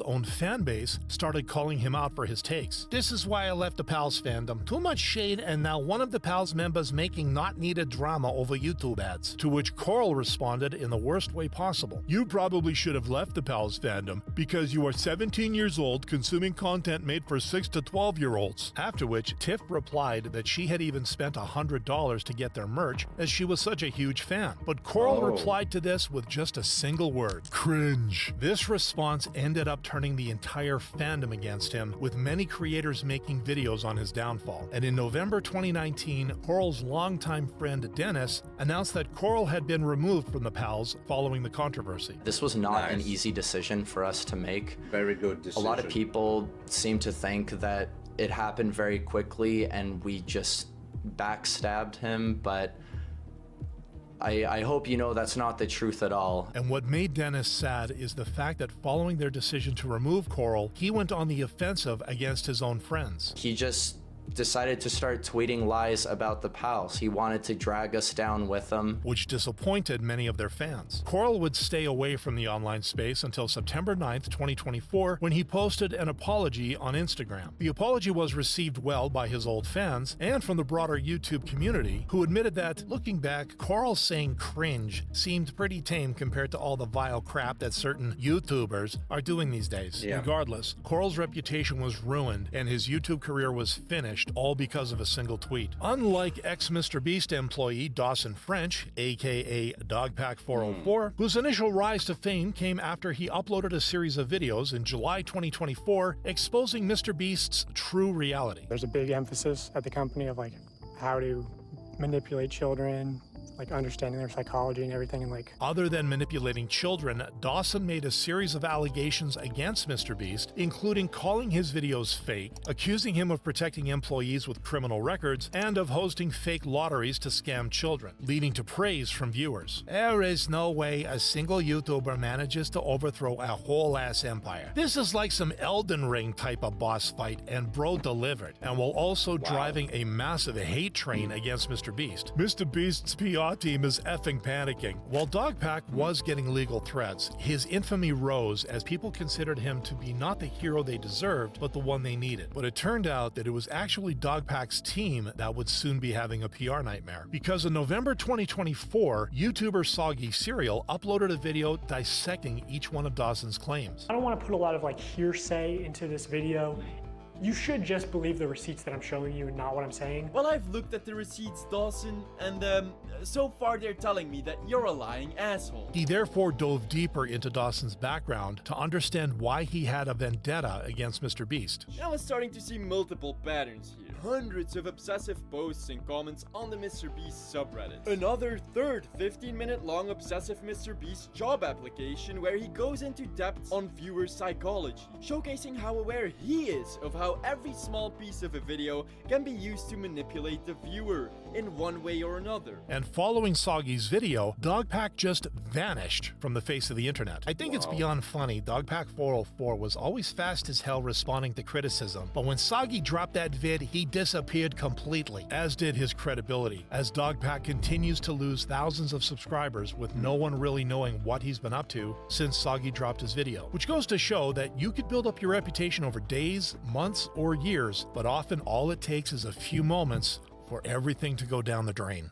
It often takes not just down the drain, you can say, but pretty much to go down into the deepest pits of the hell and then just never be able to return at all. Every time Rakai has been humbled by pretty much everyone in his life this year, and that's not an exaggeration. Between getting checked by a world-famous comedian for getting too close to his daughter, held back by his own security team mid-stream, and handed an actual contract threatening to end his entire online career, there's barely been a clean week for him. So, let's watch a couple of those moments first. Kev. I'll be honest with you, that's the first time I almost whipped the Kev, put a shirt on, bro. I almost jumped on your... That's a literal celebrity nearly swinging on him over his daughter. Hold on, I'm not these that be clip on me. Hold on, calm that shit down. And that's his own security begging him to calm down before someone actually gets hurt.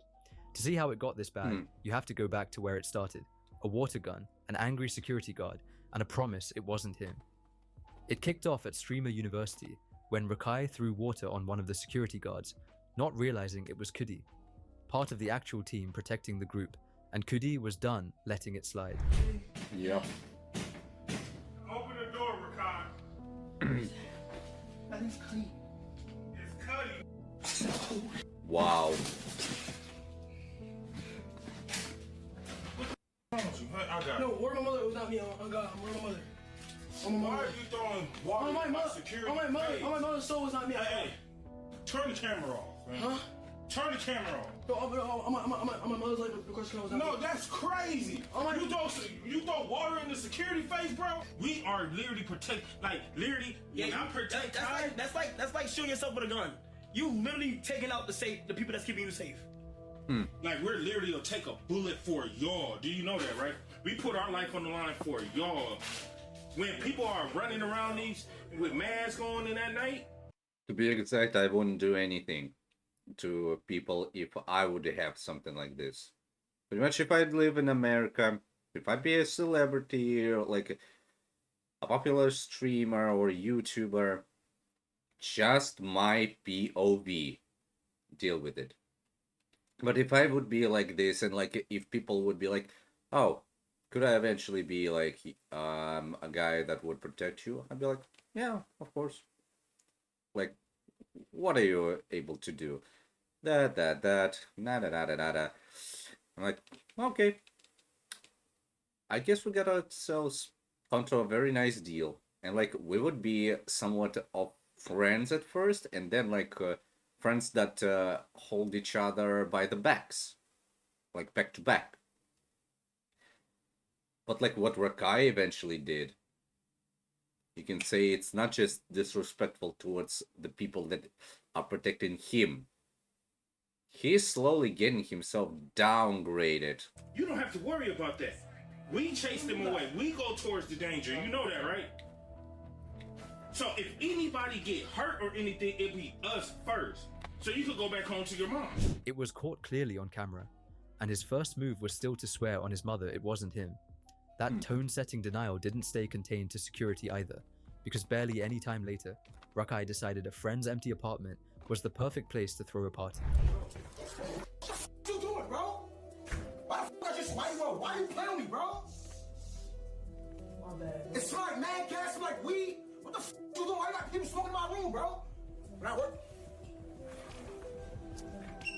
Get the fuck out! Get out! Get out! Get out! Get out! Get out! Oh yeah, get out! Get out! Damn. What? Oh, I got. Yo, I'm not. Oh, why you got your shoes on in my crib? Yep. Yep.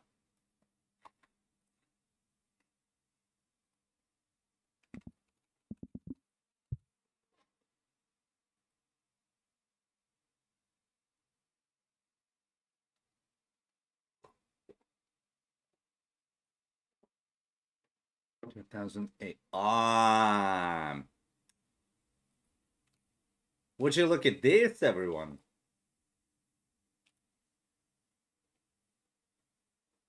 Y'all gonna be saying, like, why the fuck do we hate Rakai?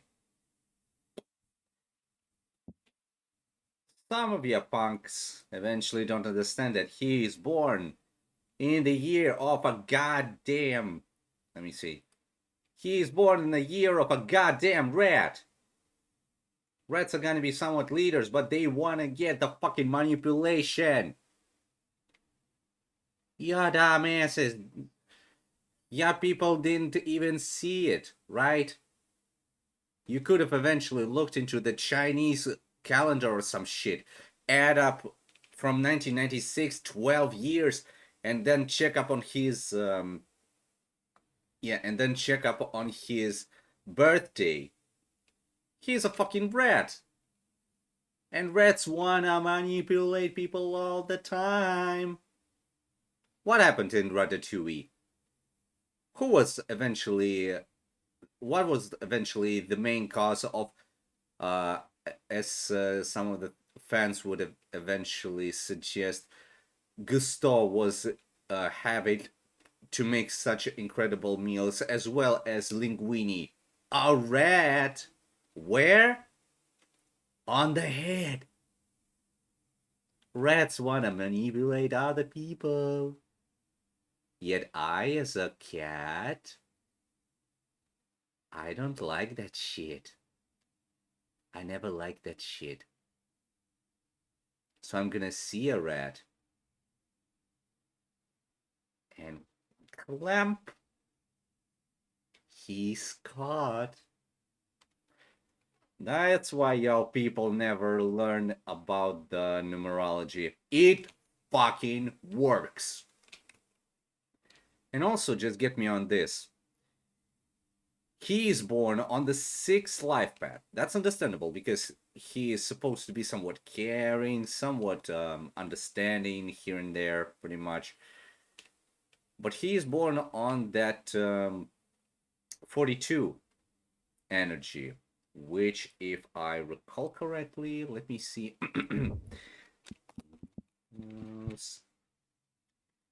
I'm gonna just hop on the website of my, or pretty much not my, but Vero's team's. Pretty much, let's actually see it over here. Let me see if I'm gonna be able to get it over here, and I'll be able to even give you a bit of a look in here.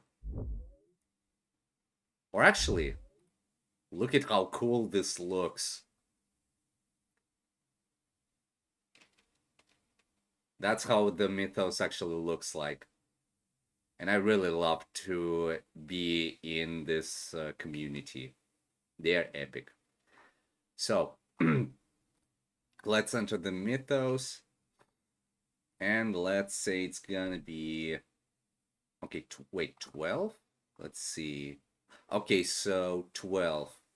Oh! It's gonna be my, wait. So today's 10. Okay.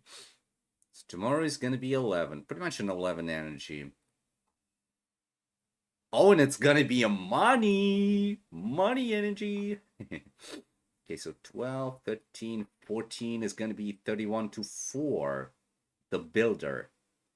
Wait. 31 to 4? Because it's like a hidden 22. Okay. Oh, somewhat, I'm guessing. Oh. If any mother will give birth to the child on July 16th of this year, pretty much in 6 days, I'm really sending you all of my support and all of my spiritual appreciation. You'll be literally having yourself a child with the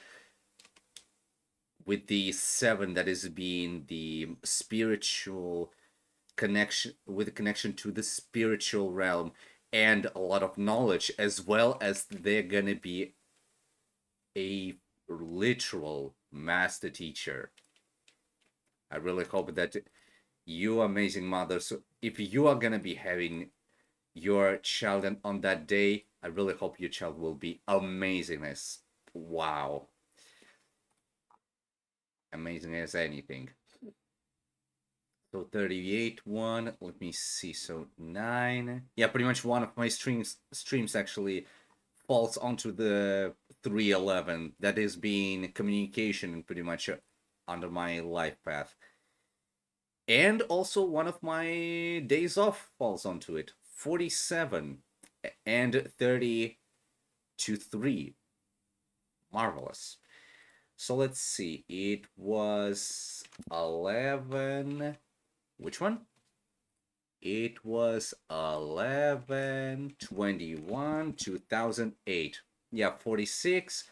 If reduced, it's giving us 15 to 6. Okay, so let me see. And by the lunar, it's 8.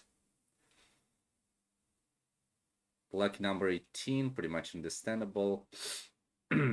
Freedom expression 13.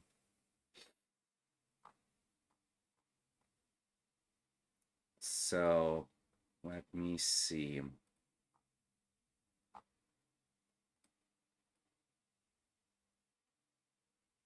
So let me see. Okay, let's do all.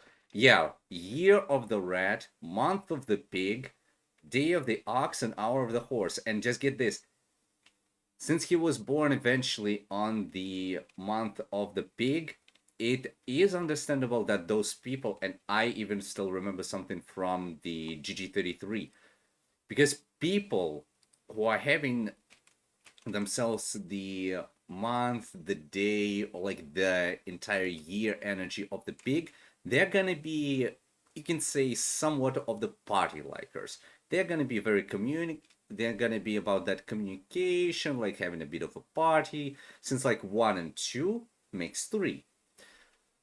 But they're gonna be such backstabbers. They don't even, like, not even kidding you.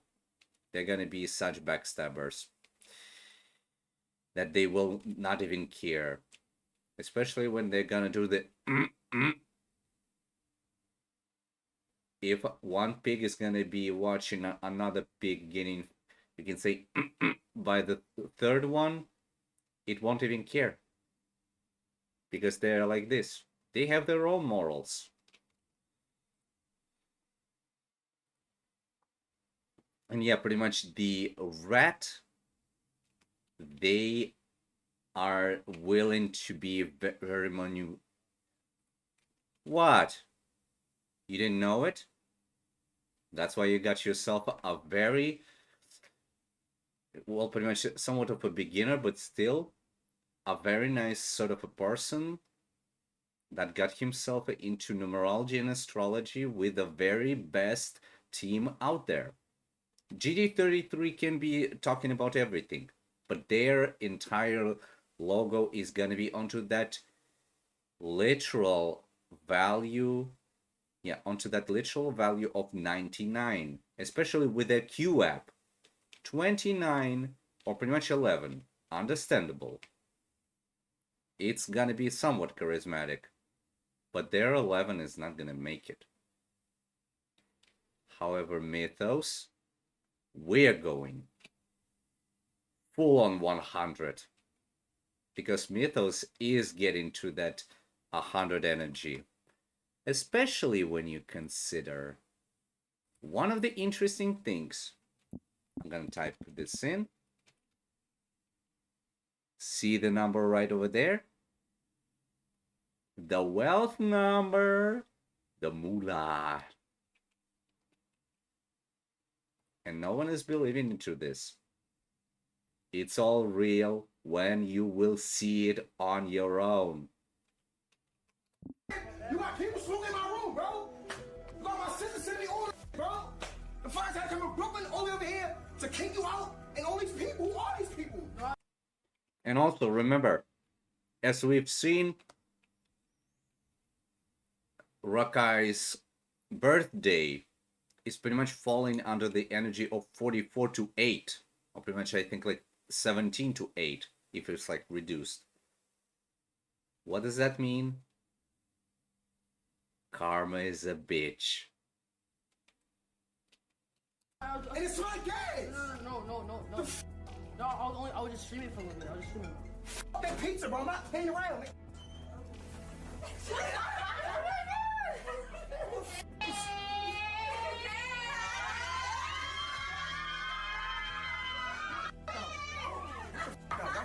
Get the fuck out. Oh, y'all get out. I'm not laughing with y'all. Get the fuck out. Y'all look mad young. Y'all little about all these little ass kids. Get the fuck out. I'm not ordering no food. Get out. You got, first of all, you're walking around my crib with Timberlands on. Rule, that's the first rule you broke. The second rule you broke, you got people smoking. You got people smoking in my crib. Nobody has ever lit one blunt in my crib, bro. Then you walking upstairs on my carpet with your shoes on. You got my hoodie on. Get it off. My hat. My hat. That's mine. Give me my hoodie. My hoodie. My hat. We're talking 20 plus people, shoes on the furniture, weed smoke in the walls, and Tyler's own hoodie on a stranger's back. His response to all of it was 2 words, my bad. And apparently a trashed apartment was just a warm-up, because his next stop, his mentor's actual mother's house, ended with a hole in the wall.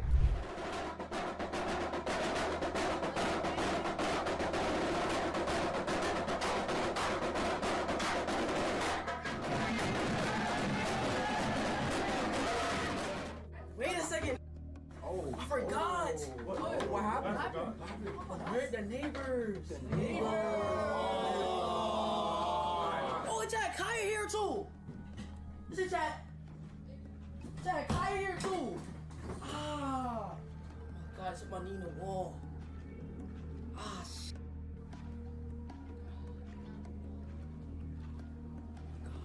Wait, now I'm not showing y'all. You want my mother's life, I did not mean to do that. Oh my gosh. I just put a hole in the wall on accident. Tell my mother left, I swear to God, I'm gonna count. Whoa, he's f***ing up, bro. Yo, Kaya, I actually put a hole in the wall. What? Put a small hole in the wall on accident. You put a what? I did. Rakai, call Kai. Rakai, Huh. Kai. Yo. Huh? Oh, he's FaceTiming me. Yes, you need to tell him what you did. He's trying to block me. No. Ah! What's wrong? Yeah. What's wrong, Kuvan? Got yourself onto a little bit of that issue. Should have paid a bit of attention onto your entire birthday, Sonny. No. Just get me. I know my eventual birthday. January 8th, 2000. Still on the edge of the cat year. With that 8, I do sense when karma is eventually coming up to me. I do know. And by my 11 life path, I sense it. Even harder than any of the 28. Even harder. So pretty much you can say I'm literally able to sense somewhat danger before it even happens. And I feel it not just in one day, or even not just in 1 hour, 1 minute. It's like I feel every single second sometimes.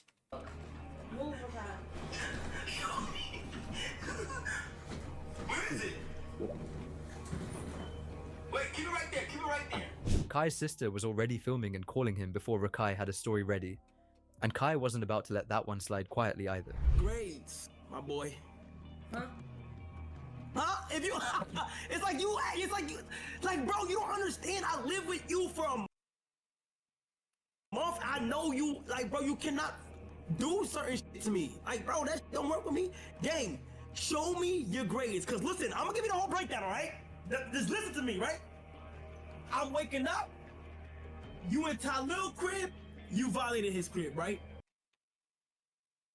Yeah, that sort of stuff is actually completely horrible. But I really hope that also Kai Cenat got himself a little bit more to the people, not to the popularity, because like popularity is gonna fuck up your entire goddamn brain. Also, let me get okay, so popularity. Yep, that's the 9. That's the word with the value of 9. And what is a 9? It's all about that ego. Wanna see it? You got it. Popularity is literally able to get onto your ego. How about that, popular streamers? Got yourself a lot of popularity. That means your ego might be eventually rising. Some of the people are gonna be supporting, like, getting you, like, tier 2 or tier 3, rarely. Only, like, tier 1. I sometimes give to those people tier 3, but only on occasion. If I feel like it, I do it. But it's actually not just to say, oh, go ahead and can get off my goddamn tail. I don't want you on my face or anything. No. I just really like to support people. And supporting people is actually something that I really like to do. But if a person is being totally, like, angry on me, and pretty much they don't get that I'm trying to, like, help them out or anything, then you can kiss my ass goodbye. Because I will not be having any business with such a person. Just a second.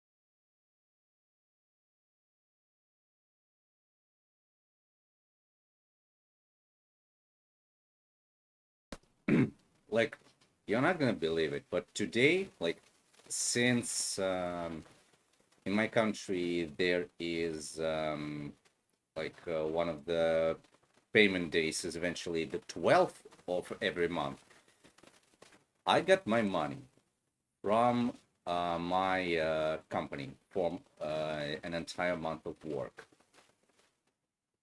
I got some of money to eventually pay for mortgage. Because yeah, I'm on mortgage, my apartment. And hear me out. I at least get my money controlled. Because I got my money in the accumulative account, and money I get somewhat, well, pretty much somewhat part of them I get to the accumulative account, and some of them I get to pay the mortgage. And it's understandable. You gotta pay it all so that you would have your own apartment. But some other people are gonna be like, commissions, that. You know what eventually did Gary say about like 8-11 people, like born on the 8th day, but as an 11 life path? He told that first, such people eventually gotta go ahead and try to get that bag and then help the people. That's why I eventually never ask you to like go ahead and get a subscription to get like no ad streams. I really don't like those types of advertisement. Yeah, I don't like this type of advertisement, especially when it's an 11 energy word. I don't like it, but I'm gonna use it. Because really, Mythos, here you go. It's a very cool one.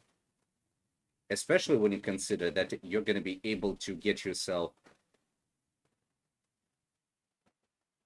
a plan that is going to be like simply, yeah, I even remember like the base one, which is going to be the free one, a pro plan, which is going to be $9.99 a month, and then it's going to be $19.99 for a premium.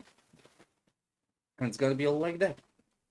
All simple, all understandable, and you're going to be able to learn something in the due time. Like on the numerology, astrology, gematria, MBTI, Enneagram, on your Vedic astrology, on your Chinese astrology. It's really interesting. And I'm telling you, it is very interesting. Not gonna lie. Cool. I say, Rakai want to go back to Syracuse. Let Rakai just stay in my Bronx. That's cool. You having a good time, right? Then I'm seeing that niggas is saying like, is Rakai even doing this thing in school? Is Rakai even doing his shit? Cause look, you lost the motherfucking plot. This is where what it is, right? I keep forgetting. I keep trying to trust you and make sure that you do shit by yourself. But I keep forgetting though, gang. I keep forgetting that you, at the end of the day, Rakai, you a kid. You feel what I'm saying? I'ma ask you one more time. You don't got your grades to show me right now on no phone, on no computer, no nothing? Okay, well, I'm gonna go ahead and tell you something, Rakai. I'm going to New York for Jimmy Fallon, okay? So I'm gonna make some time to stop by my boy Rakai. I'm gonna take the time out there to go to Syracuse. And guess who else is gonna go to Syracuse? Me? Yes, you. And guess what else? Guess what we gonna do? What? We gonna go to your school. Nah, listen. Yeah. Damn. Yeah! Nah! Yeah. If Kai eventually didn't do that shit for like likes or anything, if they eventually performed or any shit, then alright. Then just don't get me wrong, everything is just like that, and like, wow. I'm not even able to believe that those freaks like Rakai are able to be like that. Like, what the fuck is going on? Also, 907 Snyder, welcome in. I hope you're having a wonderful day. She said. Indeed. Yeah. Pretty much, I'm really telling you, since Rakai's solar... Actually, let me look a little bit more. I kind of want to get myself a bit deeper onto him. Because, you know, I really like to do some shit. Okay, that's pretty much another guy. Some person eventually had a name, and I just needed to like look it up. So let's see the calculator. Let's see. So 11/21/2008. Yeah, pretty much it's gonna be life path on 42, pretty much 6, which is gonna be the caregiver. They're pretty much gonna be on to getting themselves. Yeah, they're gonna be getting themselves onto giving care, giving love, giving support. That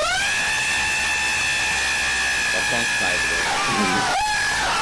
nice. Having a bit of fun with that.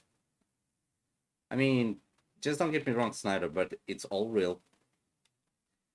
326, or pretty much 326th day of the year. The Intuitive Master 11. That's pretty much why. Yep. But I'm actually, but I'm actually kind of adapted to this. That's what. And don't get me wrong. Even on Twitch, even on YouTube, if you will ban this word, I'm alright. But get this. On YouTube, there are such compilations known as the ear rape. What does that mean is that in those ear rape compilations, some of the moments are having somewhat sounds or somewhat words blasting through your speakers. Just like that. But also, these moments are simply just blasting through your ears. Guess what? I got myself trained on them. And I'm just... Oh, I remember this. Oh, whoops. Excuse me. Wait. Oh. Nice. All right. Snyder says, "Mewahi." Yeah. Oh, you have a Pikachu in your avatar. That's adorable. I really like it. So yeah, he is gonna be somewhat of a leader, but also since he's gonna be a 1, he has to be careful with the fucking aggression.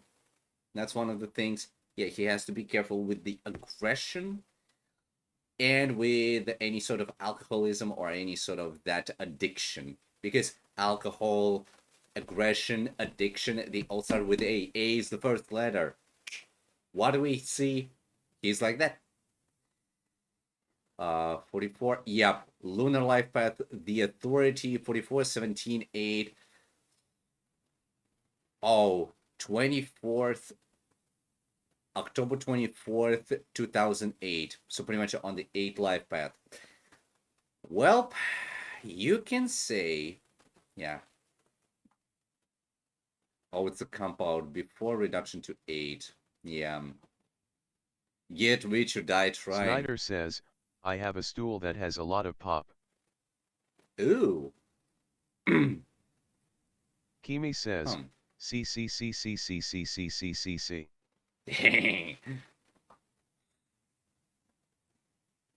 Actually, that's nothing. Abyss says, "PFT." No. Do you hear that? The...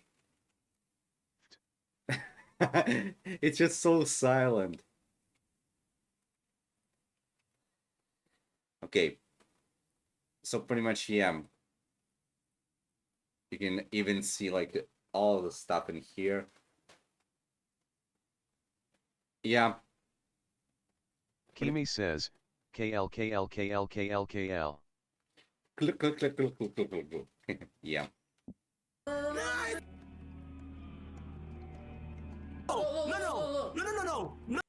Wait.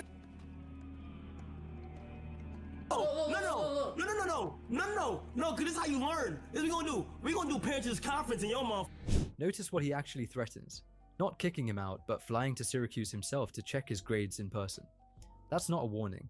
That's someone who's stopped taking his word for anything. Yeah. And when trust runs out that badly, apparently the next stop is a gym. Wait, even a gym? Get out of the car, bro. I mean, just understand me. I might have, like, I still Kimi have, says, what? I even have, Snyder says, McDonald. No. I even have, not my McDonald, but I even have my,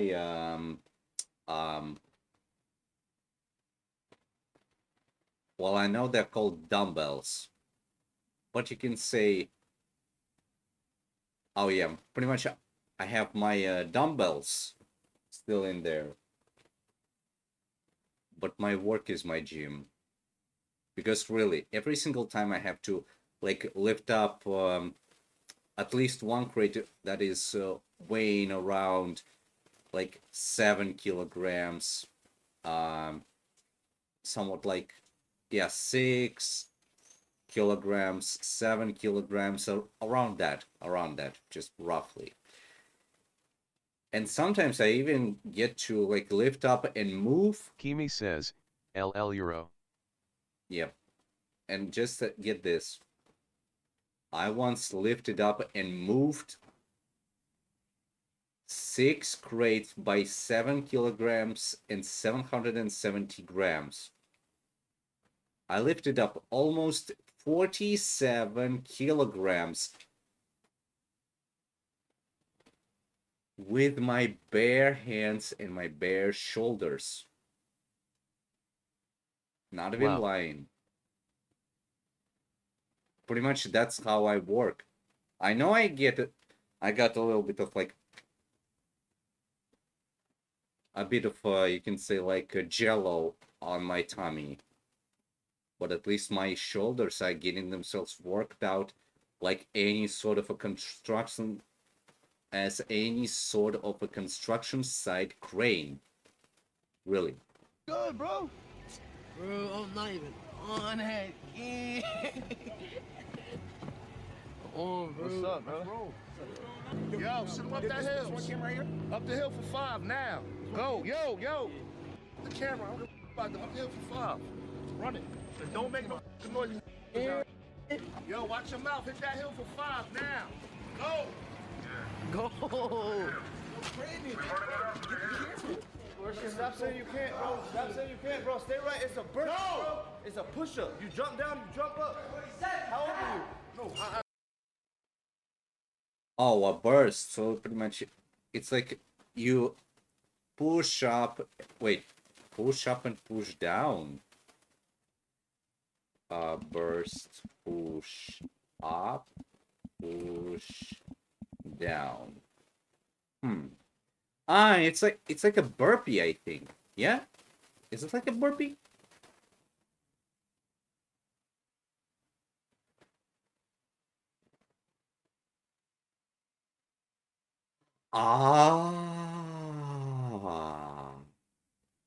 It's also known as an explosive push-up. So pretty much like normal and then like with the full body. So normal, then full body. Normal, full body. Ooh. Good try.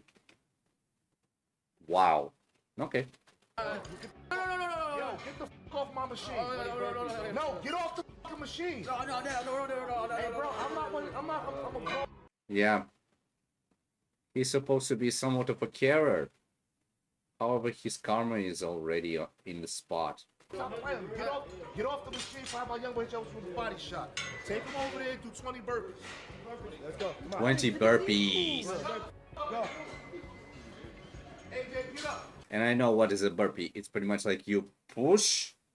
Yeah, you do a push-up, then you get yourself back into like hands on the ground, feet touching the mat or pretty much the floor.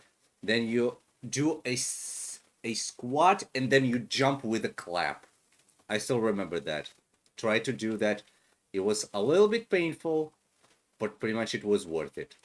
I was actually somewhat of that type of guy. Open mic. Y'all came to my house. Y'all wanted to work out. If you don't want to do it, get the out. I'm gonna go there, bro. I'm not built for this. Keep on, gang. I can't do it. You can do it. I just can't do it, gang.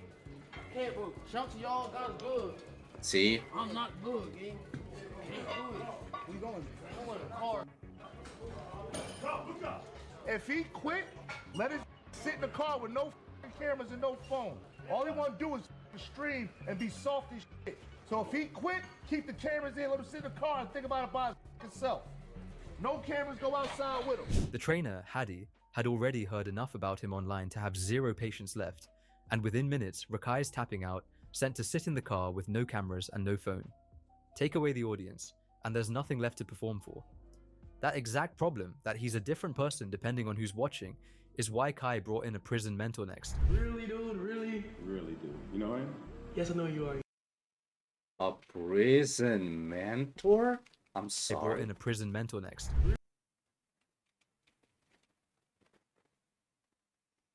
A prison mentor. Are prison mentors supposed to be like Kimi says, OMG. Kimi, am I getting this correctly? Prison mentors are pretty much like the prison okay, so let me see. Let's see. Uh-huh. Let me see. So prison mentors pretty much that are volunteers. They provide critical guidance to incarcerated individuals to help them successfully reintegrate into society. They offer emotional support, life skills, and accountability during and after a prison sentence. Research shows that mentoring significantly reduces recidivism or reoffending rates. Pre-release support, goal setting, re-entry guidance, and emotional coaching. So pretty much you can pretty much say they are like the prison type of a psychologist. Pretty much to help the prisoners to get themselves reiterated onto their thoughts. Really, dude? Really? Really, dude. You know him? Yes, I know you are, gang. Then you know I don't play. And your brother brought me here for a reason, right? Right? Kai, where should we go? On the couch or here? You do it. And a lot of the leverage that you have, you're gonna lose with him. Because your behavior, little bro, is unacceptable. You're cursing at teachers, you're calling people at their names, you're throwing food at people, you're vaping, you're cursing, and you're acting like a damn fool, bro. I mean, on my job, why do I eventually go ahead and call like why do I call like my colleagues by the names, even though they're like 20 or like 15 years or like 10 years older than me? Well, because pretty much we got that sort of collegiate. Pretty much we're colleagues and we're up to be called like that and everything. Like sometimes, they are gonna be kind of furious to be called like, oh, don't call me that, call me that. Yeah, that's understandable. But like every single time I'm being on that, like they're chill as fuck. They actually quite chill and everything, and we're simply able to like talk it out and all of that stuff. But what does Rakai eventually do with Kai? Like, holy crap. Like, damn. I really hope that Kai eventually will get himself onto... Yeah, I really hope that Kai will get this guy under the control and, like, under a very certain set of rules, because really... To grow a rat, and also let me actually see okay, so and yeah, just get me. Kai eventually can be like almost pretty much almost 2 years younger than me, if I get that correctly. Yeah, he's almost 2 years younger than me. I can understand that because like he's 1 year and almost a month younger than me, if I get that correctly. No. Yeah, you can say like 1 year, 11 months, and 8 days. Oh, wait, no. 11. Okay, 1 year, 11 months, and 8 days.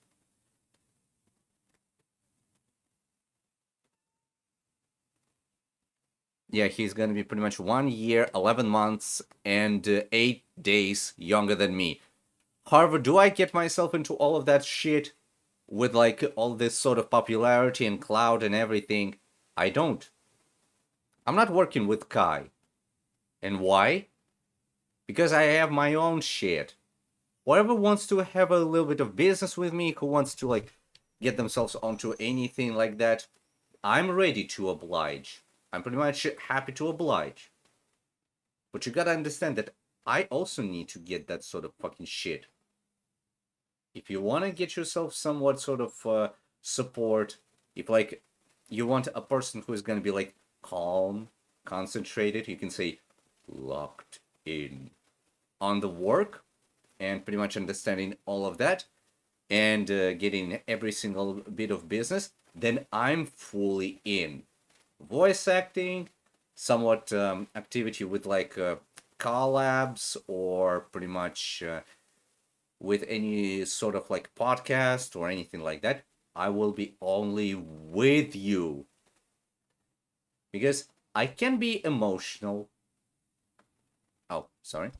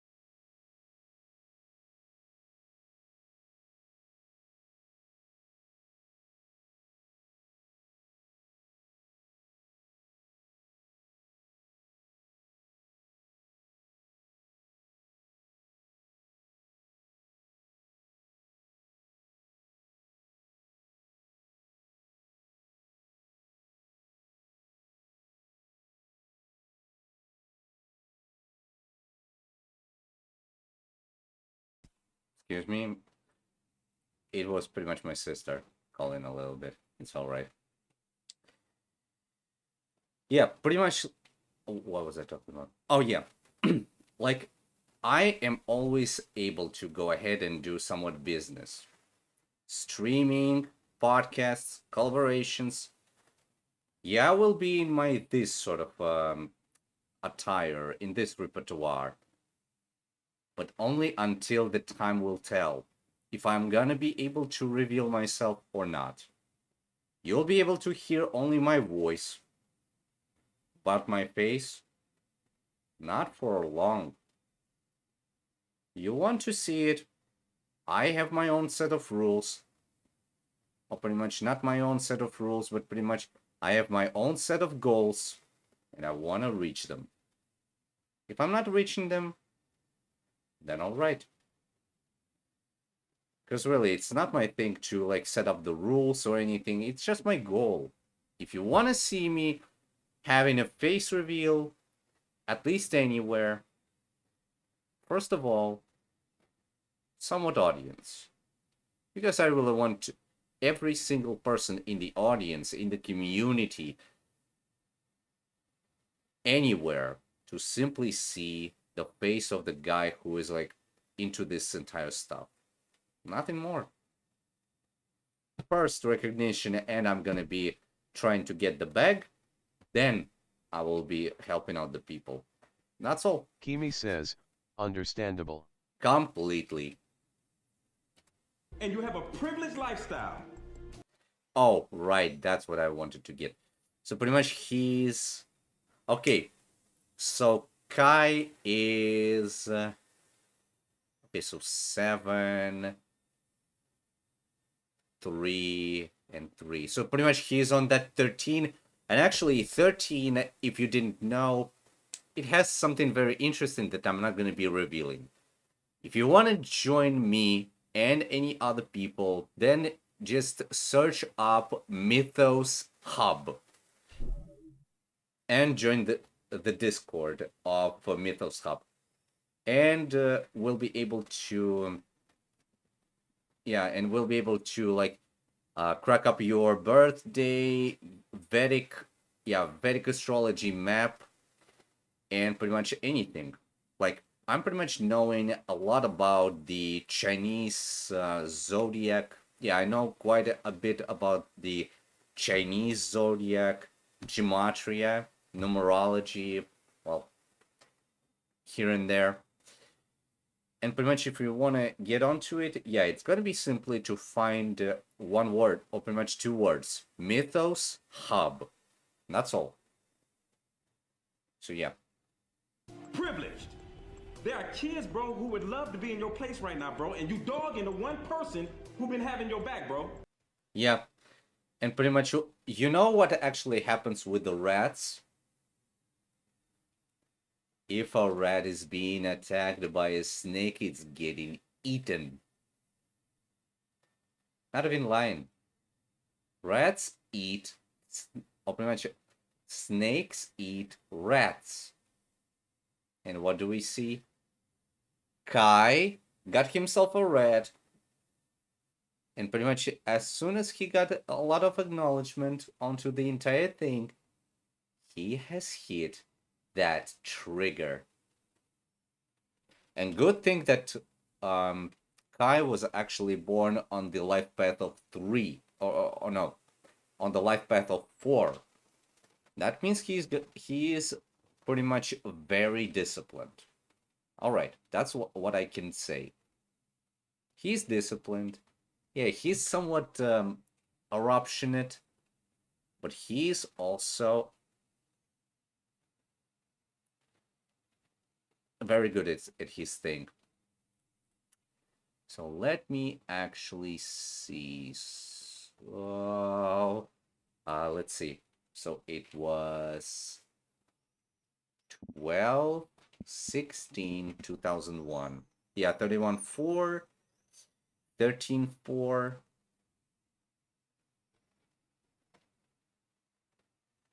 Yeah, pretty much the 7 with the 4. Pretty much, yeah, it's gonna be a disciplined person with a lot of knowledge.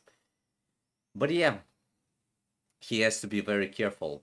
350th day of the year, which is gonna be getting down to 8. Whatever you do, Kai, be careful with the fucking karma, especially as a snake.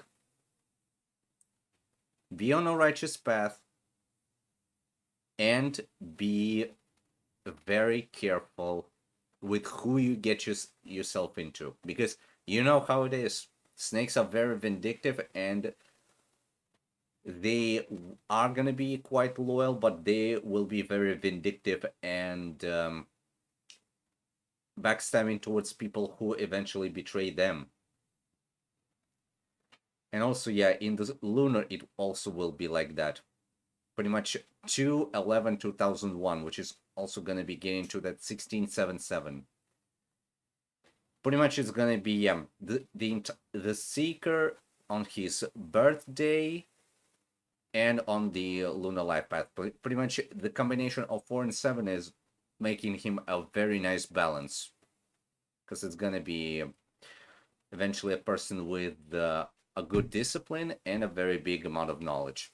I really hope that, yeah, Kai eventually will get himself onto understanding that not everyone can be trusted, but also there is one of the things that I would consider, you can say, the shrine of intelligence, or pretty much of the intellect, the most wisdom given shrine, that being the cat, the snake, and the monkey.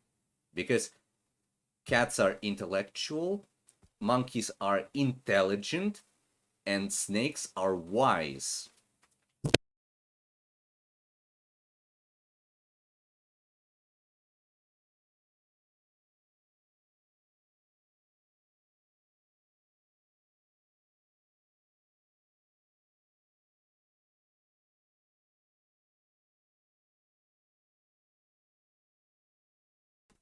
So yeah, this is pretty much gonna be my message to Kai. Be careful next time. Don't let a rat into your den, or pretty much into your surroundings. Rats are very manipulative, and they really want to manipulate everyone. His life path is 6. He's supposed to be caring. But you see eventually what opened up. He's 8 from the lunar life path. That's why the rat eventually gets itself that rat poison known as the truthful judgment. And what do we know about the truth? It's having a value of 60.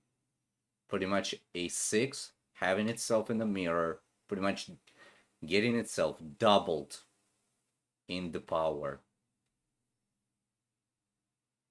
Do you think it's insanity? That's the science of numerology that is being understood as a pseudoscience. The one person who has been trying to keep you on the straight and narrow, you're dogging him. You don't see it because he laughs about it, and he don't say nothing about it because he's trying to be cool about it. But bro, he's sick of it. Yep. And quite frankly, I'm sick of it because I've been watching this crap for the past 2 weeks, bro. And you blessed. You blessed, little bro. I actually can understand this prison mentor. He's actually a very cool one. Do you understand what I'm saying? Yeah. Okay, so Cool stop, one. stop. Really Let me cool finish. one. For a second, it actually looks like it lands.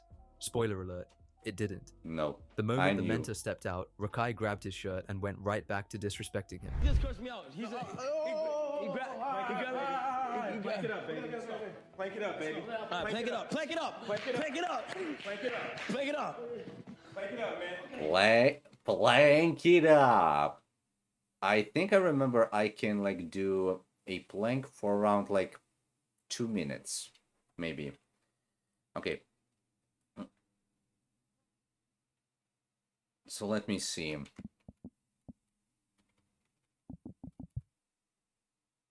Mm-hmm.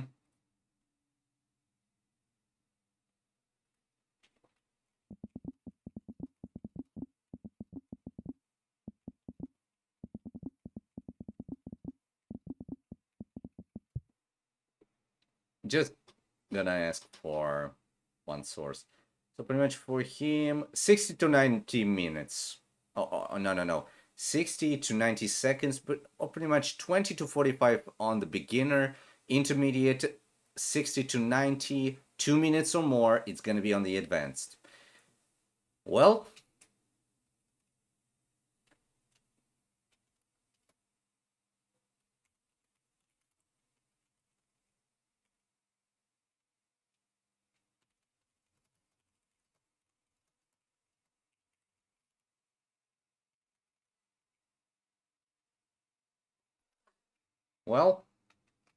you know what?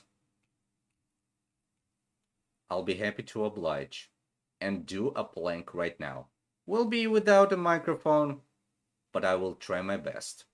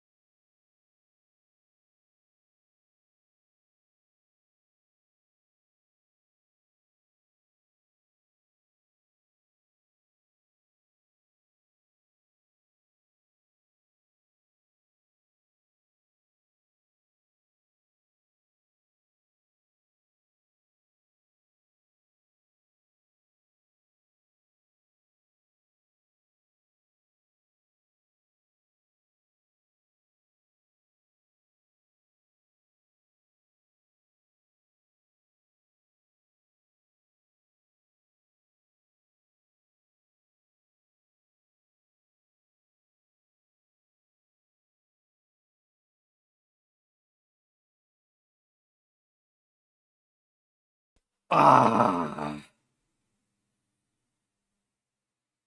Oh. No lies spoken. 1 minute, 35 seconds. Oh. Ow. Kimi says, why you making those sounds? Because it hurts. It hurts a little bit. Ow.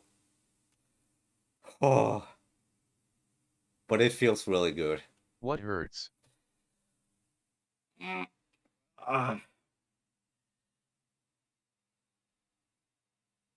My abs region, of course.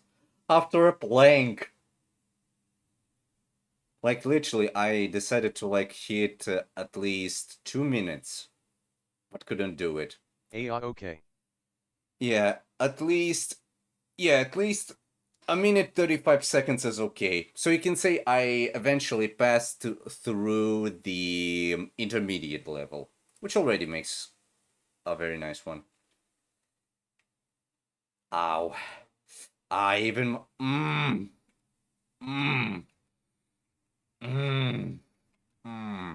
even my shoulders feel themselves a little bit backed up. Ah. And I really can feel it all. You are not gonna believe it. Ah. Oh. Wow. I should really get myself a little bit of that training stuff. Oh. But it will be so great. Wow. A little bit of discipline could be quite good. So why you gonna keep... Damn. Make it up. Make it up. Make it up, man. Okay. So why you gonna keep... Make it up. Hold it. Yup. Go ahead and hold it. Come on. You think I was playing with you, bro? Real talk. Oh my God. Yeah, do it up. You saw this. Look right over here. He doesn't even hold for 10 seconds or even 20 seconds. He is a novice in it. He's a beginner. I held it literally for 1 minute and 35 seconds. And yeah, I had to actually like get myself a little bit on the head, like to get myself a bit of a head press on there. But I still held on. And yeah, I had to like move my hands like in one go, another go, and like get them together and everything. But like, did I eventually get my knee? I'm not lying to you right now. Not gonna. I didn't even lean one knee on the floor until the time eventually came up for me to collapse. And really, since I'm an intermediate, I think it's alright. I think it's alright.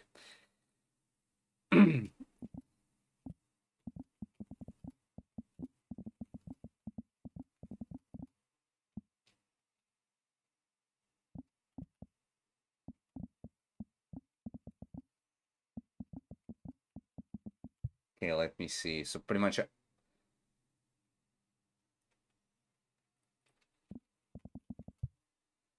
So pretty much, yeah, pretty much I'm somewhat but using AI, but pretty much, yeah, 1 minute and 35 seconds is an excellent time for my age. Your result is well above average and borders on the advanced fitness level.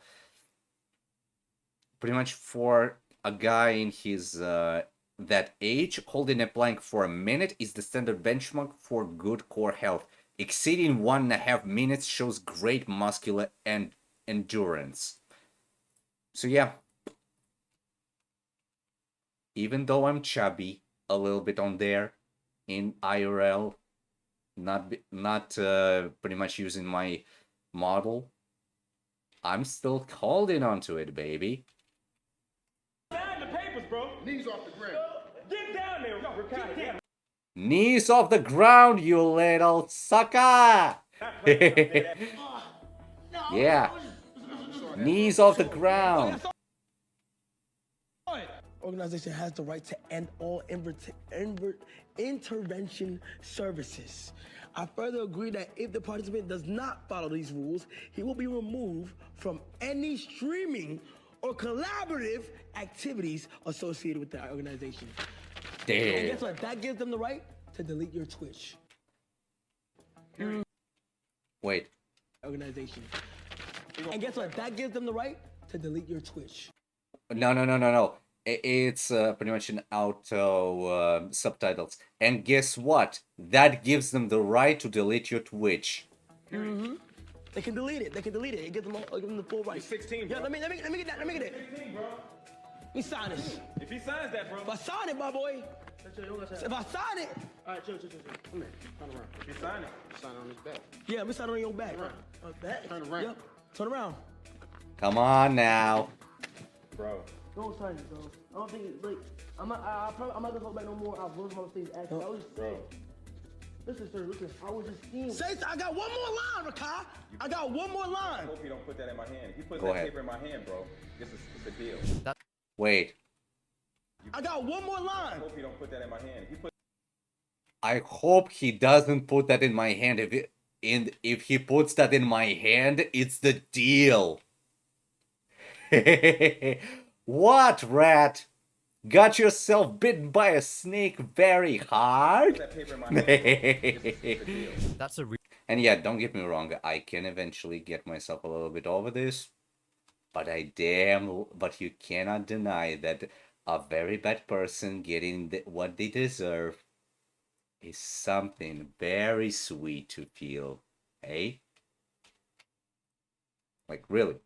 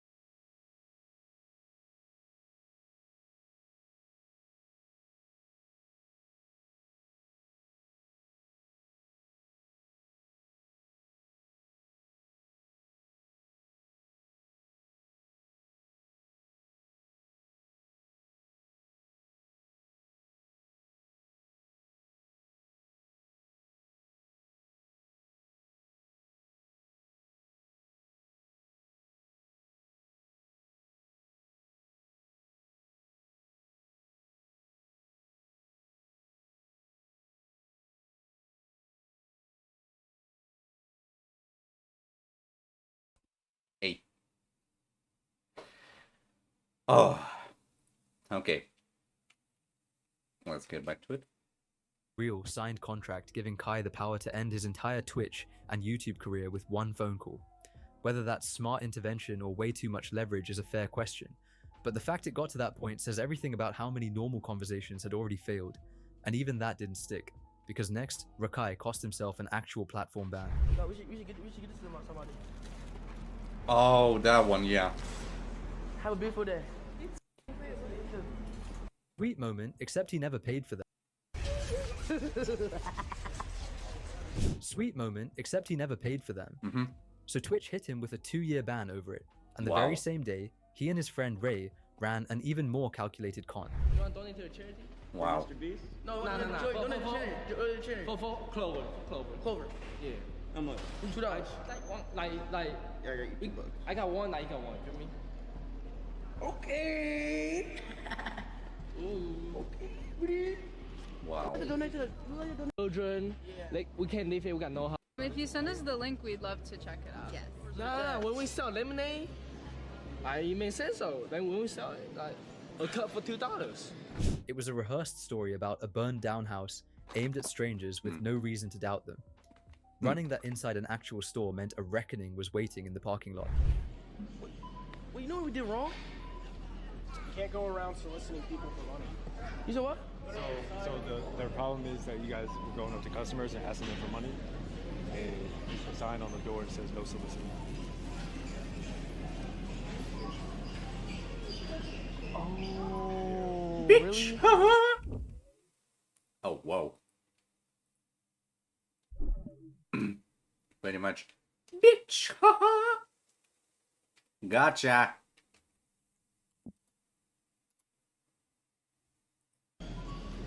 They want you to leave. The cops are coming? Hey, all you guys aren't welcome back at the Walmart, okay? Okay. If you come back, you'll go to jail. Never? Never. For what? Follow!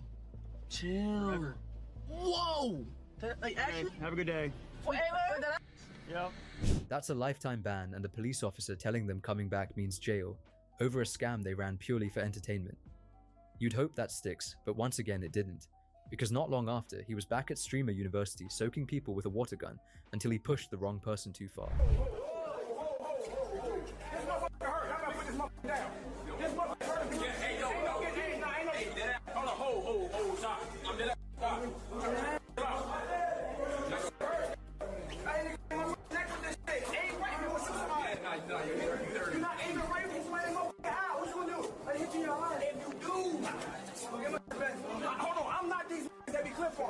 Hold on, calm that shit down.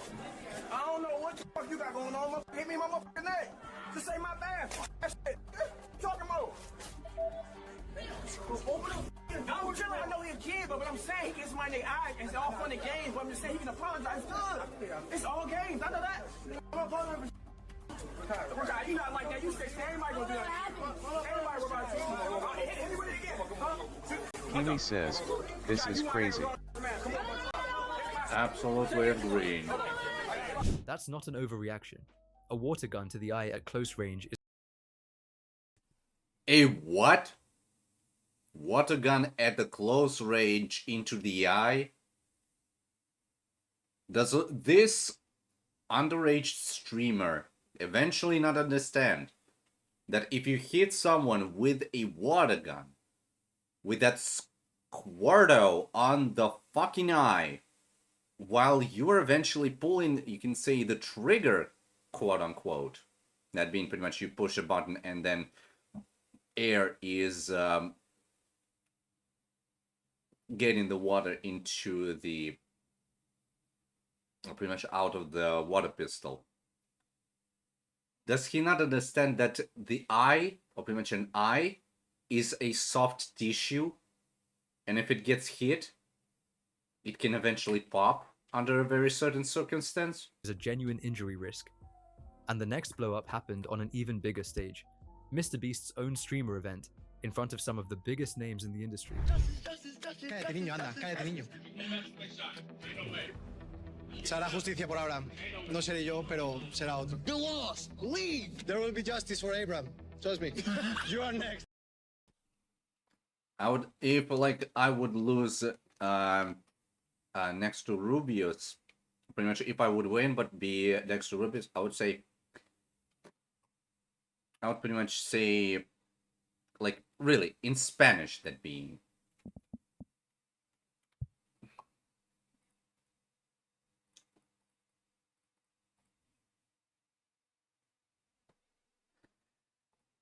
Let me see about it. Fucking hell. With all that bullshit. Fucking. Oh my god. This bullshit. This bullshit with the capture. It's insane.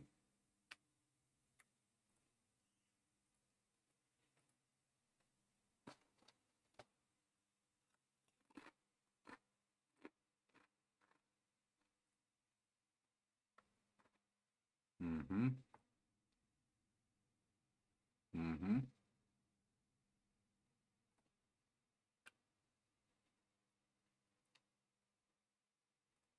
Mm-hmm. Okay. So pretty much I think he's pretty much Spanish.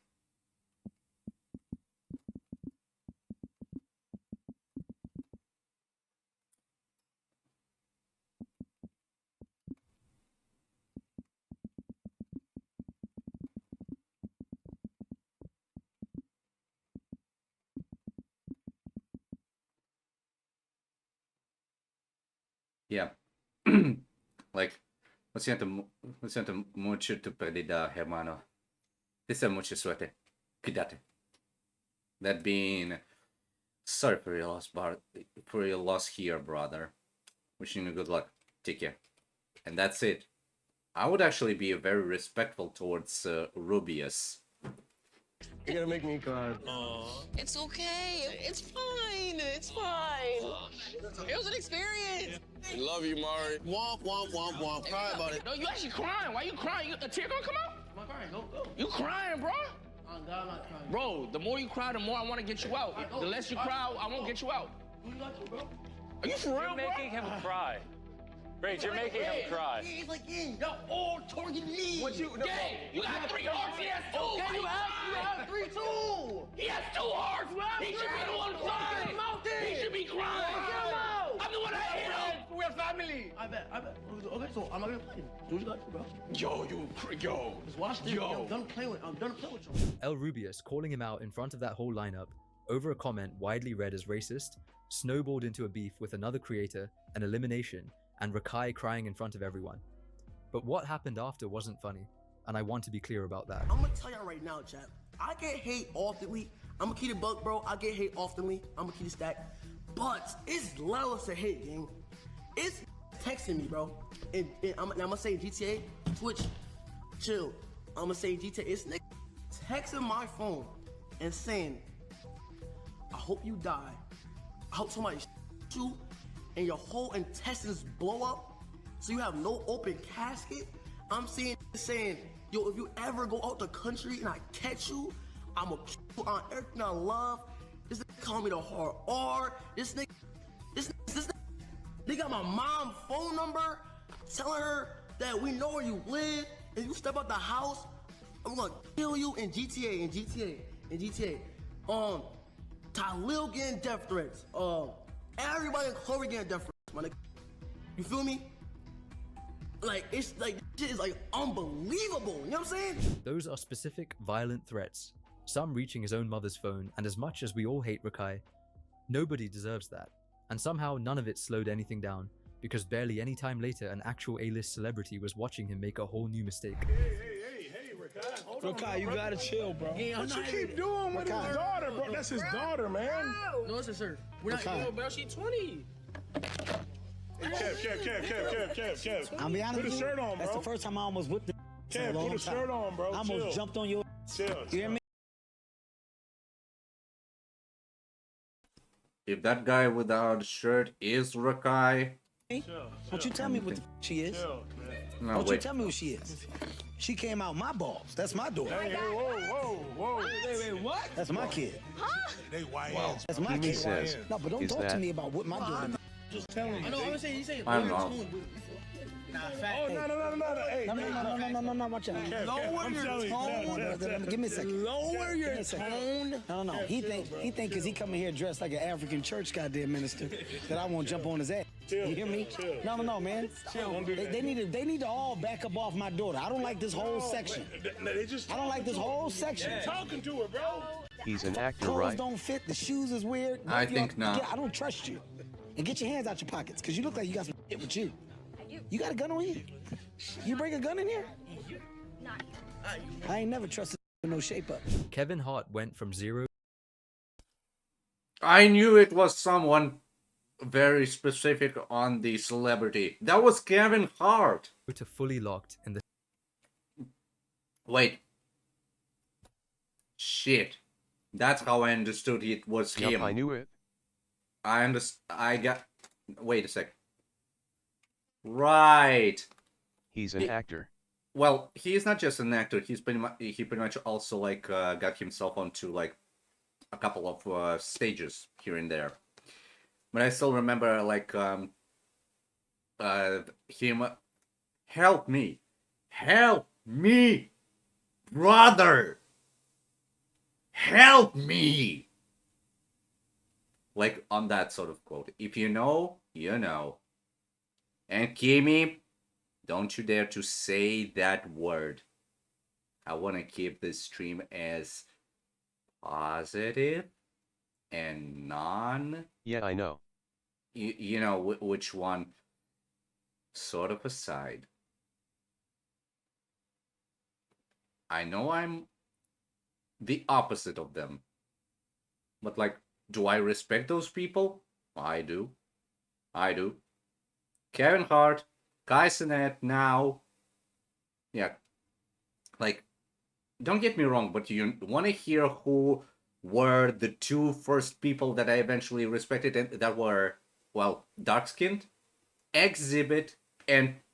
Oh, pretty much, no. 3 people. Yeah, 3 people. Those were being Exhibit, Tupac, and Snoop Dogg. That's how, like, you know what? Everyone is gonna be calling me, by that sort of a thing, an R word. But you know what? I'm not like that. I respect them. I really do. I have some of the guys on my end who are also, like, dark-skinned. And what do I do to them? I shake their hands. I'm all chill with them. If anyone will be telling, like, he got that sort of shit with that guy, he got that sort of shit with that guy, don't believe them. They're gonna be just bullshitting me. They're gonna be just getting me gaslighted. Or pretty much Jimmy gaslit. says, and that's all. Kevin Hart is a great guy, TBH. Yeah, pretty much with his entire performance sort of stuff and his overall popularity, but still being a very nice guy, I can appreciate it. And also, let me see. Kevin Hart. Yeah, pretty much he is an actor, but also he's a comedian. And let me see. Birth. No. Kevin Hart birthday. So what is his birthday? July 6th, 1979. That already makes him... I think that's a goat. Okay, so July 6th, so pretty much 13, 14, 23, 31, 40. Yeah, pretty much on the 40. That being he pretty much knows... Sorry. That pretty much means that he knows a stuff or two in being disciplined. He's also born on the 6th. On the pure 6th, not on 15th, not on 24th, on the 6th. That being he's getting himself into the community as his family. And also 1979 is the year, yeah, if I recall this correctly, is the year of the goat. Yeah, he is born in the year of the goat, and goats are gonna be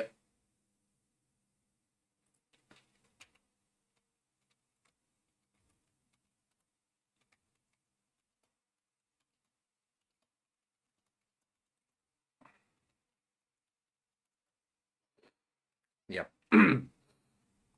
And eventually also goats are somewhat of the peacekeepers. That's one thing. And second thing, they're gonna be very nice and financial.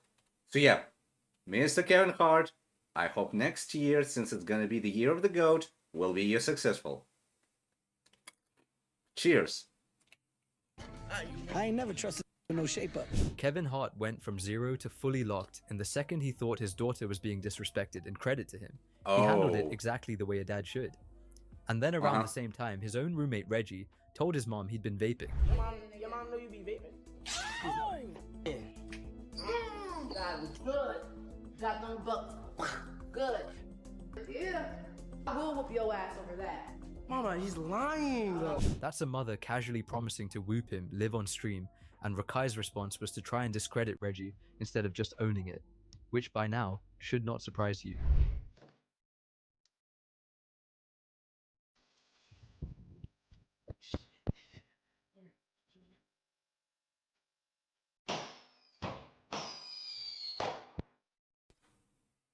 Did he literally do the fireworks in there? Come on, play with me. Let's go again. Come get more. Come on. Chad, I think we're done. We not done. Nigga never be able to sleep there again. Grabbing fireworks the second he gets mad has become an actual pattern, one serious enough it eventually pulled in the police, and let's just say that Kai wasn't the happiest cookie in the world after that. Stop. First of all, stop. One, it's burnt out. You single-handedly burnt out this whole. I call you a you backing out of fireworks. You and Ray was planning on fireworks in Minecraft, bro.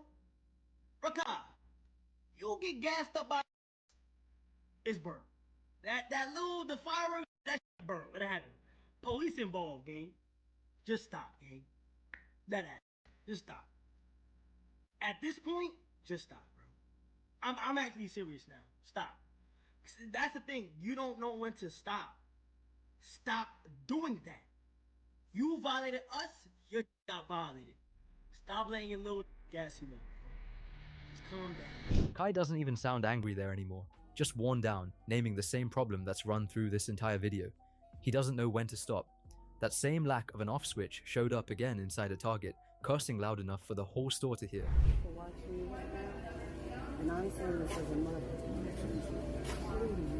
You understand where we are right now. We understand what proceedings. Also get me. I pretty much don't stream anymore on some of my rest days. I might eventually return to this, but I just wanted to get a little bit more of self-time so that I'd be able to like stream a little bit more for you, so that there would be a little bit more of conversation time and everything. I just really don't want to get myself burnt out from the work and then to come home and eventually be like, oh, let's do streaming. Nah. I care for myself just as much as I care for you. Oh, wow. Yeah. I care for myself just as much as I care for you. And that's my entire thing. Wait, just please. This is a little dramatic, sweetheart. Sweetheart, I know you're recording right now. And I'm gonna ask you to show up for your friends.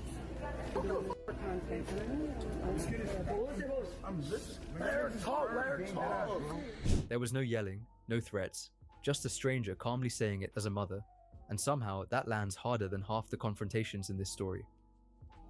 Not long after, a vape sitting in plain sight on his own desk started a whole new interrogation. Hey, hold on, look. For the topic that we on. Have you ever vaped? Easter tomorrow, have you ever vaped? Okay, listen. Have you ever vaped? Yes or no? Have you ever vaped? No, wait. Have you ever vaped? Let me talk real quick. No, have you ever vaped? Never vaped, never held a cigarette, never drank to my entire fucking bullshit, never had any narcotics or drugs. Living my life righteously. You are at the pearly gates. You cannot play with God. No, let me talk. Wait. In school, I tried to vape one time. Merch, I did. Did you vape yesterday? No. And I'm laughing because it's like everybody looking at me, so I'm nervous. No, it's but okay. I'm not. No, I'm not it's saying okay. No, it's okay. Like just say like you vape. I don't vape. What the? Did No, you I vape don't. yesterday? So you're lying to me. I didn't vape yesterday. No. Merch. Cool. No, but you're trying to tell people that now they're gonna actually have vape the whole side. Like, did I? Now they're gonna vape. These people, I got more love for you than they do. I'm saying I don't vape though. Gang, I love you to the point that you put vape, it's gonna be on your little lungs. But You feel that? But You you start, vaping. but you start vaping now, you gonna be. I don't vape, bro. I don't vape, bro. What do I do? Kai asks the same question over and over because he already knows the first answers are lies, and what happens next is something we've all been waiting to see. Right now, I'll get high. What? I'm out. Get the out of here. This is don't go nowhere. I'm playing. Don't go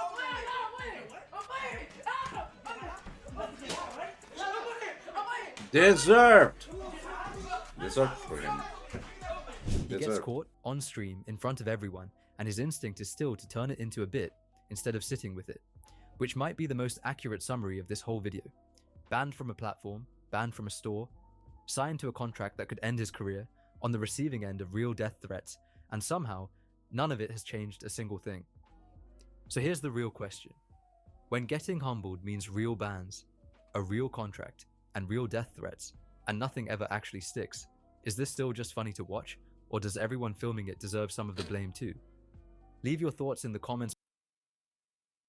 And now the final one. So as you may know, one of my least favorite content creators on the internet is 2X Rakai, who's made a name for himself as one of the most hated Twitch streamers of all time at this point. So much has happened regarding him that I've been forced, against my will, to make... This is a video by It's Yankee. I don't know if it's like... I think it's Yankee.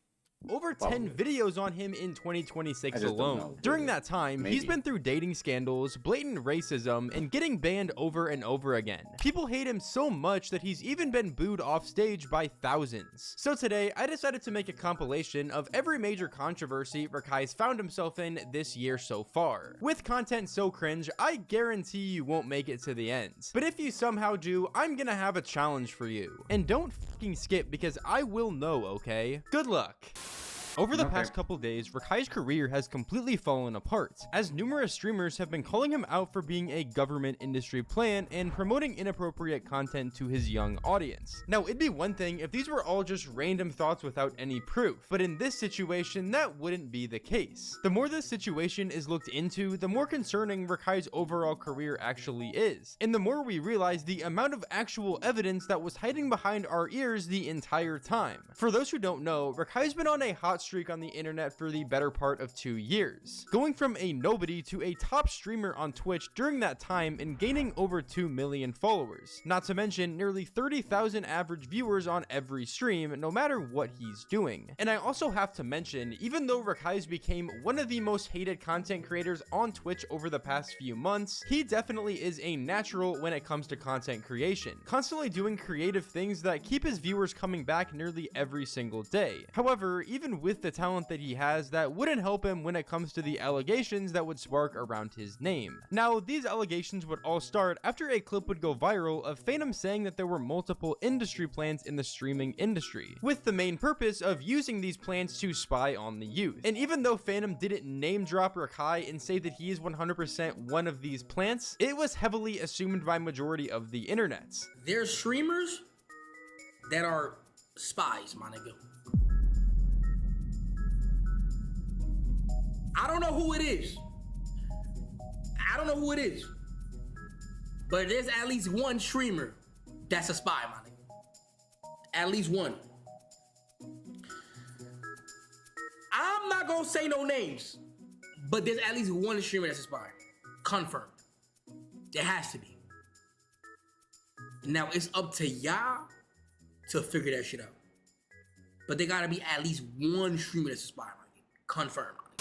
Now, it honestly doesn't even seem like he knows who the industry plant is. He just thinks that there has to be at least one streamer who is an industry plant and is being used to try and spy on the youth through their content. And honestly, for him to even come to this conclusion means that there has to be somebody on his mind. And most of the internet would begin to suspect that the person he was thinking about was Rakai, mainly based on just how quickly Rakai has blown up over the past couple years. Like, this is a kid who essentially got recruited by Kai Cenat to become the next massive streamer. And with Kai being the #1 streamer on Twitch, debatably the most popular in history, if the government was really trying to hire spies via using Twitch streamers, then the first person they would logically go to would be Kai Cenat. I mean, it really does make sense if you really think about it, him over everyone else. And this is exactly what Bruce Drop 'Em Off would say whenever he was reacting to this entire situation on his stream. The CIA sent people to destroy the youth through streaming.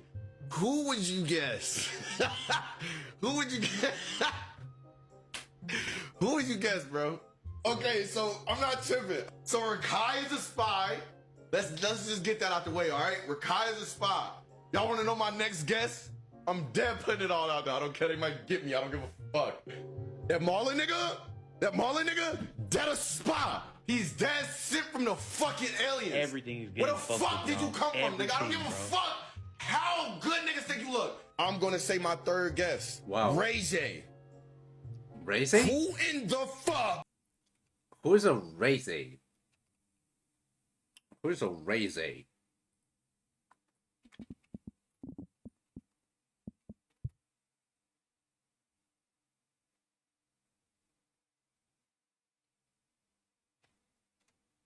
I just don't know who that is.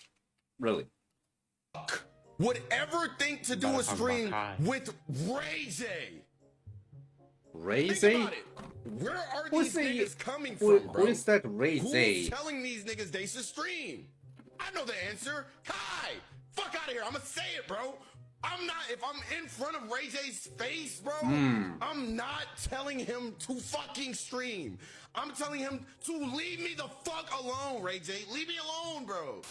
Now, I personally don't think Rakai, Marlon, or Ray J are actually spies, but I do think that there is some sort of industry plant type. Ray J.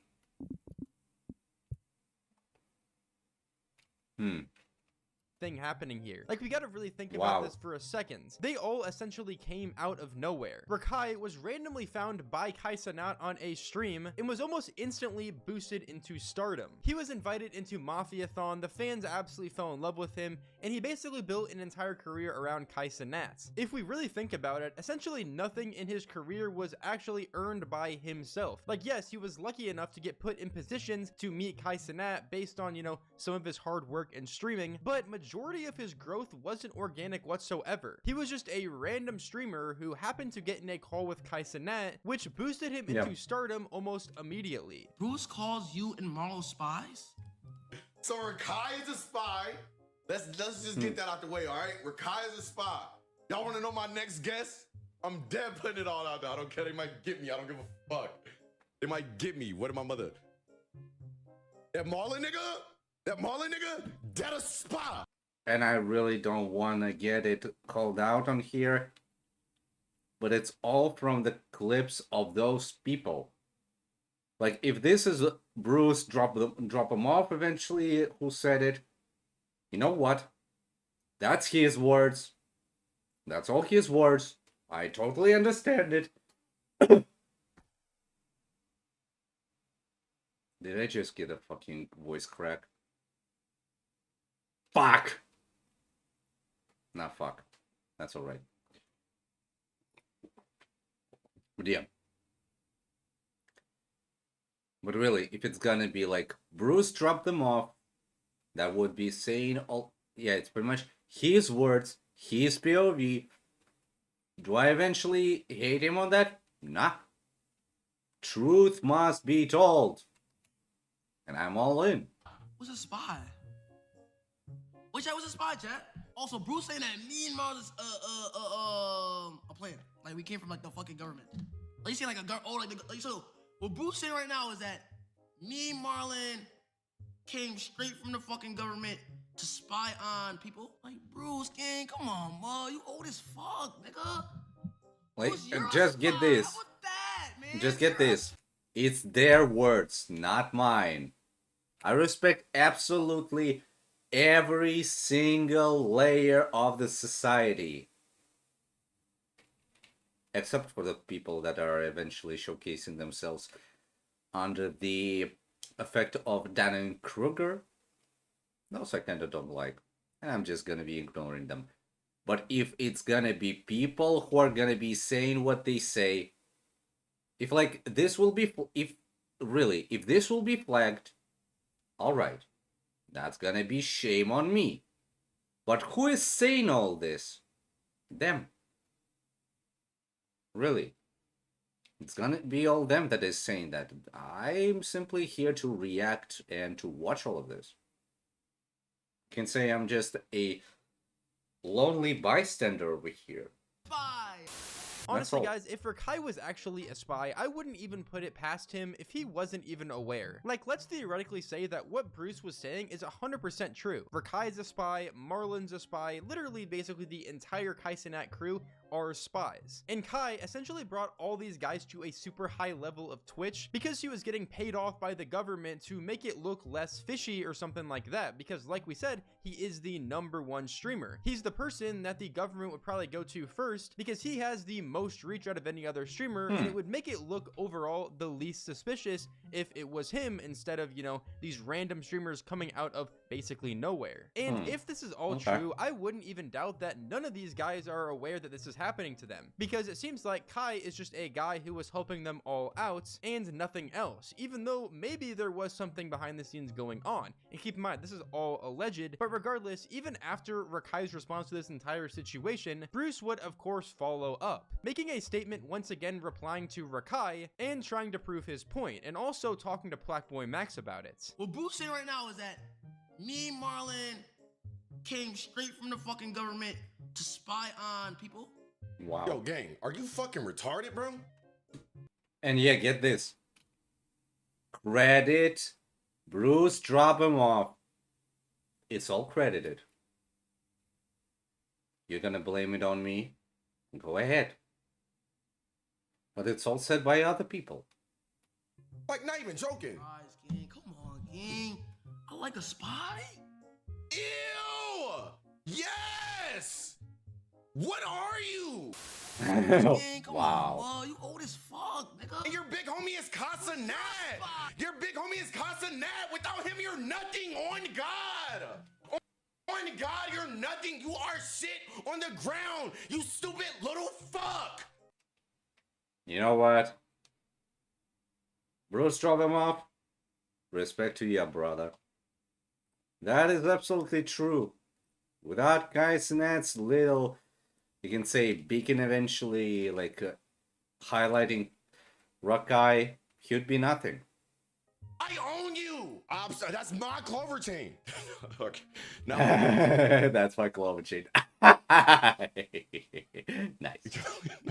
Now I'm overly trolling.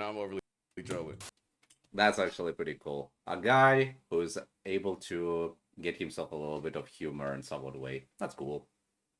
And also, guys, I think it's incredibly important to mention a couple more things that I just do not agree with Rakai promoting on his stream. As we all know, most of Rakai's audience are literal children, and he's constantly promoting very sexual acts on stream. He's also recently admitted that he's addicted to vape and stuff like that, which honestly, if you're not even legally old enough to do so, you probably shouldn't be saying, let alone promoting it to your audience when you know damn well that most of your audience also can't legally vape. It just seems really scummy and disgusting to me, and I don't know how you can possibly defend that. Not to mention that he's also been collaborating.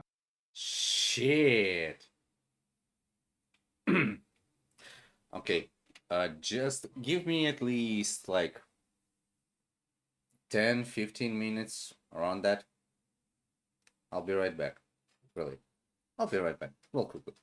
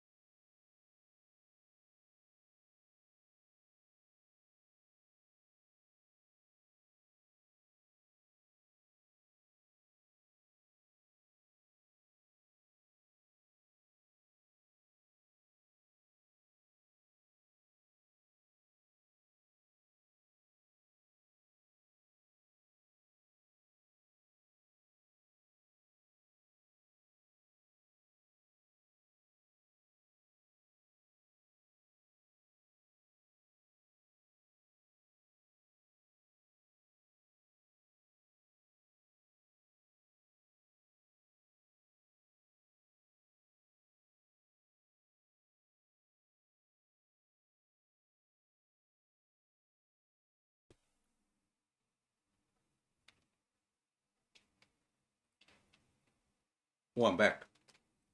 Collaborating with Piper Raquel a lot on his streams, as I'm sure most of you guys are aware. And she obviously has an OF page, which she's either directly or indirectly using Rakai's stream to promote, which also, like, OF content is content that Rakai can't even legally consume at his age. So she's using a minor's stream to promote her OnlyFans content. It just seems extremely says, scummy and wow. weird. And overall, it's just promoting these suggestive themes to kids who probably shouldn't even be on the internet. You know what, bro?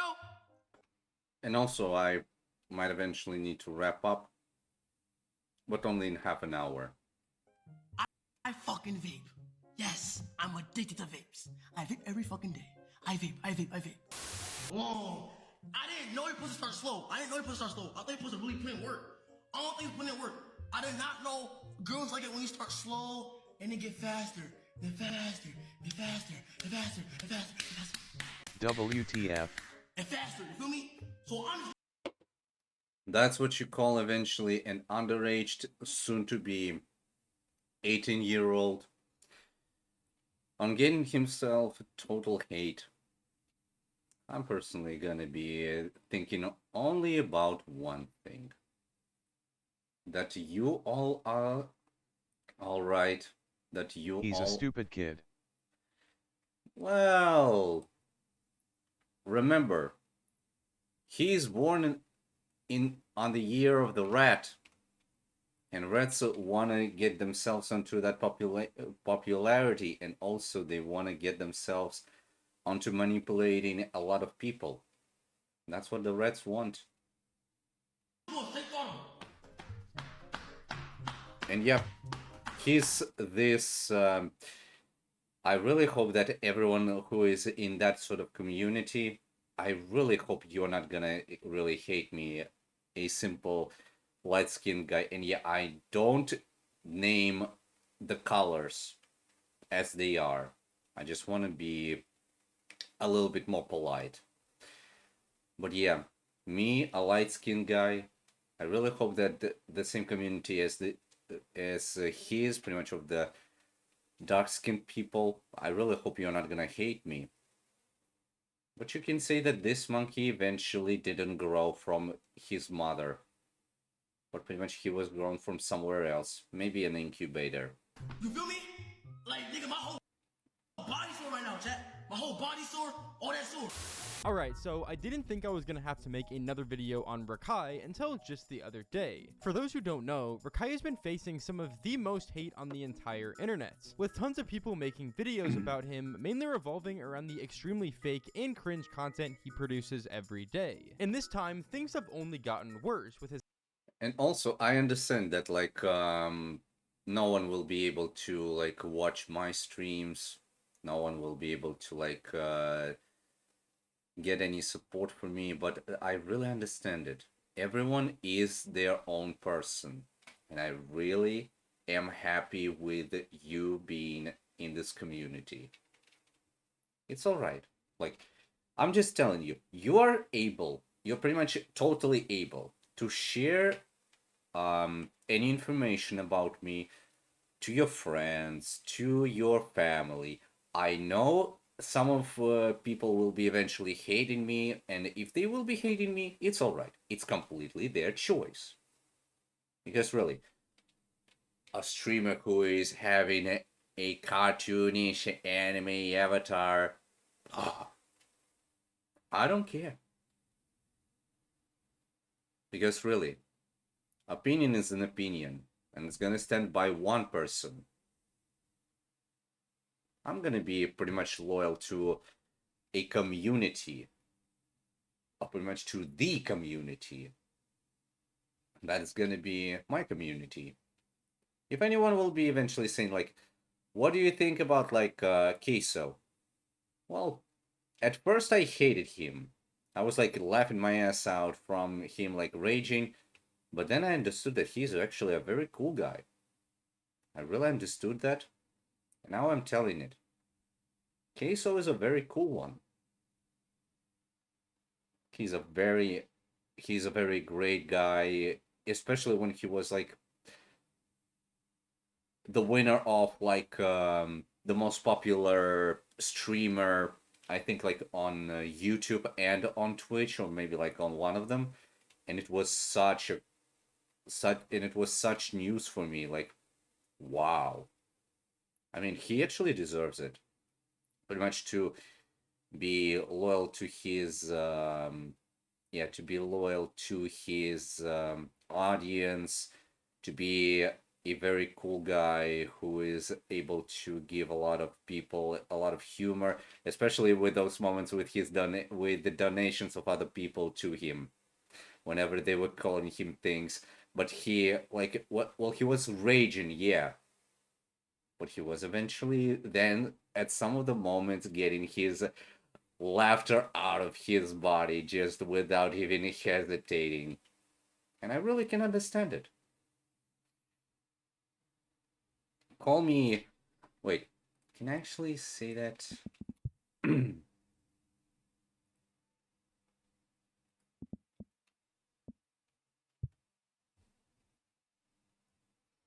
Eccentric or non-mainstream, expert or enthusiast. Yeah, pretty much you can. Yeah, okay, so I'm seeing it. Geek is a slang term originally used to describe eccentric. This became unusual and unnecessary without being demonstrably maladaptive. Ah, so pretty much non-adaptive. Eccentricity is contrasted with normal behavior. So pretty much that. In current use, the word typically connotes an expert or enthusiast obsessed with a hobby or intellectual pursuit.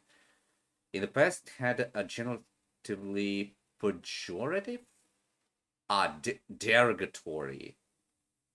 So pretty much, it had a generally pejorative meaning of a peculiar person, especially one who is perceived to be overly intellectual, unfashionable, boring, or socially awkward. Yeah, to be exact, you're gonna be able to call me a geek, a nerd, or anything like that on like numerology, on computer sort of stuff, on the programming. I fucking love this shit because I was born with it. I know numbers since 3 years old. Since I was a fucking toddler. 23 years later, still in it, baby. Soon to be 24. English for, let me see. So 5th grade. Yeah, since 2011. English, yeah, if I recall correctly. Oh, either 2010 or 2011. Since one of those years. More than 10 years I'm into it. More than even like 15 years I'm into English. More than 15 years with English. More than 20 years with numbers. And if anyone will be calling me a geek or a nerd on that part, try breaking me with that, bitch. I'm very proud with it. His collaboration with Piper Raquel. Piper's also recently been criticized all across Kimi the internet. says, However, XD. not for the same reason No, that really. Rakai was. Right after turning 18 years old, she would decide to launch an OF. A pretty bold move that would spark a lot You of should be proud controversy of as OT. she has a large fan base of I'm not just, Asterisk. not just should be. I am. mainly children. However, with her and Rakai both being some of the most hated creators on the internet, their collab stream would go just as expected. Throughout the entire thing, they would do the classic Really. I am proud. Actually, let me see what is gematria. Yeah, what is a gematria calculation for the I am proud? I am proud. 7 and in reverse ordinal, 11 in Chaldean. Look at this. Fucking 33. Master teacher. And I am proud of who I am. relationship bait, making it seem like they were interested in each other throughout the entire stream, even though they obviously had no romantic feelings. Like, Rakai was trying to play it smooth and rizz her Kimi up says, throughout the entire "Good." stream, while Piper was just letting it happen And for me, it's epic. And even further enabling it just to keep the chat moving. Even though it was so blatantly obvious throughout the entire stream that this was fake and only for content, the Rakai fans were believing it and eating it up the entire time, spamming. And also, Seems good. And also, yeah, if in 15 minutes I will be eventually wrapping up the stream, I will leave the entire, or pretty much the rest of the video on the next stream. Maybe I will be able to get it on the Monday, maybe on Tuesday.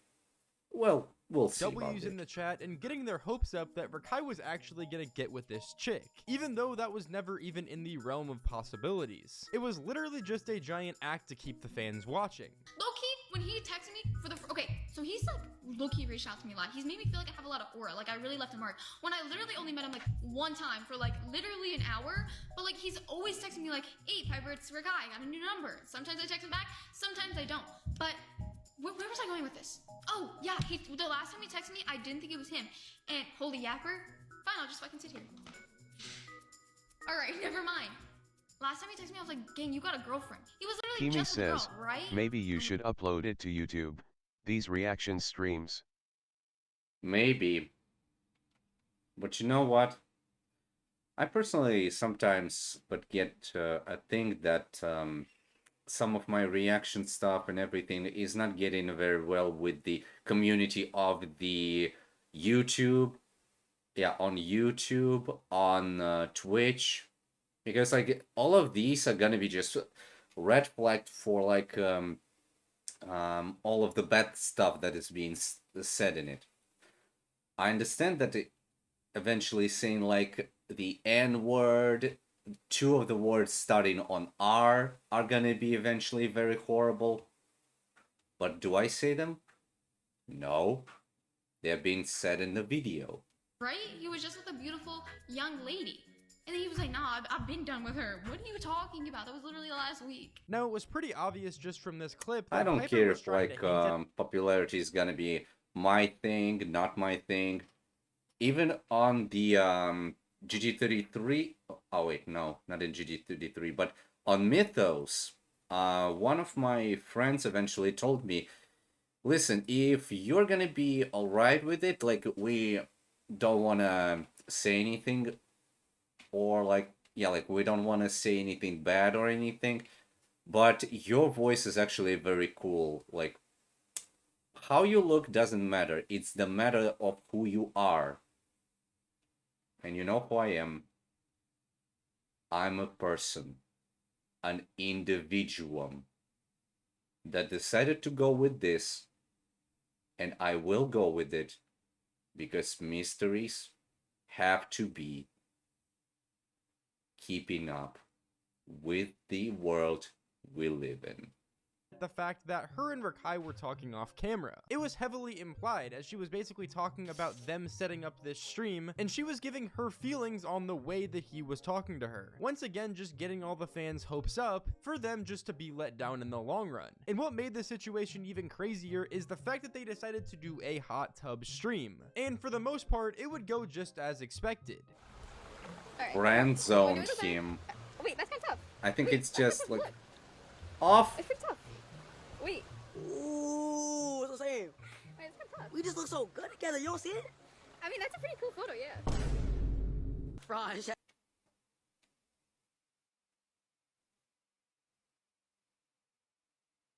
It's such a heavy rain outside on my end. Okay, let me see.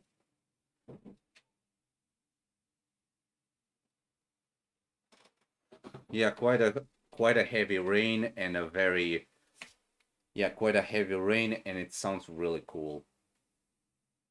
I really hope if like someone else is having a very heavy rain, I really hope if you are like sleeping or something, I really hope that God, well, like everyone is saying, like Mother Nature, all of that, it's all God's work.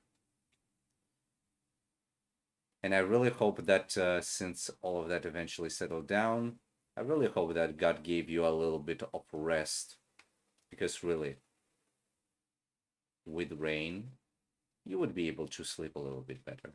And I really hope you do. Like I said, this was most definitely a mutual thing. They were both planning on taking shots at each other all night, acting like they were legitimately talking, even though it was all just for content. To make the fans more invested that they were actually talking and thinking of being a couple, even though that was never even the case. And throughout the stream, things would continue to ramp up extremely fast, as Piper would ultimately decide to get a tattoo of Rakai's name on her foot, just making the situation even weirder and taking Piper selling her body to a whole new level. It's not just Also, yeah, I even still remember, well, let me actually do this. Wait. Without even a calculator. Tattoo. 60, 61. Yeah, that's getting to 91. Wait. 19, like everyone is knowing that 19 is the, well, pretty much in the smart community. They're gonna be knowing that 19 is the 8th prime number. Also, the difference between 1 and 9 is 8. But also, the founder of Mythos actually explained 19 is number of bad karma in one hand, but it's also a very amazing number of the accelerator, going from 1 to 9. And now I understand it. Tattoo. 60 plus 1 from the A plus 30 from the 2 O's, 91. Going back from 9 to 1, from the top to the bottom. just OF anymore, she's literally tattooing this retard's name on her foot. You know what she just look what she just did. Look. You look? Piper, you guys name tatted? Yeah. Yo, nigga, that's how niggas do it. Feel me? Name tatted on the body. Yo. Wait, let me ask another question. Yeah. Wait, do you know his real name? Do you know his real name? I don't really want to know it. What is it? What is it? So his real name is his real name is Q Vaughn. Well, Rakai's my real name too. Okay. Like Rakai's my middle name. No, I think Q Vaughn would have been more sentimental. That's what. Yeah. I pretty much knew all that. Q Vaughn. Oh, I think she should get a Q.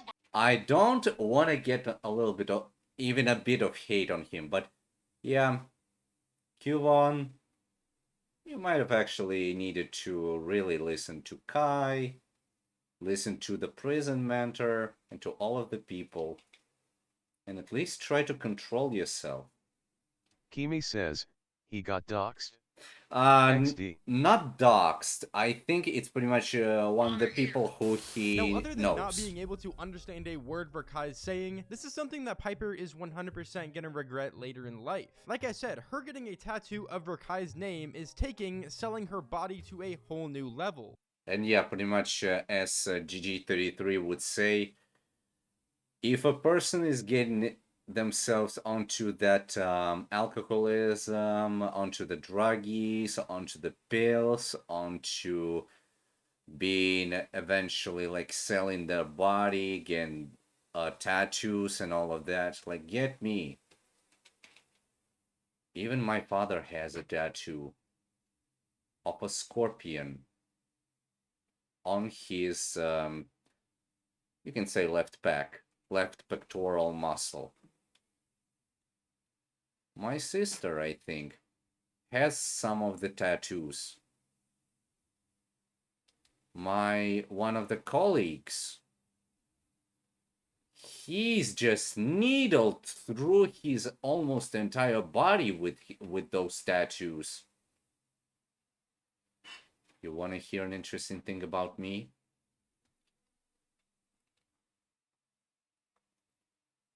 Never had a single tattoo in my life. And never gonna be. Never gonna be having one of those. Especially when you consider that the tattoo is 9-1 from the top to the bottom.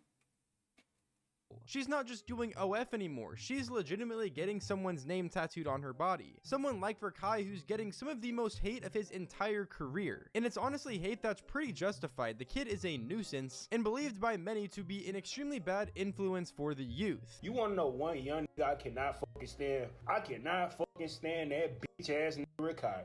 Real shit, the nigga lame, he's stupid, and he a punk. Like real shit, who the fuck y'all? Good thing that there is everything like censored. Who the fuck That's is good. watching this game? Like real shit, I can't even fucking stand how the nigga look. Like the nigga face literally stuck like this. Like every time. Yeah, you're like.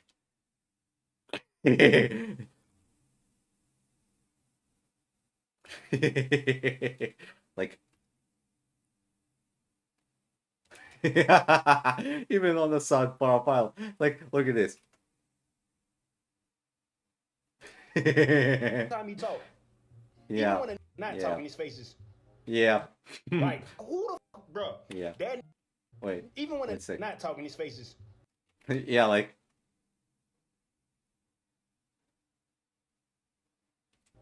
Like that Nice. piss me off, gang. He do the most stupidest shit in the world, gang. And then he's always protecting him and shit. Oh, he's 17, whoop wah whoop. A lot of support to this, man. Not doing no stupid Kimi ass says, it's not that bad having one tattoo, but having too much all over your body is. Even if it's one, Kimi, remember, 91. If 19 was the accelerator, then its mirror, 91, is a... Yeah, you can understate it. You can say it's like the reverse drive of the entire situation. Niggas was doing dumb shit, but niggas was not doing no stupid ass shit like this nigga be doing, gang. Like real shit. Who the fuck is watching this nigga? The niggas that gotta be watching them gotta be 14 and below. Real shit. Cause hey, ain't no way a grown ass man is sitting in his room with his feet cocked up in the air watching Rakai. Hell. Now it's became clear that most of the internet. Oh my god. I got scared because Silver eventually got to my leg and like got a little bit of a touch of my leg hair with his fur, and I'm like, oh. Silver. No, Silver. Sit down. Have a nice seat. It's all right. There you go. All right. So I think I'm gonna pause it here.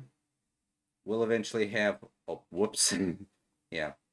We'll eventually have all of the talk and fun and stuff over here pretty much on the next stream. It's gonna be all chill. It's gonna be all cool. Just like always. Yeah, we'll be emotional, but maybe it will not be. And let me go ahead.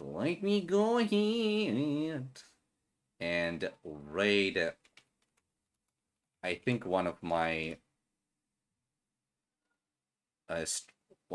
favorite streamers who is always onto like gaming and art a little bit, whose nickname is Harrowwick.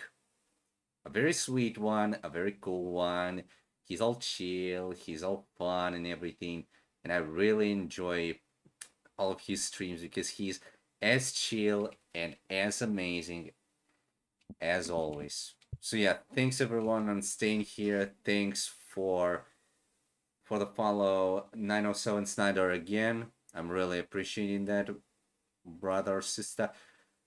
I really hope everyone will take a very nice relaxing time of their day please don't forget that I really care for you all